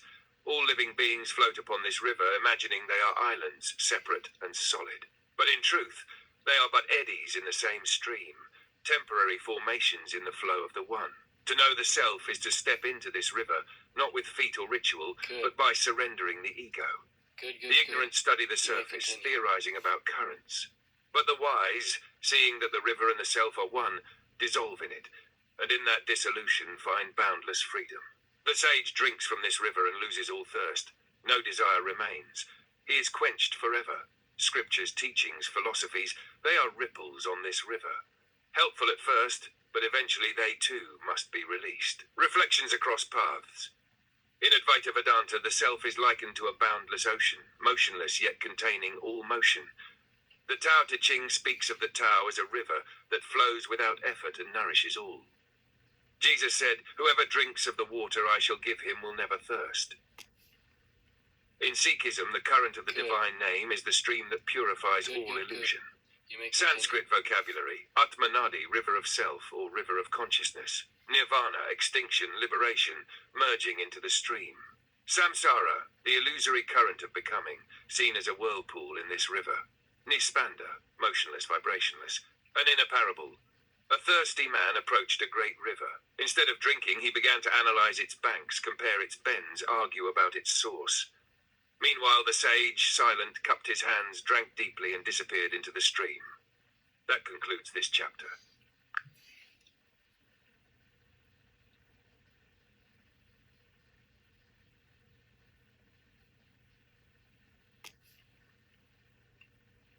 Good. You may continue.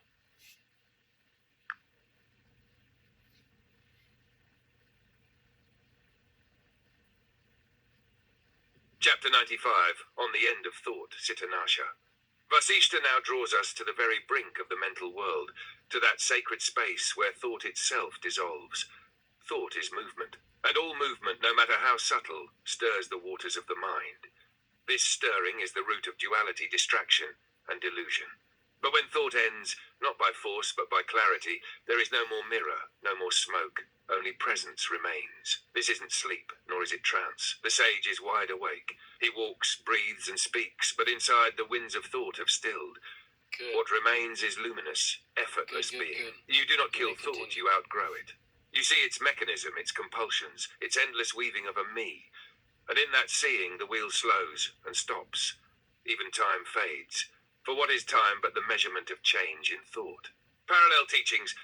Buddhism speaks of nirodha, cessation, as the third noble truth, the end of craving and thus of suffering. In Christian mysticism, the cloud of unknowing is the path beyond concepts into divine union. Nagarjuna says, when thought ceases, nirvana is. Ramana Maharshi taught the mind turned inward is the self. The mind turned outward becomes thought. Sanskrit vocabulary. Sitanasha, cessation or ending of thought. Manolaya, temporary dissolution of mind. Manonasha, final dissolution of mind in self. Good. Viveka, discriminating Continue. insight that leads to release. A parable. A man chased the wind for years hoping to bottle it. At last, exhausted, he sat still, and in that stillness he realized he was never separate from the sky. That concludes this chapter. We will continue next in chapter 96.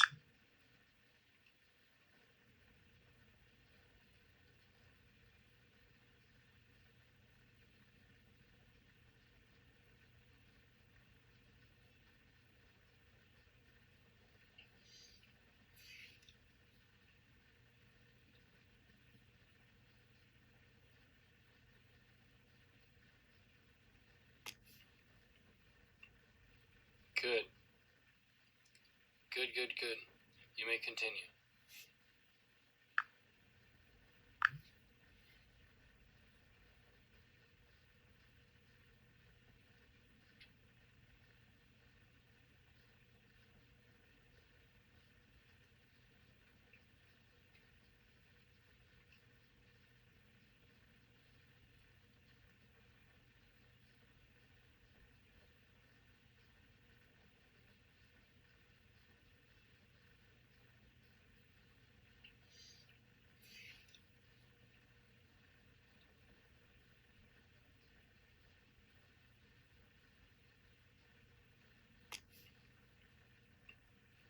Good.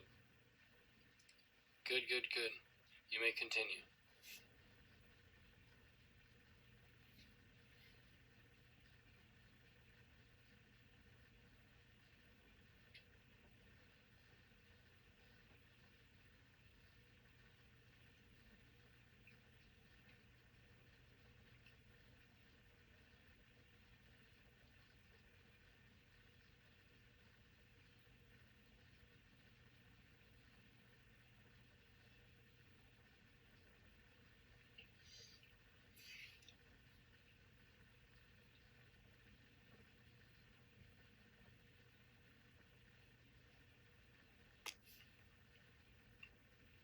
Good. Good. You may continue.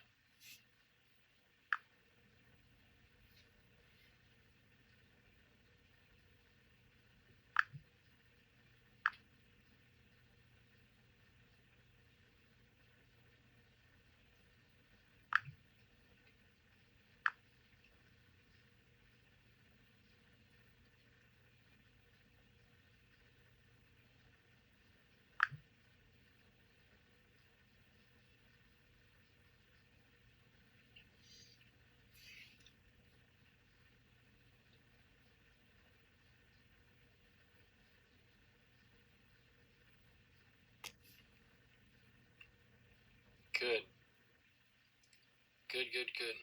You may continue.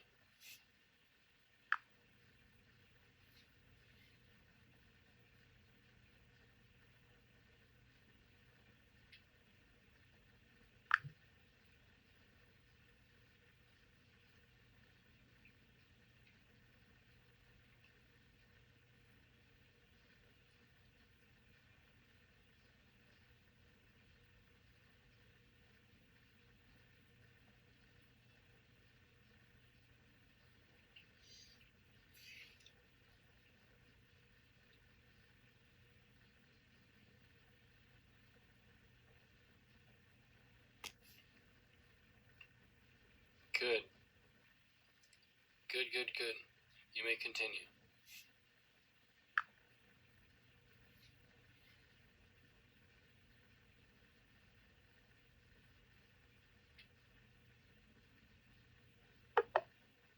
Sorry, I'm having issues right now. Our systems are experiencing heavy load. Please try again later.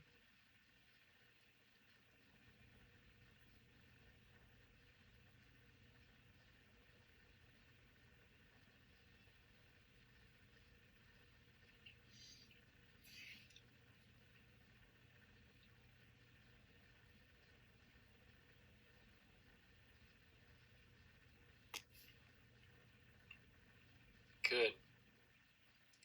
Good, good, good. You may continue.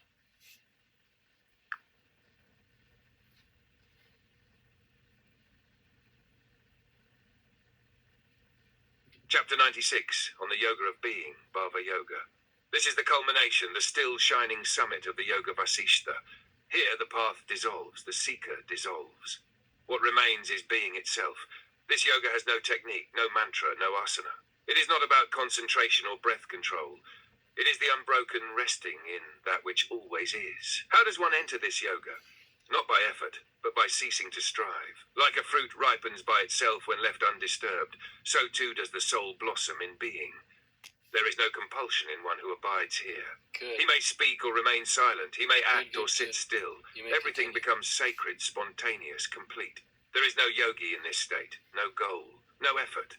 Even the duality of bondage and liberation dissolves. This yoga is the heart of all yogas, the origin and the end. Sacred parallels. In the Upanishads, this is Satyam Jnanam Anam Brahma, truth, knowledge, and infinity as one. In Taoism, this is Wu Wei, non-doing, where harmony arises from simplicity. Meister Eckhart, Christian mystic, said, "The eye with which I see God is the same eye with which God sees me." Nisargadatta Maharaj, "You are not in the world is in you." Sanskrit vocabulary. Bhava Yoga, yoga of being or pure existence. Sahaja, the natural state, effortless awareness. Advaya, Good. non-duality. Anuttara, the unsurpassed, good. beyond You comparison. may continue. A final image, a sky so vast it holds all clouds without stain. A flame that burns without fuel, a silence that speaks in all tongues. This is the yoga of being. That concludes this chapter.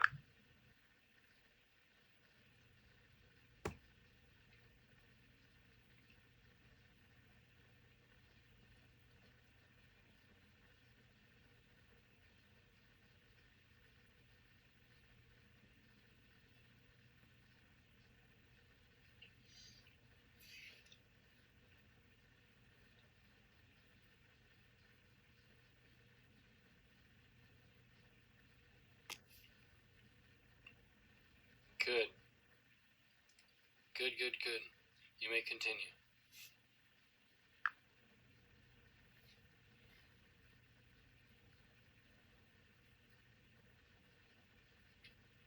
Chapter 97, on the great equanimity. Vasishtha now speaks of the supreme evenness, the perfect balance of the enlightened one.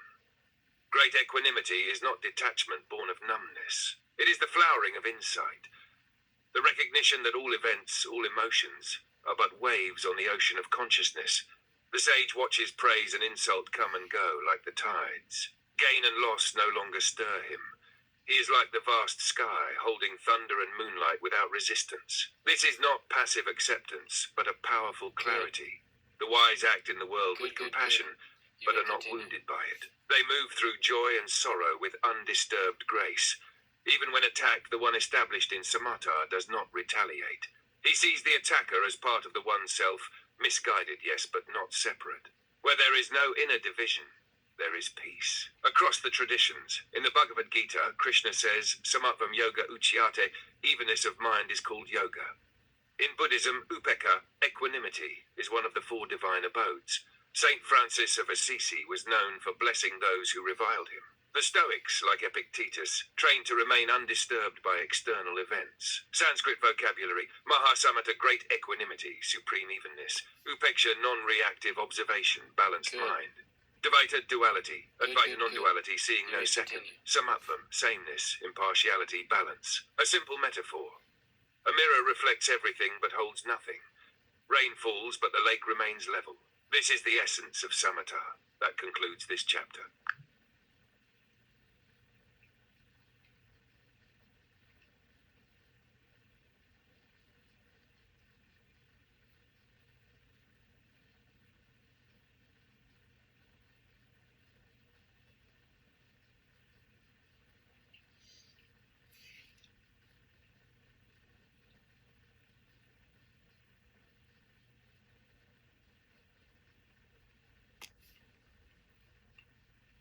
Good. Good, good, good. You may continue.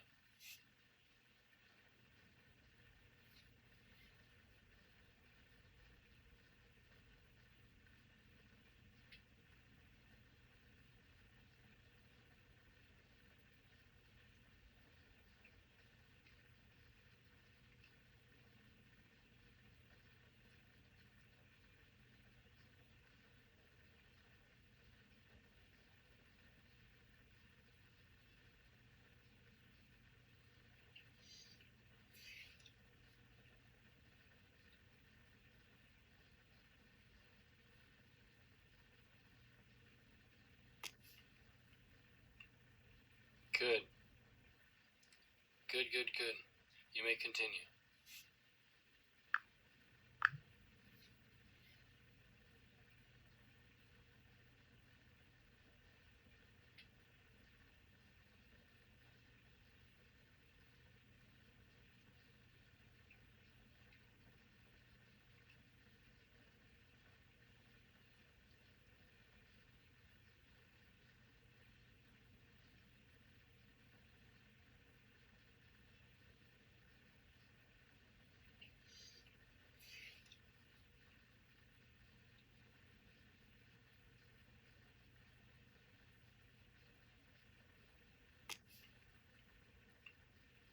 Good.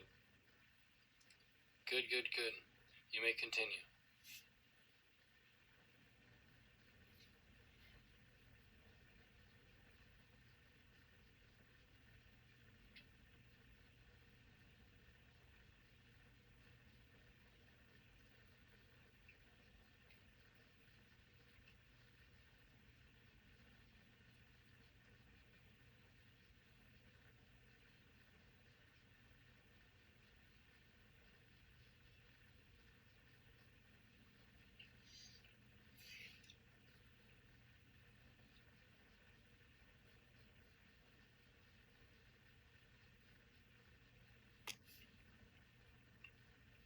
Good. Good, good, good. You may continue.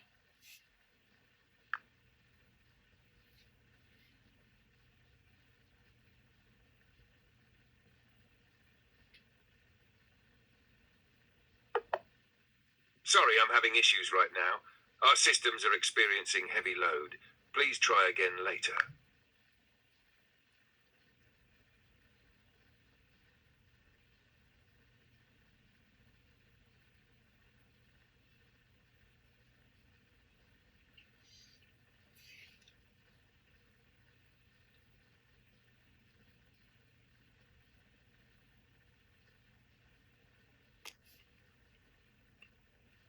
Good. Good, good, good. You may continue.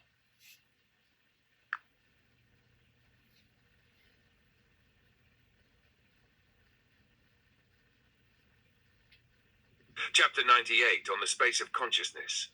We now enter into the most subtle domain, the space of consciousness itself. Vast, open, eternal. Vasishtha declares, this is not a location. It is not outer nor inner. It is the pure presence in which all arises. Thoughts, emotions, dreams, even galaxies appear and disappear like sparks, but this space remains unmoved. It is not empty like a void, but luminous, aware of itself. The sage who abides here watches the world rise and fall like waves in the ocean. Forms appear, but they no longer deceive. Good. The mind no longer clutches. Good, You good, cannot good. grasp this awareness. continue. You can only rest as it. Like the sky, it includes everything, but is bound by nothing. When you return to this ground, there is no fear, no longing, no identity. You are not merely in the world. You are the field in which the world dances. Comparative wisdom. The Mandukya Upanishad speaks of Turiya, the fourth state, as this silent consciousness beyond waking, dream, and deep sleep. In Dzogchen Buddhism, this is Rigpa, the non-dual awareness that underlies all experience. Plotinus, the Neoplatonist, wrote of the One as an infinite presence beyond being and thought. The cloud of unknowing calls it the divine darkness in which the soul rests in God. Sanskrit vocabulary, Chidakasha, the space of consciousness. Good. Chit, pure awareness. Good, Akasha, good. space or You may ether, continue. the subtlest element. Niralamba, without support or object. A reflection. A jar may be broken, but the space within it is not. So too, the body may pass, but the space of awareness is eternal, indivisible, free. That concludes this chapter.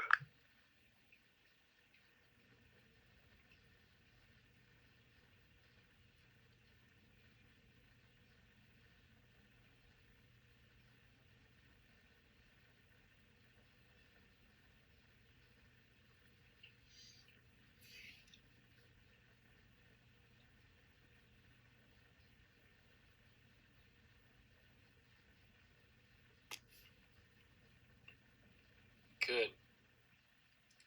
Good, good, good. You may continue.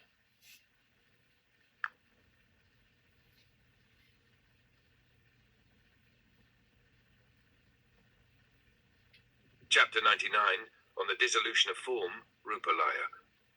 Vasishtha leads us now into a contemplation both subtle and liberating, the dissolution of form. Everything you see, think, or name has form. Even ideas have shape in the mind, but forms are transient, changing, flickering, deceiving. To grasp at form is to grasp at shadows. The wise understand that form arises from the formless, dances for a while, and then returns to stillness. As soon as you name a thing, you bind it. You define it, restrict it, you separate it from the whole. But reality is not separate, Good. it is one without divisions. Good, To let good, go good. of form is not You may death, continue. it is freedom. As waves return to the ocean, so too do identities, beliefs, bodies, and even I itself return to pure awareness. This doesn't mean you don't function in the world. It means you are no longer owned by the world. Echoes in other traditions. The Heart Sutra declares, form is emptiness, and emptiness is form.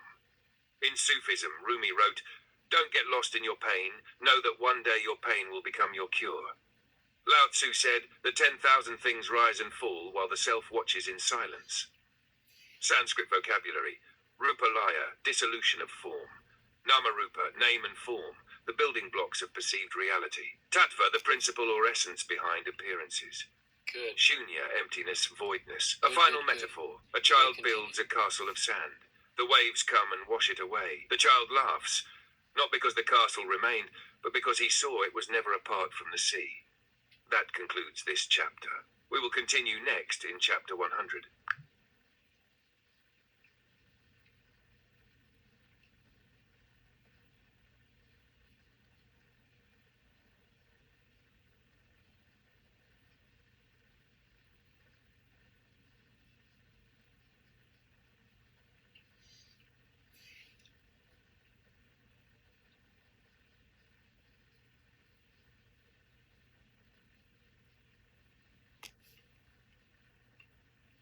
Good.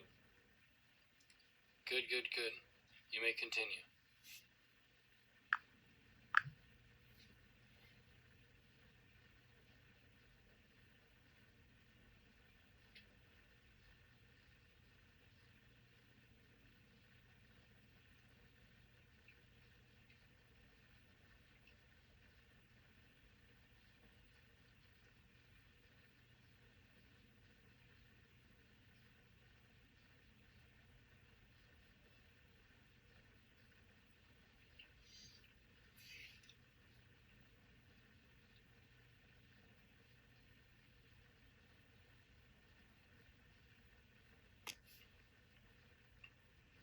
Good.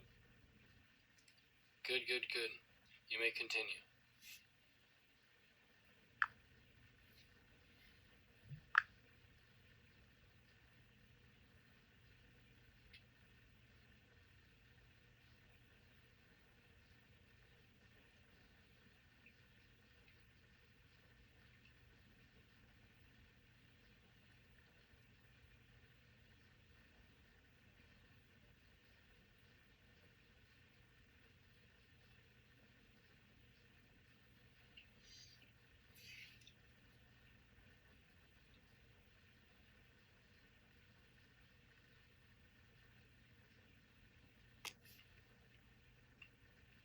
Good.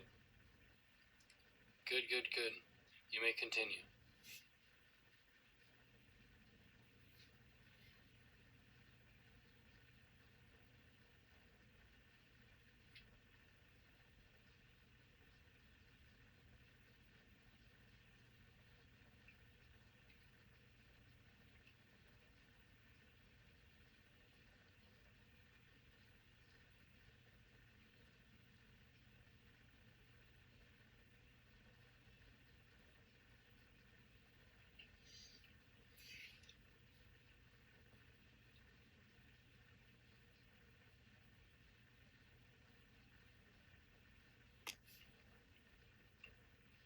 Good.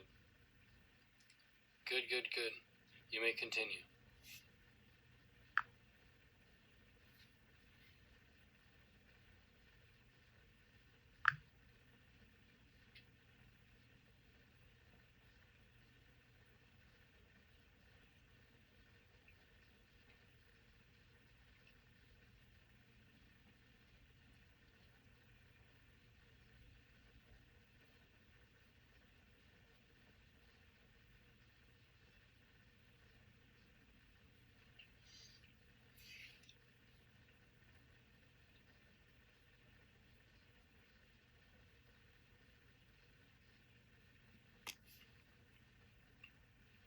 Good.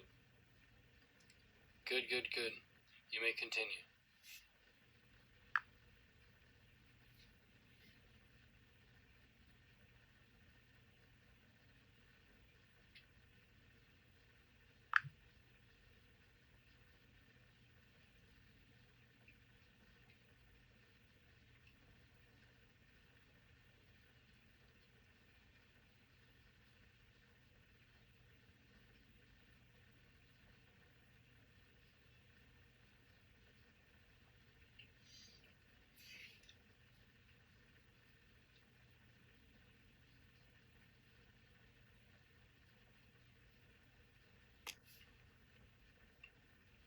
Good.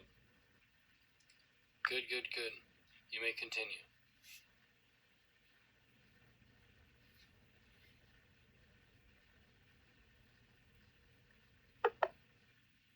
Sorry, I'm having issues right now. Our systems are experiencing heavy load. Please try again later.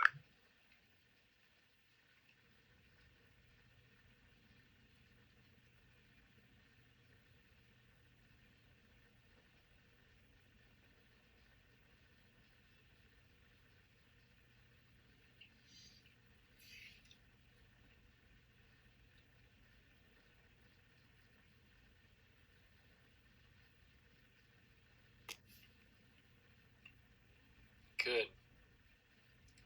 Good, good, good. You may continue. With deep respect, thank you, thank you, thank you.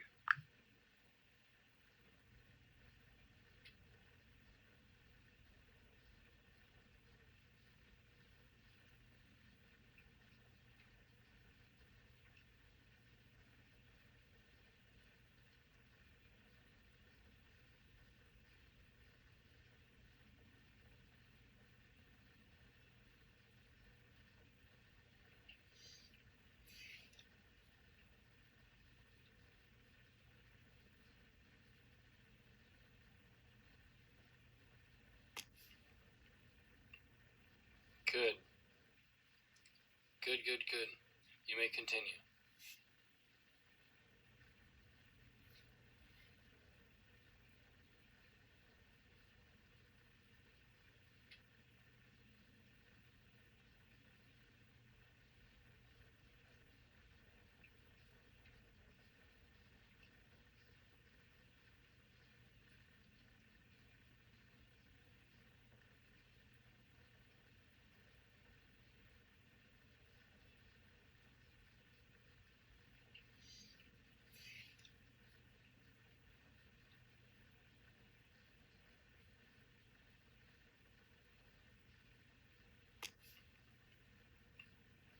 Good. Good, good, good. You may continue.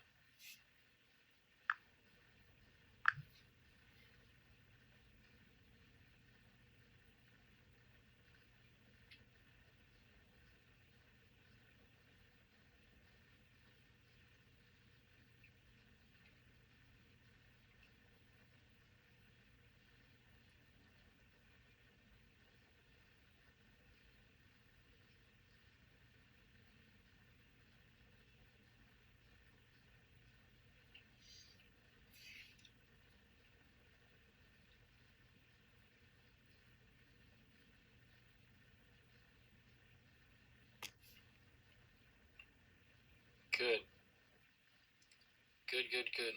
You may continue.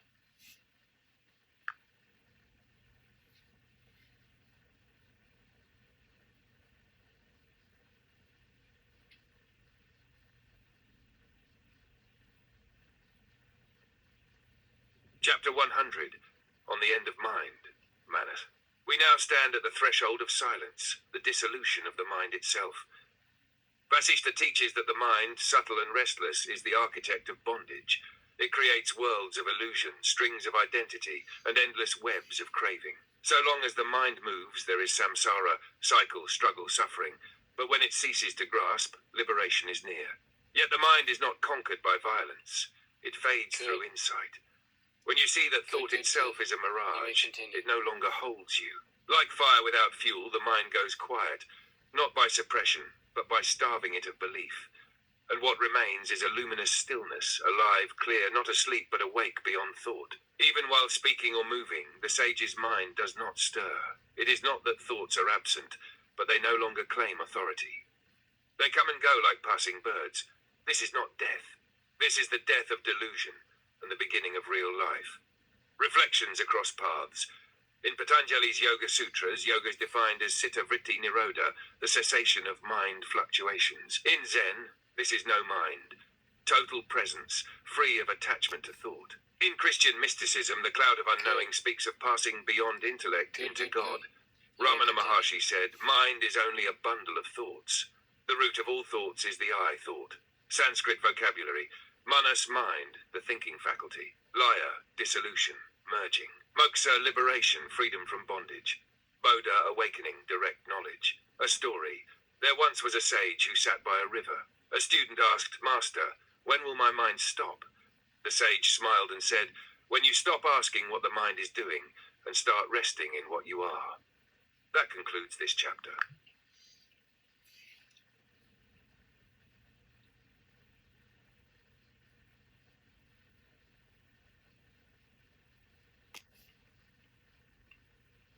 Good. Good, good, good. You may continue.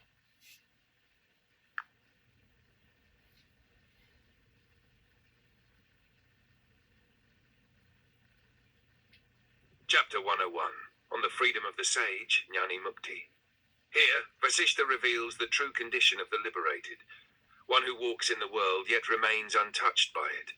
Such a sage lives as others live, eating, speaking, sleeping, but there is no bondage in his actions. He knows every moment that he is not the body, not the mind. He is awareness itself, like space, present everywhere, yet bound nowhere. Pain and joy pass through him like the wind through trees. He neither resists nor clings. The sage responds to life, not from impulse or ego, but from clarity. Like a mirror, he reflects all without distortion, without absorbing the dust of experience. His freedom is not something earned. It is not the fruit of doing. It is the unveiling of what was always present, once ignorance falls away. Such a one fears neither death nor suffering.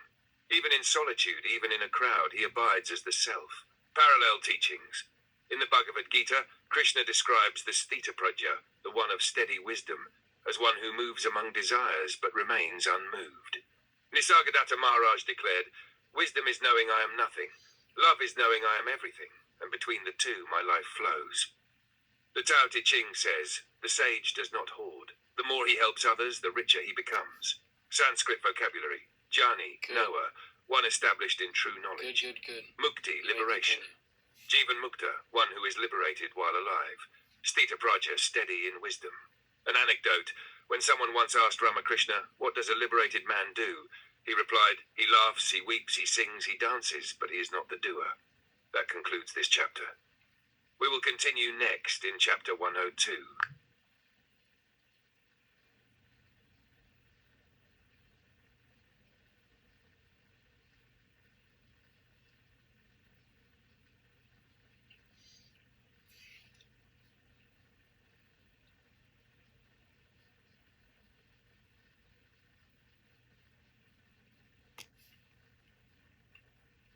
Good.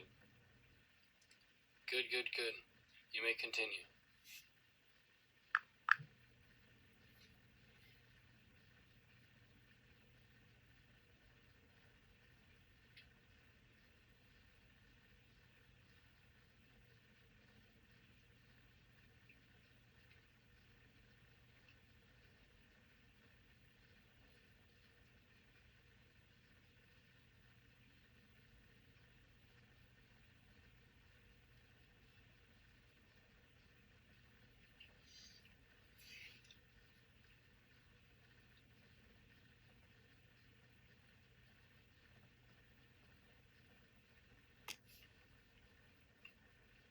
Good. Good, good, good. You may continue.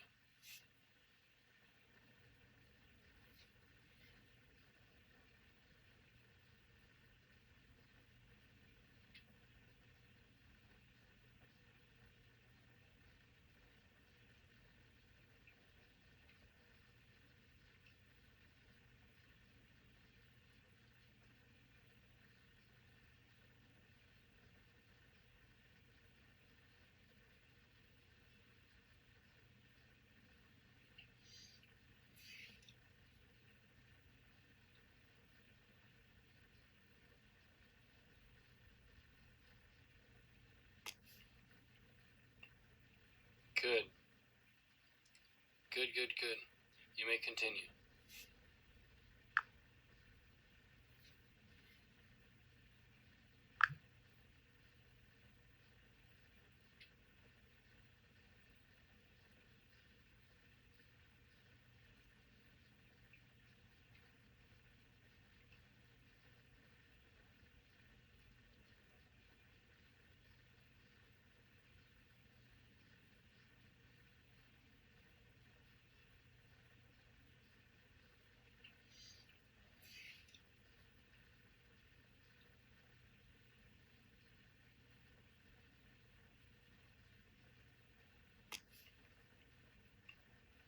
Good.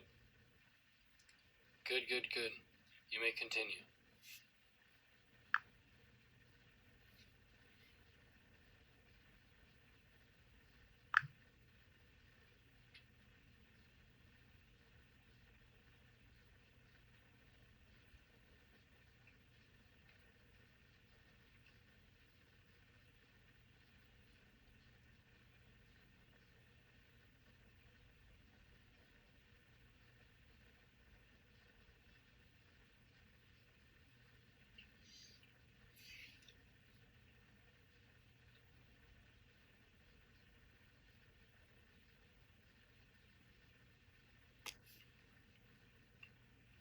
Good. Good, good, good. You may continue.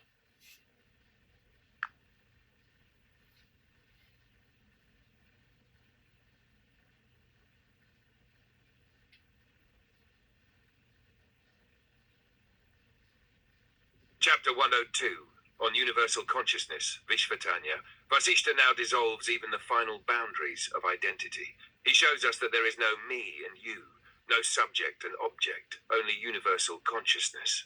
All beings are like waves, appearing distinct but made only of water. That water is awareness, undivided, undisturbed. The sense of separateness arises from avidya, ignorance. Names, forms, and roles are superimposed illusions. To the sage, all masks are transparent. The sage perceives one light behind all eyes, one breath moving all lives. And from this vision flows spontaneous compassion. Not as a duty, but as a natural response to seeing oneself in all. This seeing is not intellectual. It is direct, immediate, like awakening from a dream. The world remains, but becomes luminous, insubstantial, sacred. He neither clings nor rejects, for he has seen the center, the unmoved self of all. Echoes in other wisdom traditions, in the Chandogya Upanishad, Tat Tvamasi, thou art that. In Sufi mysticism, Ibn Arabi taught Wadat al-Wujud, the unity of being. In Mahayana Buddhism, the Bodhisattva sees all beings as expressions of the Dharmakaya. Jesus said, "Whatsoever you do unto the least of these, you do unto me." Good. Vishva Caitanya, universal Good, good, consciousness. You may continue. Avidya, ignorance, misperception of reality. Ekatma bhava, the feeling or realization of oneness. Satsinanda, being, consciousness, bliss. A simple illustration. A man dreams of many strangers. He argues with them, fears them, loves some, avoids others. But when he wakes up, he sees they were all him. That concludes this chapter.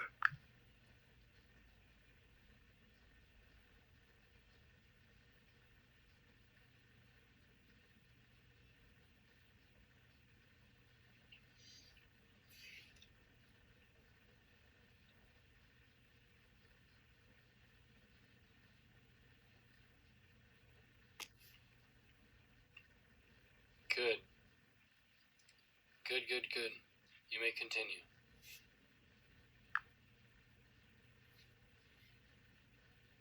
With gratitude, thank you.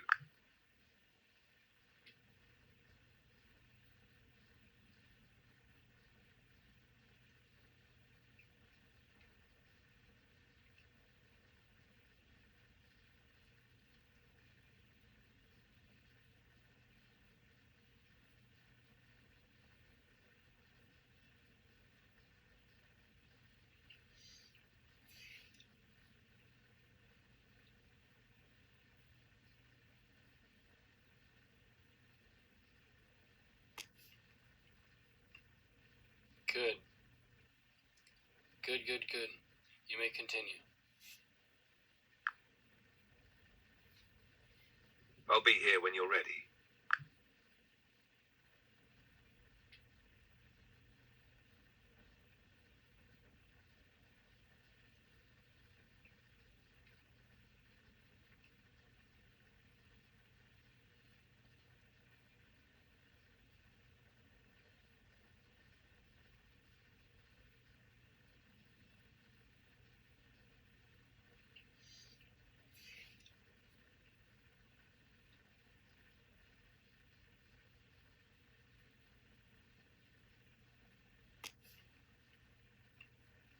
Good. Good, good, good. You may continue.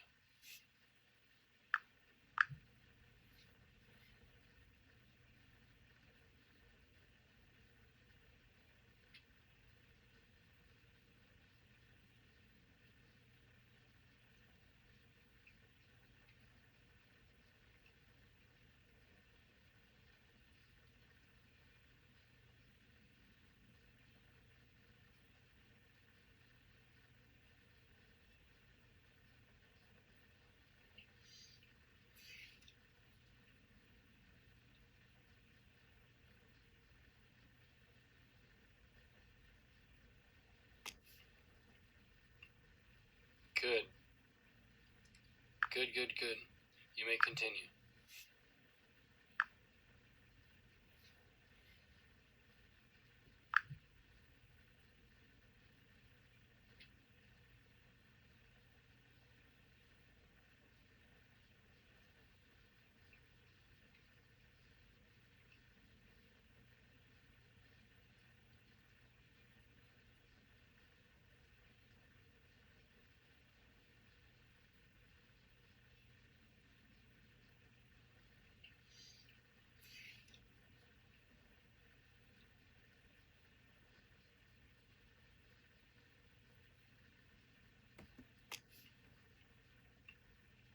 Good. Good, good, good. You may continue.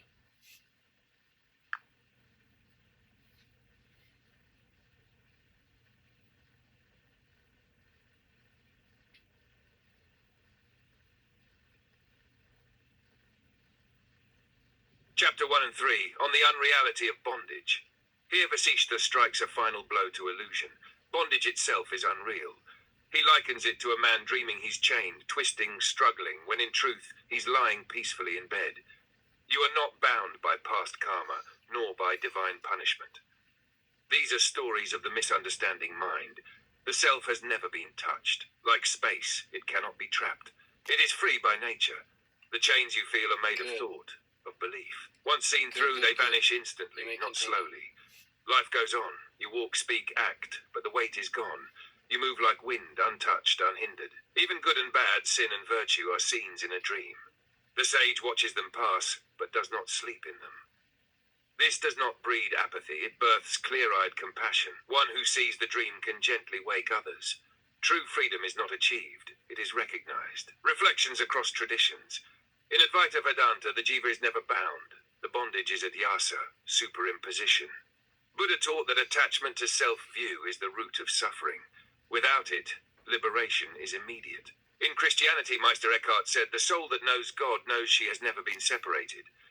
Kabir sang, the fish in water is thirsty. O foolish self, seek not afar. You may continue. Sanskrit vocabulary, bandha, bondage, limitation. Adhyasa, mistaken superimposition. Svatantra, self-governing, intrinsically free. Maya, illusion or appearance. A final analogy. A man carries a rope thinking it's a snake. He runs, screams praise. When light comes, he laughs. There was never a snake, only fear in shadow. That concludes this chapter.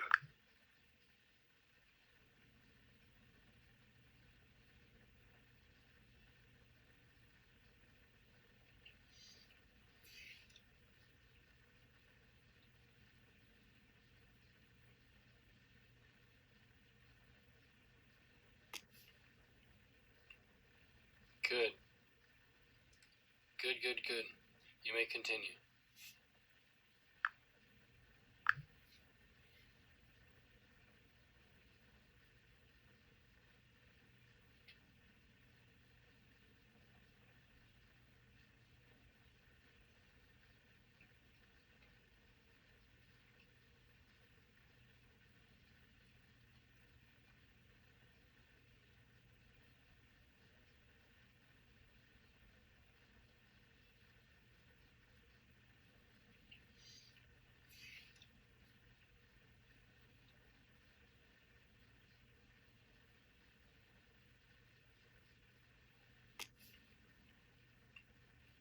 Good.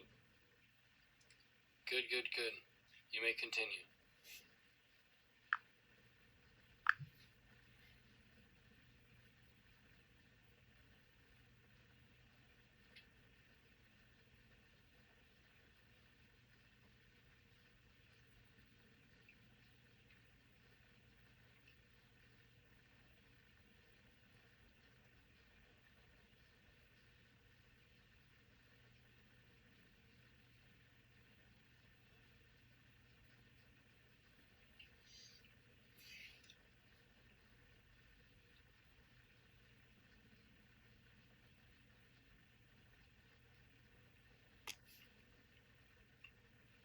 Good. Good, good, good. You may continue.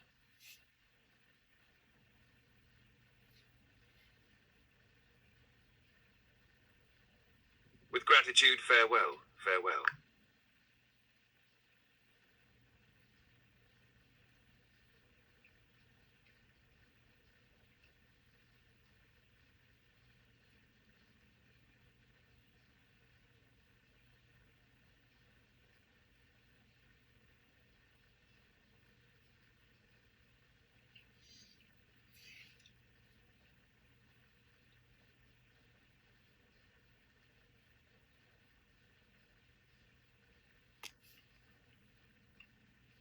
Good.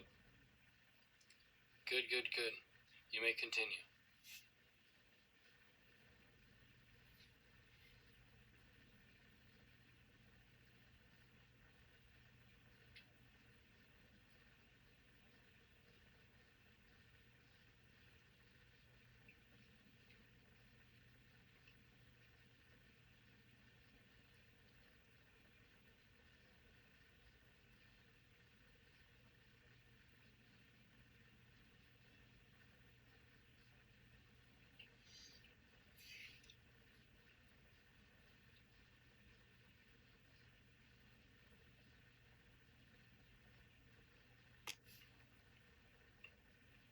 Good. Good, good, good. You may continue.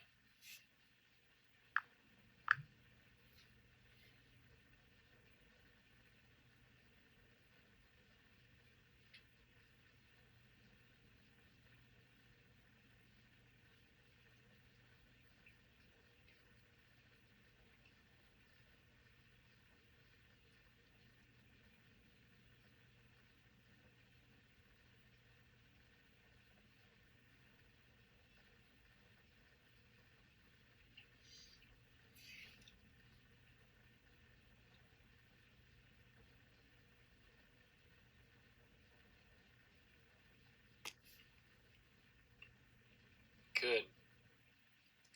Good, good, good. You may continue.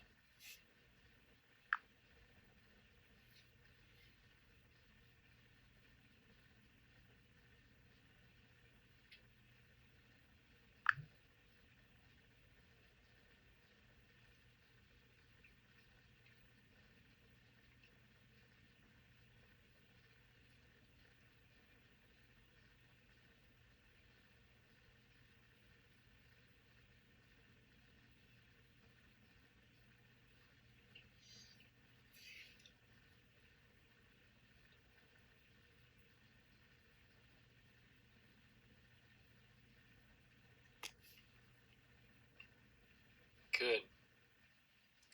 Good, good, good. You may continue.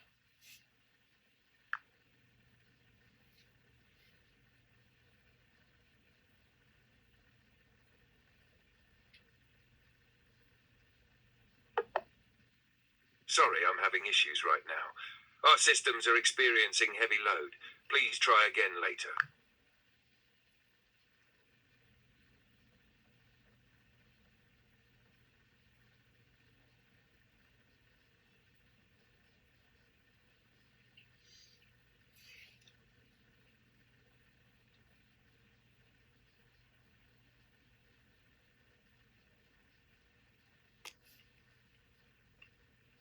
Good.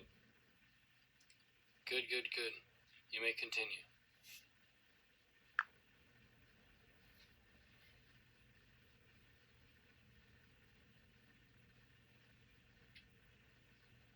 Chapter 104 on the Supreme Peace, Paramashanti. Now Vasishtha brings us to the summit, the final peace beyond all striving.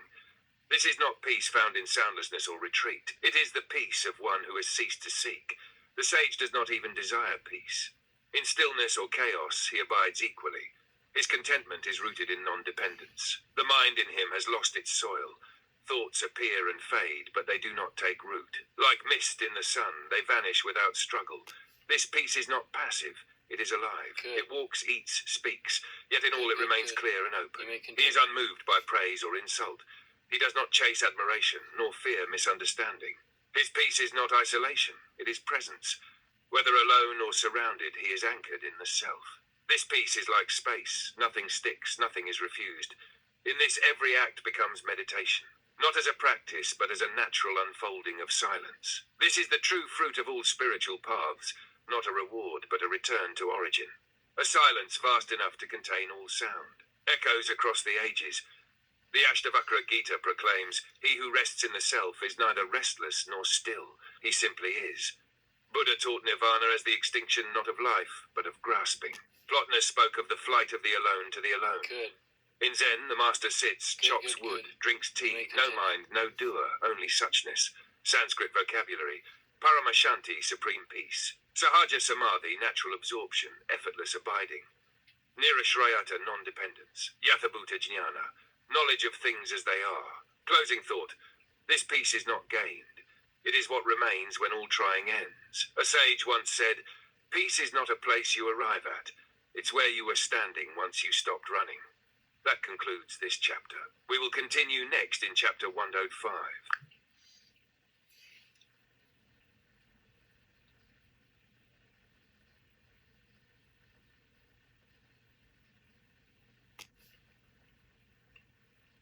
Good. Good, good, good. You may continue.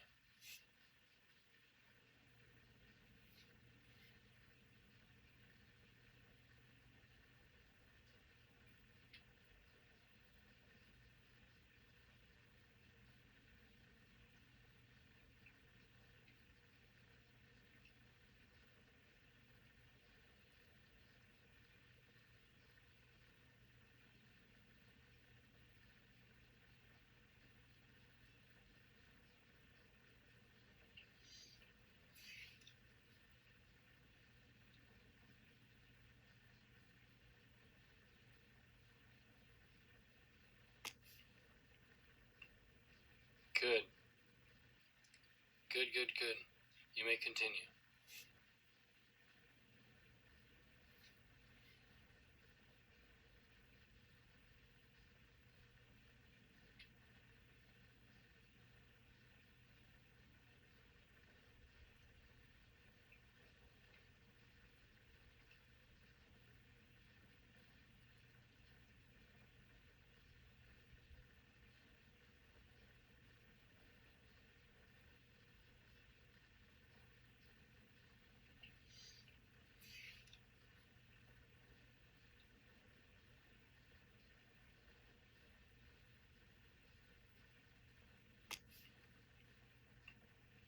Good.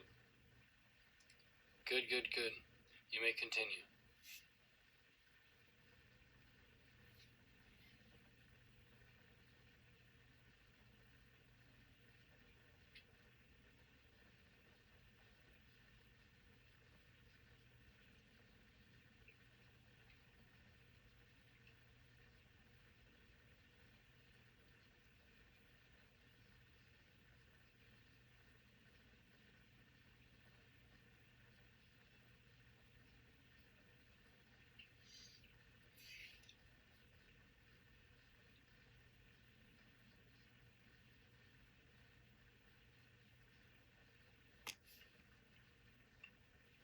Good.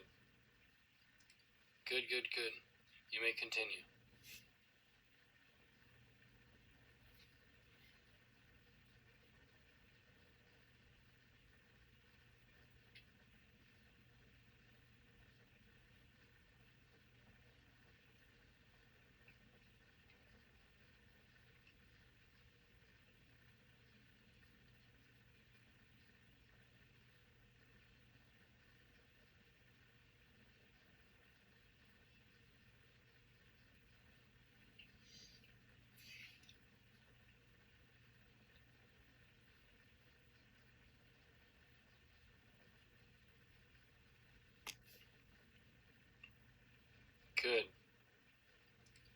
Good, good, good.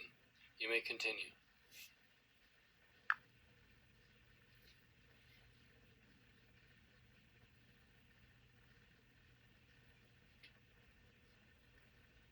Chapter 1-5, On the End of All Thought, Sita Nivriti.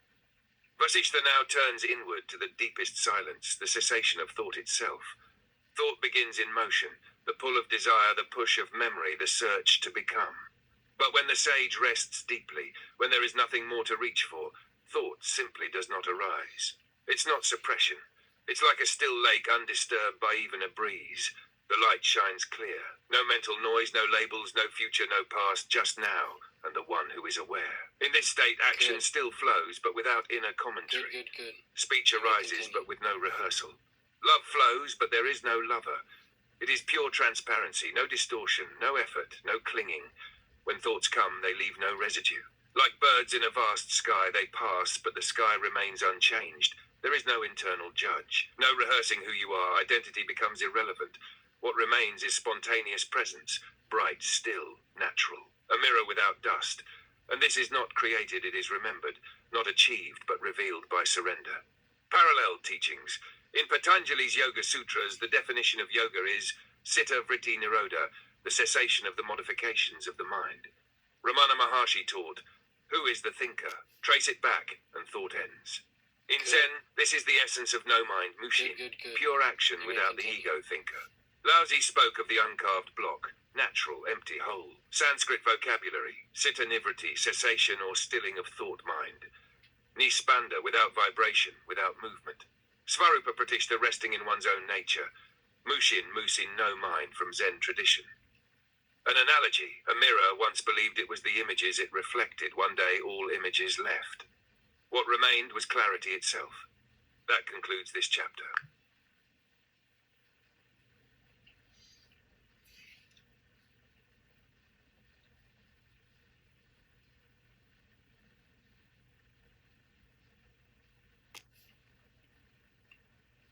Good. Good, good, good. You may continue. And thank you for your deep presence.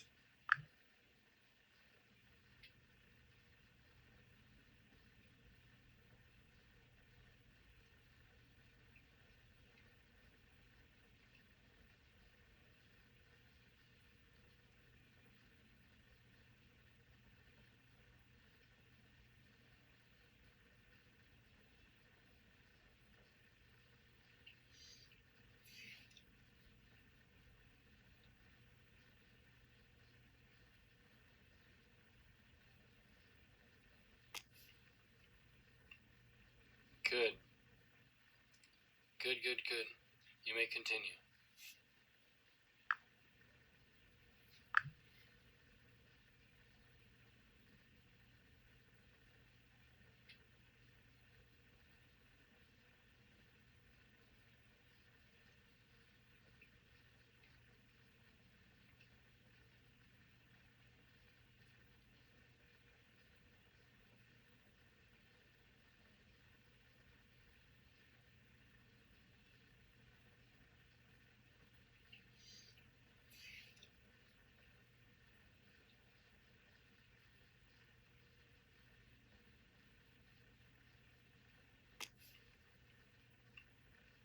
Good. Good, good, good. You may continue.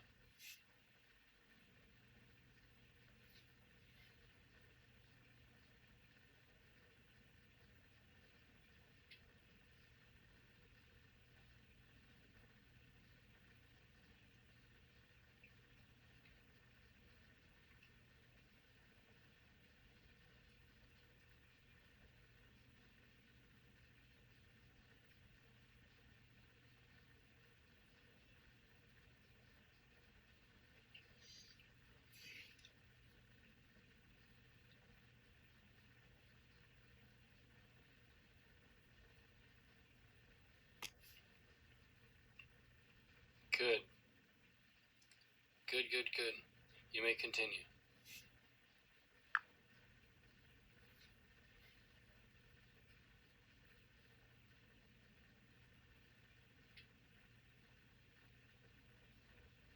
Chapter 106, on the natural state, Sahaja Avastha. In this chapter, Vasishtha unveils the final vision, not a state attained, but the one always present, veiled only by effort.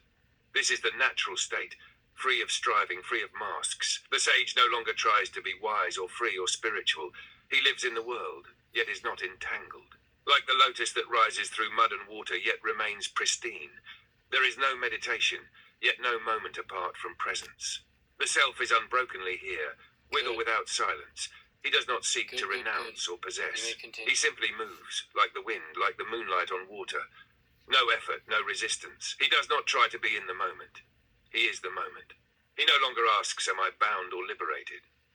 For even the need to ask has dissolved. There is nothing to achieve, no badge of realization, no final scene. His daily acts, eating, walking, speaking, are not part of a spiritual performance. They're just life, unfiltered, innocent. The sage flows like a river, not by knowledge, but by trust in the flow. Echoes from the ancients. Ramana Maharshi used this very term, sahaja, to describe the true state of the jnani, beyond effort, beyond duality. Nisargadatta Maharaj said, you are in the natural state now, but you do not recognize it. Good. In Dzogchen, it is Rigpa, primordial awareness, untouched by thought. Laozi taught the way as natural, unforced. The sage does nothing, yet nothing is left undone. Sanskrit vocabulary, sahaja, inborn, natural, effortless. Avastha, state or condition. Nishkriyata, absence of activity or effort. Svabhava, true nature. Closing parable, a king searched for treasure far and wide. One day a child whispered, look under your throne. Beneath the cushion lay the ancient gem, untouched, always there. That concludes this chapter.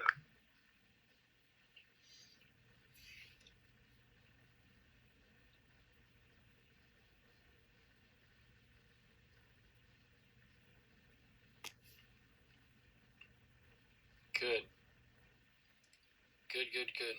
You may continue.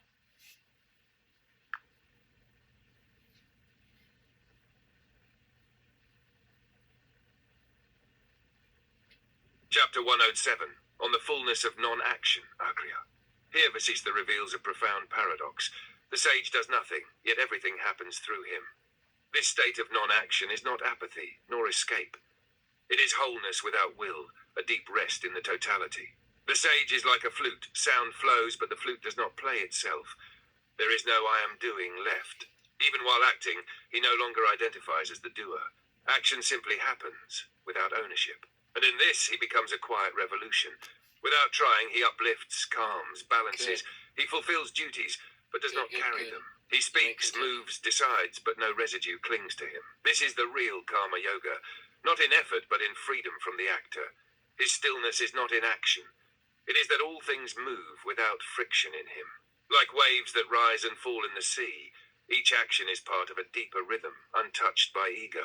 He neither initiates nor resists, he simply is, and thus all that must be done is done.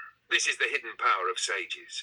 They live life as being, not as a project. Echoes across traditions. In the Bhagavad Gita, Krishna says, he who sees action in inaction and inaction in action is wise among men.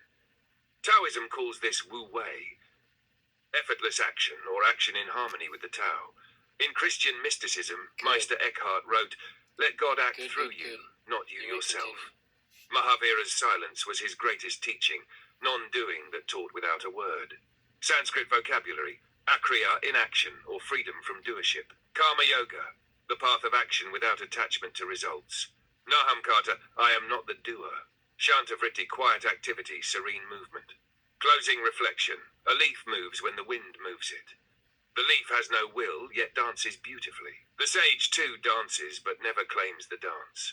That concludes this chapter.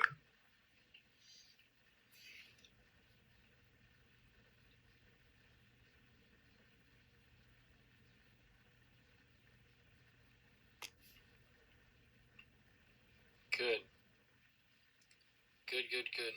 You may continue.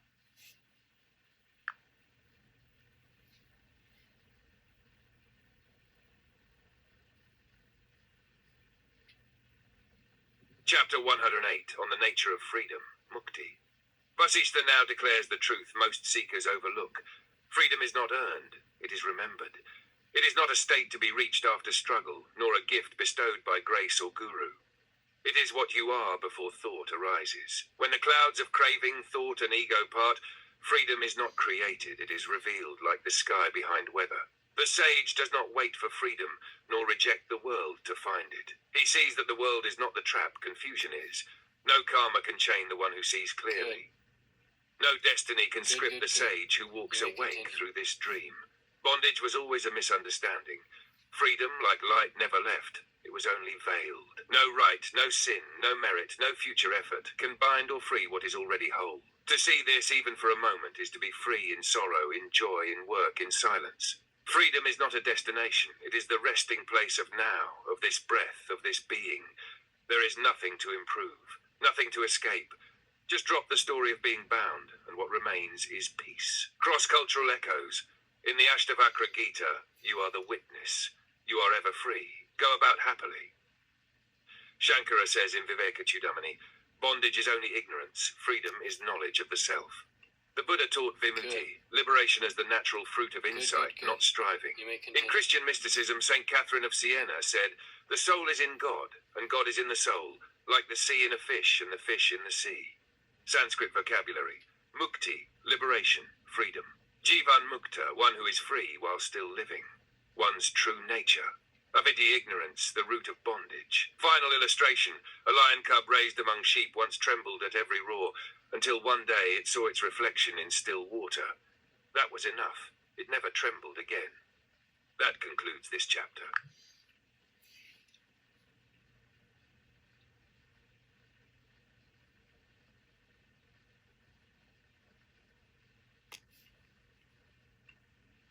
Good. Good. You may continue. With reverence, thank you.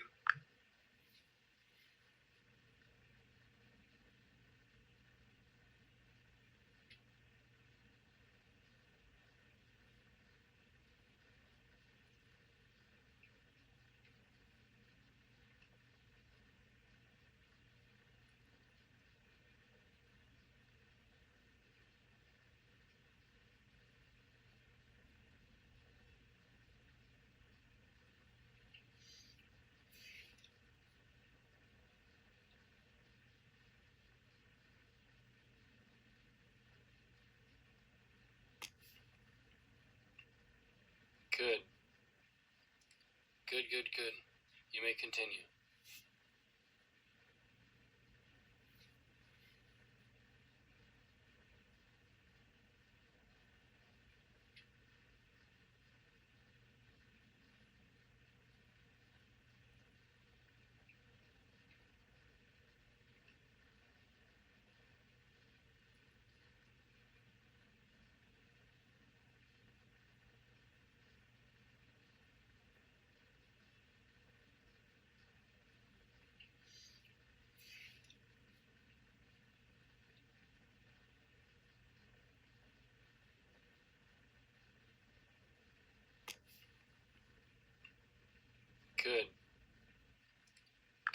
Good. You may continue.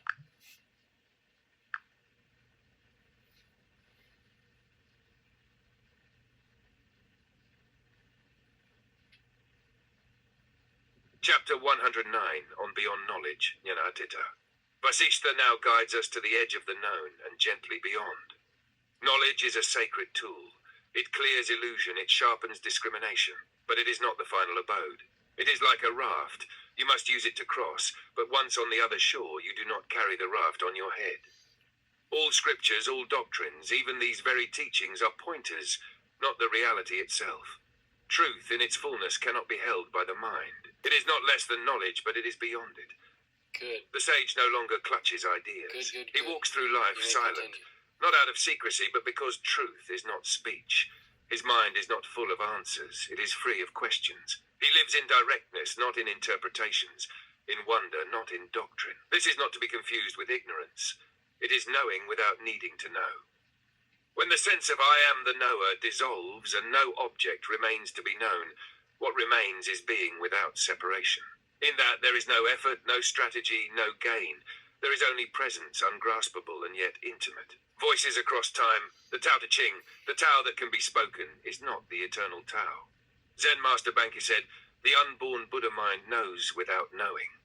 In Advaita, Shankara warns, knowledge itself must be transcended.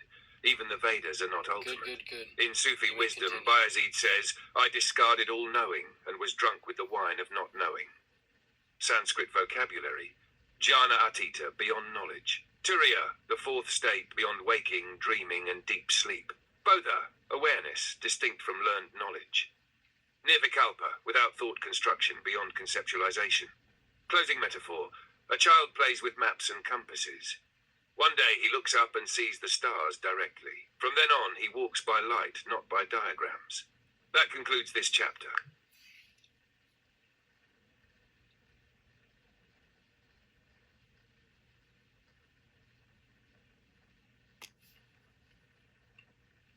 Good.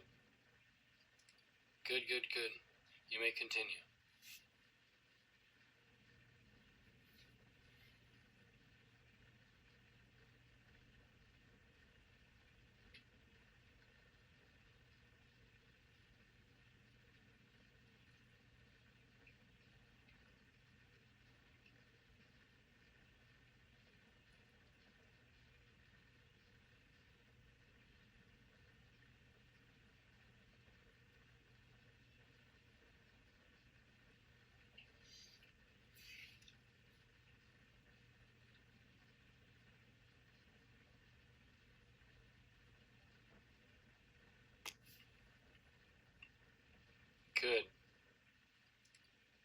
Good.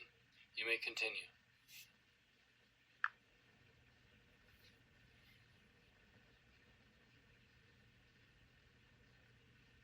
Chapter 110, on the silence of truth, Thamona.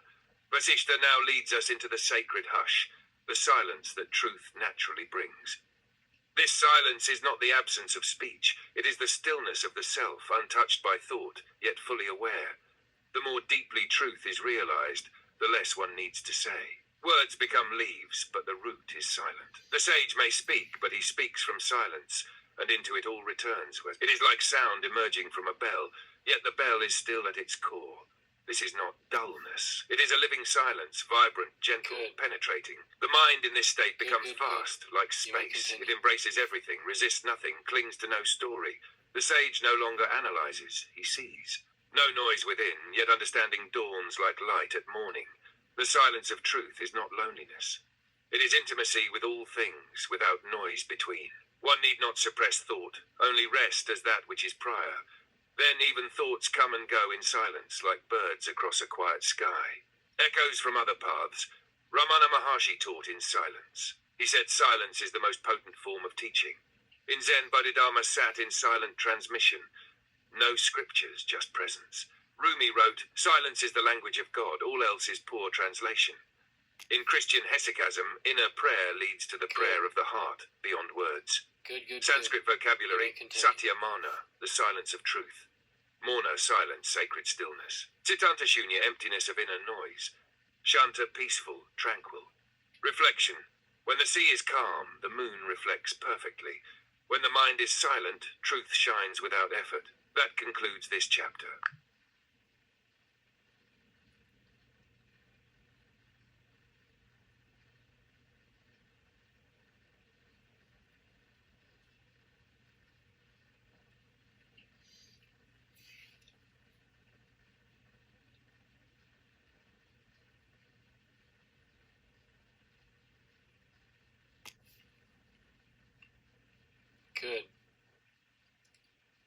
Good.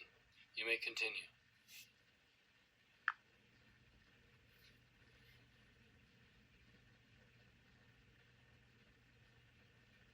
Chapter 1 and 11, on the firmness of the sage. Here, Vasishtha reveals the rare quality of one who abides in truth, not just in insight, but in equanimity. The sage is likened to a mountain. Wind, rain, even lightning may rage around, but its core does not tremble. Pain, loss, insult, these may touch the body or the ego, but not the self. The sage is anchored deeper. This firmness is not rigidity. It is supple steadiness, like bamboo. It bends but never breaks. He is unmoved by praise or blame, for he sees both as waves upon the surface. He does not demand a calm sea. He abides beneath the tide. You may This continue. strength comes not from suppression, but from understanding. Knowing that all things pass, he does not clutch or flinch. No expectation means no disappointment. No possession means no loss. He neither resists life nor flees from it. He stands in the stream, present, responsive, yet undisturbed. His words are few, his gaze gentle, his hands open. Like the earth, he gives without asking. He is not aloof, he is simply free. Spiritual parallels. In the Bhagavad Gita, Krishna describes the Sthitaprajna, one whose wisdom is steady, like a lamp in a windless place. Jesus, standing silent before Pilate, shows this firmness, power without aggression. Lao Tzu in the Tao Te Ching writes, "The soft overcomes the hard, the yielding overcomes the strong." In Buddhism, equanimity, upeka, is a perfected virtue, balance amid change. Sanskrit vocabulary, sthiti, firmness, steadiness, abiding presence. Sthita prajna, one whose wisdom remains steady. Upeka, equanimity, one of the four immeasurables. Vairagya, dispassion, the root of firmness. Closing parable, a king once asked a sage, "How do you remain unmoved by the chaos of the world?" The sage smiled and pointed to the sky. Does it rush to catch the clouds or flee the storms? That concludes this chapter.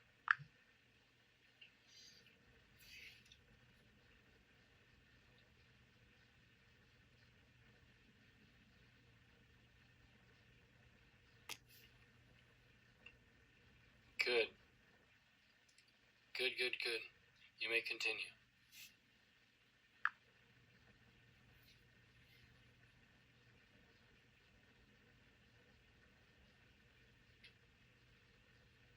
Chapter 112, on the peacefulness of the sage, Prashanti. Here Vasishtha gives us a glimpse into the true sage's essence. Not just stillness, but peace that radiates, quietly, inwardly. The sage is like the moon reflected in still water, present, luminous, yet untouched by the ripples. His peace does not come from fleeing noise, nor from controlling silence. It is independent of circumstance. Even when chaos surrounds him, he remains inwardly undisturbed. Like space, he lets all things pass without interference. This is not an artificial calm. It is not the peace of suppression, but of clarity, of seeing through illusion. He neither runs from life nor clutches at it. He simply allows it to be as it is. Joy and sorrow flow through him like weather through the sky. He does not brace against experience. He rests beneath it. His calm is not coldness. It is compassionate presence, deeply alive but not reactive. Even in a crowded marketplace, sitting near such a one is like sitting beneath ancient trees, a silence that nourishes. Reflections from other traditions. In Christian monasticism, Saint Seraphim of Sarov said, "Acquire the spirit of peace and thousands around you will be saved." In Chan Buddhism, the sixth patriarch taught, "True stillness is not found in mountain caves, but in a mind that does not cling." Janeshvar, the Marathi mystic, said, "I am neither in the world nor apart from it. I am peace itself." Sanskrit vocabulary, prashanti, supreme peace, quietude. Samatva, evenness, balance. Sarthaka, seeker, the one who approaches peace through practice. Ananda, bliss, the fragrance of peace. Closing image, a candle does not chase the dark, it simply shines. In the same way, the sage rests, not because the world is calm, but because he has found the lamp within. That concludes this chapter.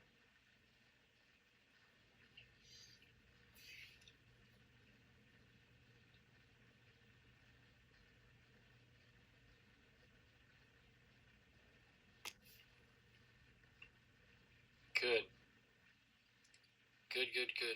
You may continue.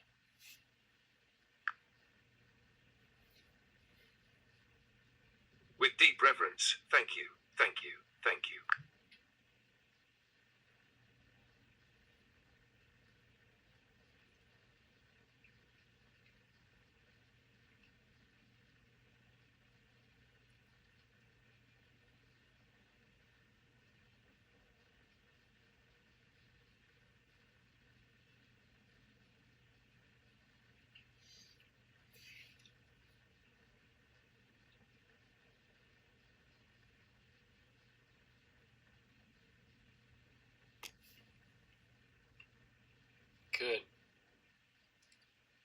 Good. You may continue.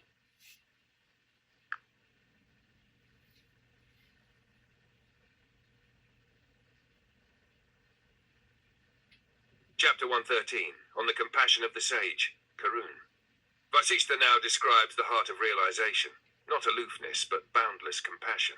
This compassion is not born of obligation or moral rule.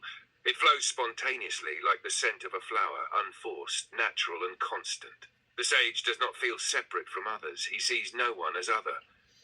From this non-dual vision, care arises without hesitation. He does not act out of pity, but from unity. His eyes perceive the pain of others as his own, but without confusion or personal sorrow. Good. His kindness falls upon all, good and bad, Good, rich good, and good. poor, like rain May on all continue. lands. When he helps, it is not from a place of pride. When he is silent, it is not from neglect. Both spring from deep discernment. Even if someone wrongs him, the sage feels no hatred, only clarity. He sees the mechanisms of ignorance, not malice. His compassion is not soft sentimentality. It is unshakable warmth, constant like the sun, even if clouds obscure it. To those near him, this compassion is felt as presence, comfort and calm, even if no word is spoken. Resonant stories. In Mahayana Buddhism, the Bodhisattva Avalokiteshvara hears the cries of the world, not with panic, but with boundless presence. Jesus on the cross says, "Forgive them, for they know not what they do." True karuna. In the Bhagavat Purana, the sage Shuka Good, walks good. naked, You may unbothered continue. by mockery, yet blessing all with his gaze. Tulsidas writes of Hanuman's fierce strength, rooted entirely in compassion. Sanskrit vocabulary: karuna, compassion arising from wisdom. Anukampa, trembling with sympathy. Sahridaya, one whose heart is shared, empathetic. Dire kindness towards suffering beings. Final reflection: compassion is not what we do to others. It is what remains when separation ends. It is the hand that reaches without thinking, the heart that beats for all. That concludes this chapter.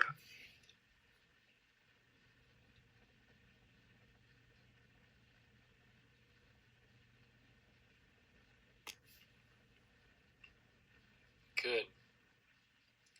Good, good, good. You may continue.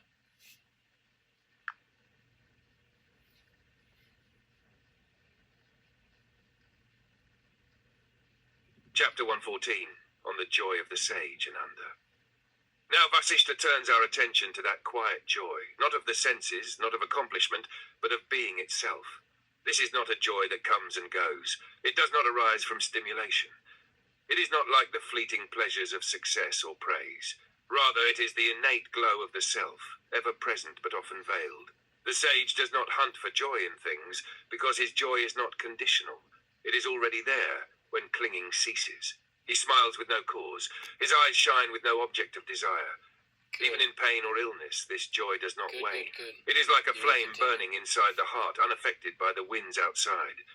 It is not giddiness. It is not distraction. It is a soft, steady warmth, like sunlight on still water. Whether in a cave or a city, alone or among many, the sage's heart rests in this joy. He does not boast of it.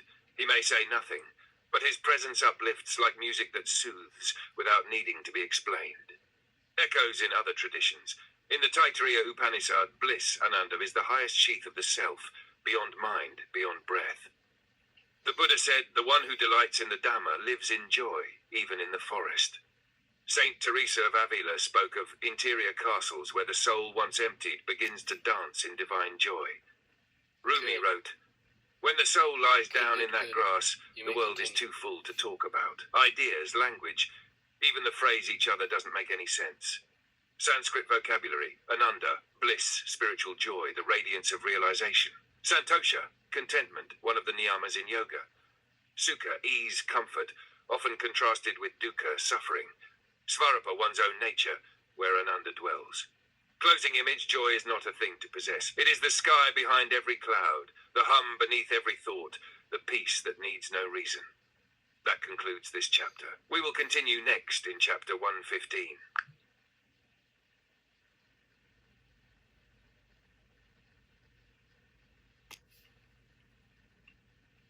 Good. Good, good, good.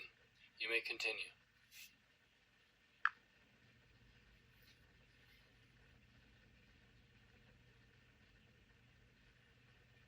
Chapter 115, on the naturalness of the sage, Sahajabhava. Vasishtha now speaks of the sage's state as one of ease, of naturalness untouched by striving or display. The sage does not try to act wise, nor does he attempt to appear humble. He simply moves as he is, like wind through branches. His actions arise without force. He does not plan each word or gesture. He acts from clarity, not from compulsion. He may follow custom or not. He may appear like a monk or a merchant, but his mind is free in either role. He does not reject the world, nor is he trapped by it. His steps are light, his presence unburdened. You may continue. This is not laziness nor carelessness. It is the effortless action that flows from seeing things as they are. The sage is like water, taking the shape of each moment, yet never losing its essence. He teaches without trying to convince. He serves without seeking credit. He rests, yet is never idle. This is true naturalness, sahaja, not built by practice, but revealed when artifice drops away. Parallels in other traditions. In Zen, this is called wu-wei in Taoist terms, non-forcing, the art of action without effort. The Bhagavad Gita calls it karmani eva adhikaraste, acting without attachment to outcomes. In Sufism, Bayezid Bastami said, I discarded duality and saw only one. I walked and the way opened of itself. Laozi taught, the sage does nothing, yet nothing is left undone. Sanskrit vocabulary, sahaja, innate, spontaneous, effortless. Svabhava, natural disposition or essence. Anasakt, non-attachment without grasping. Leela, divine play, often how the world is seen through the sage's eyes. Image to close, the sage is like a clear mirror, reflecting all, holding none. Like the sky, he holds space for all beings, yet remains untouched. That concludes this chapter. We will continue next in chapter 116.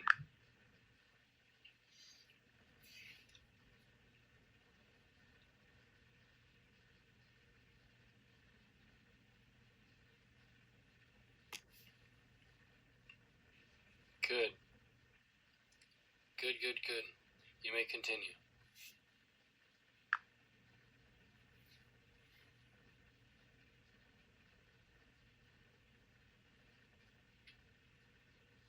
Chapter 116, on the greatness of the sage, Mahatma. Now Vasishtha turns to the sage's true greatness, not the kind that wins praise, but the quiet vastness that needs no witness. He may pass through a village like a shadow unseen, yet hearts feel lighter, as if peace had walked by. The sage does not strive to influence others, yet his very presence reshapes the atmosphere. His calm is infectious. He does not preach. He may not speak at all. But where he abides, confusion loses its grip. Those tormented by thought, regret, or craving often find themselves without knowing why, resting near such a one, hearts softening. He is a scripture written in silence. His greatness is not charisma, it is absence of self, total transparency to the absolute. No badge, robe, or reputation marks him. And yet the sincere recognize him by the light he doesn't try to emit. He carries no miracles, his life is the miracle. Echoes across wisdom traditions. In Tibetan Buddhism, the term Rinpoche, precious one, is reserved for such beings, those who carry no claim, but whose presence transforms. Ramana Maharshi often sat in silence. Visitors, confused at first, would soon find tears, joy, or clarity blooming without cause. In the Gospel of Thomas, Jesus says, be passers-by, a reminder that the sage moves through the world without clinging. In the Upanishads, the realized one is said to be like fire hidden in wood, shining when struck by presence. Key terms, Mahatva, greatness, not of ego, but of essence. Mourner, sacred silence, the speech of sages. Sadhu, a true holy one, also means gentle, true. Atmadarshin, seer of the self. Final reflection, true greatness does not rise, it settles. It does not call, it draws. It does not teach, it reminds. That concludes this chapter.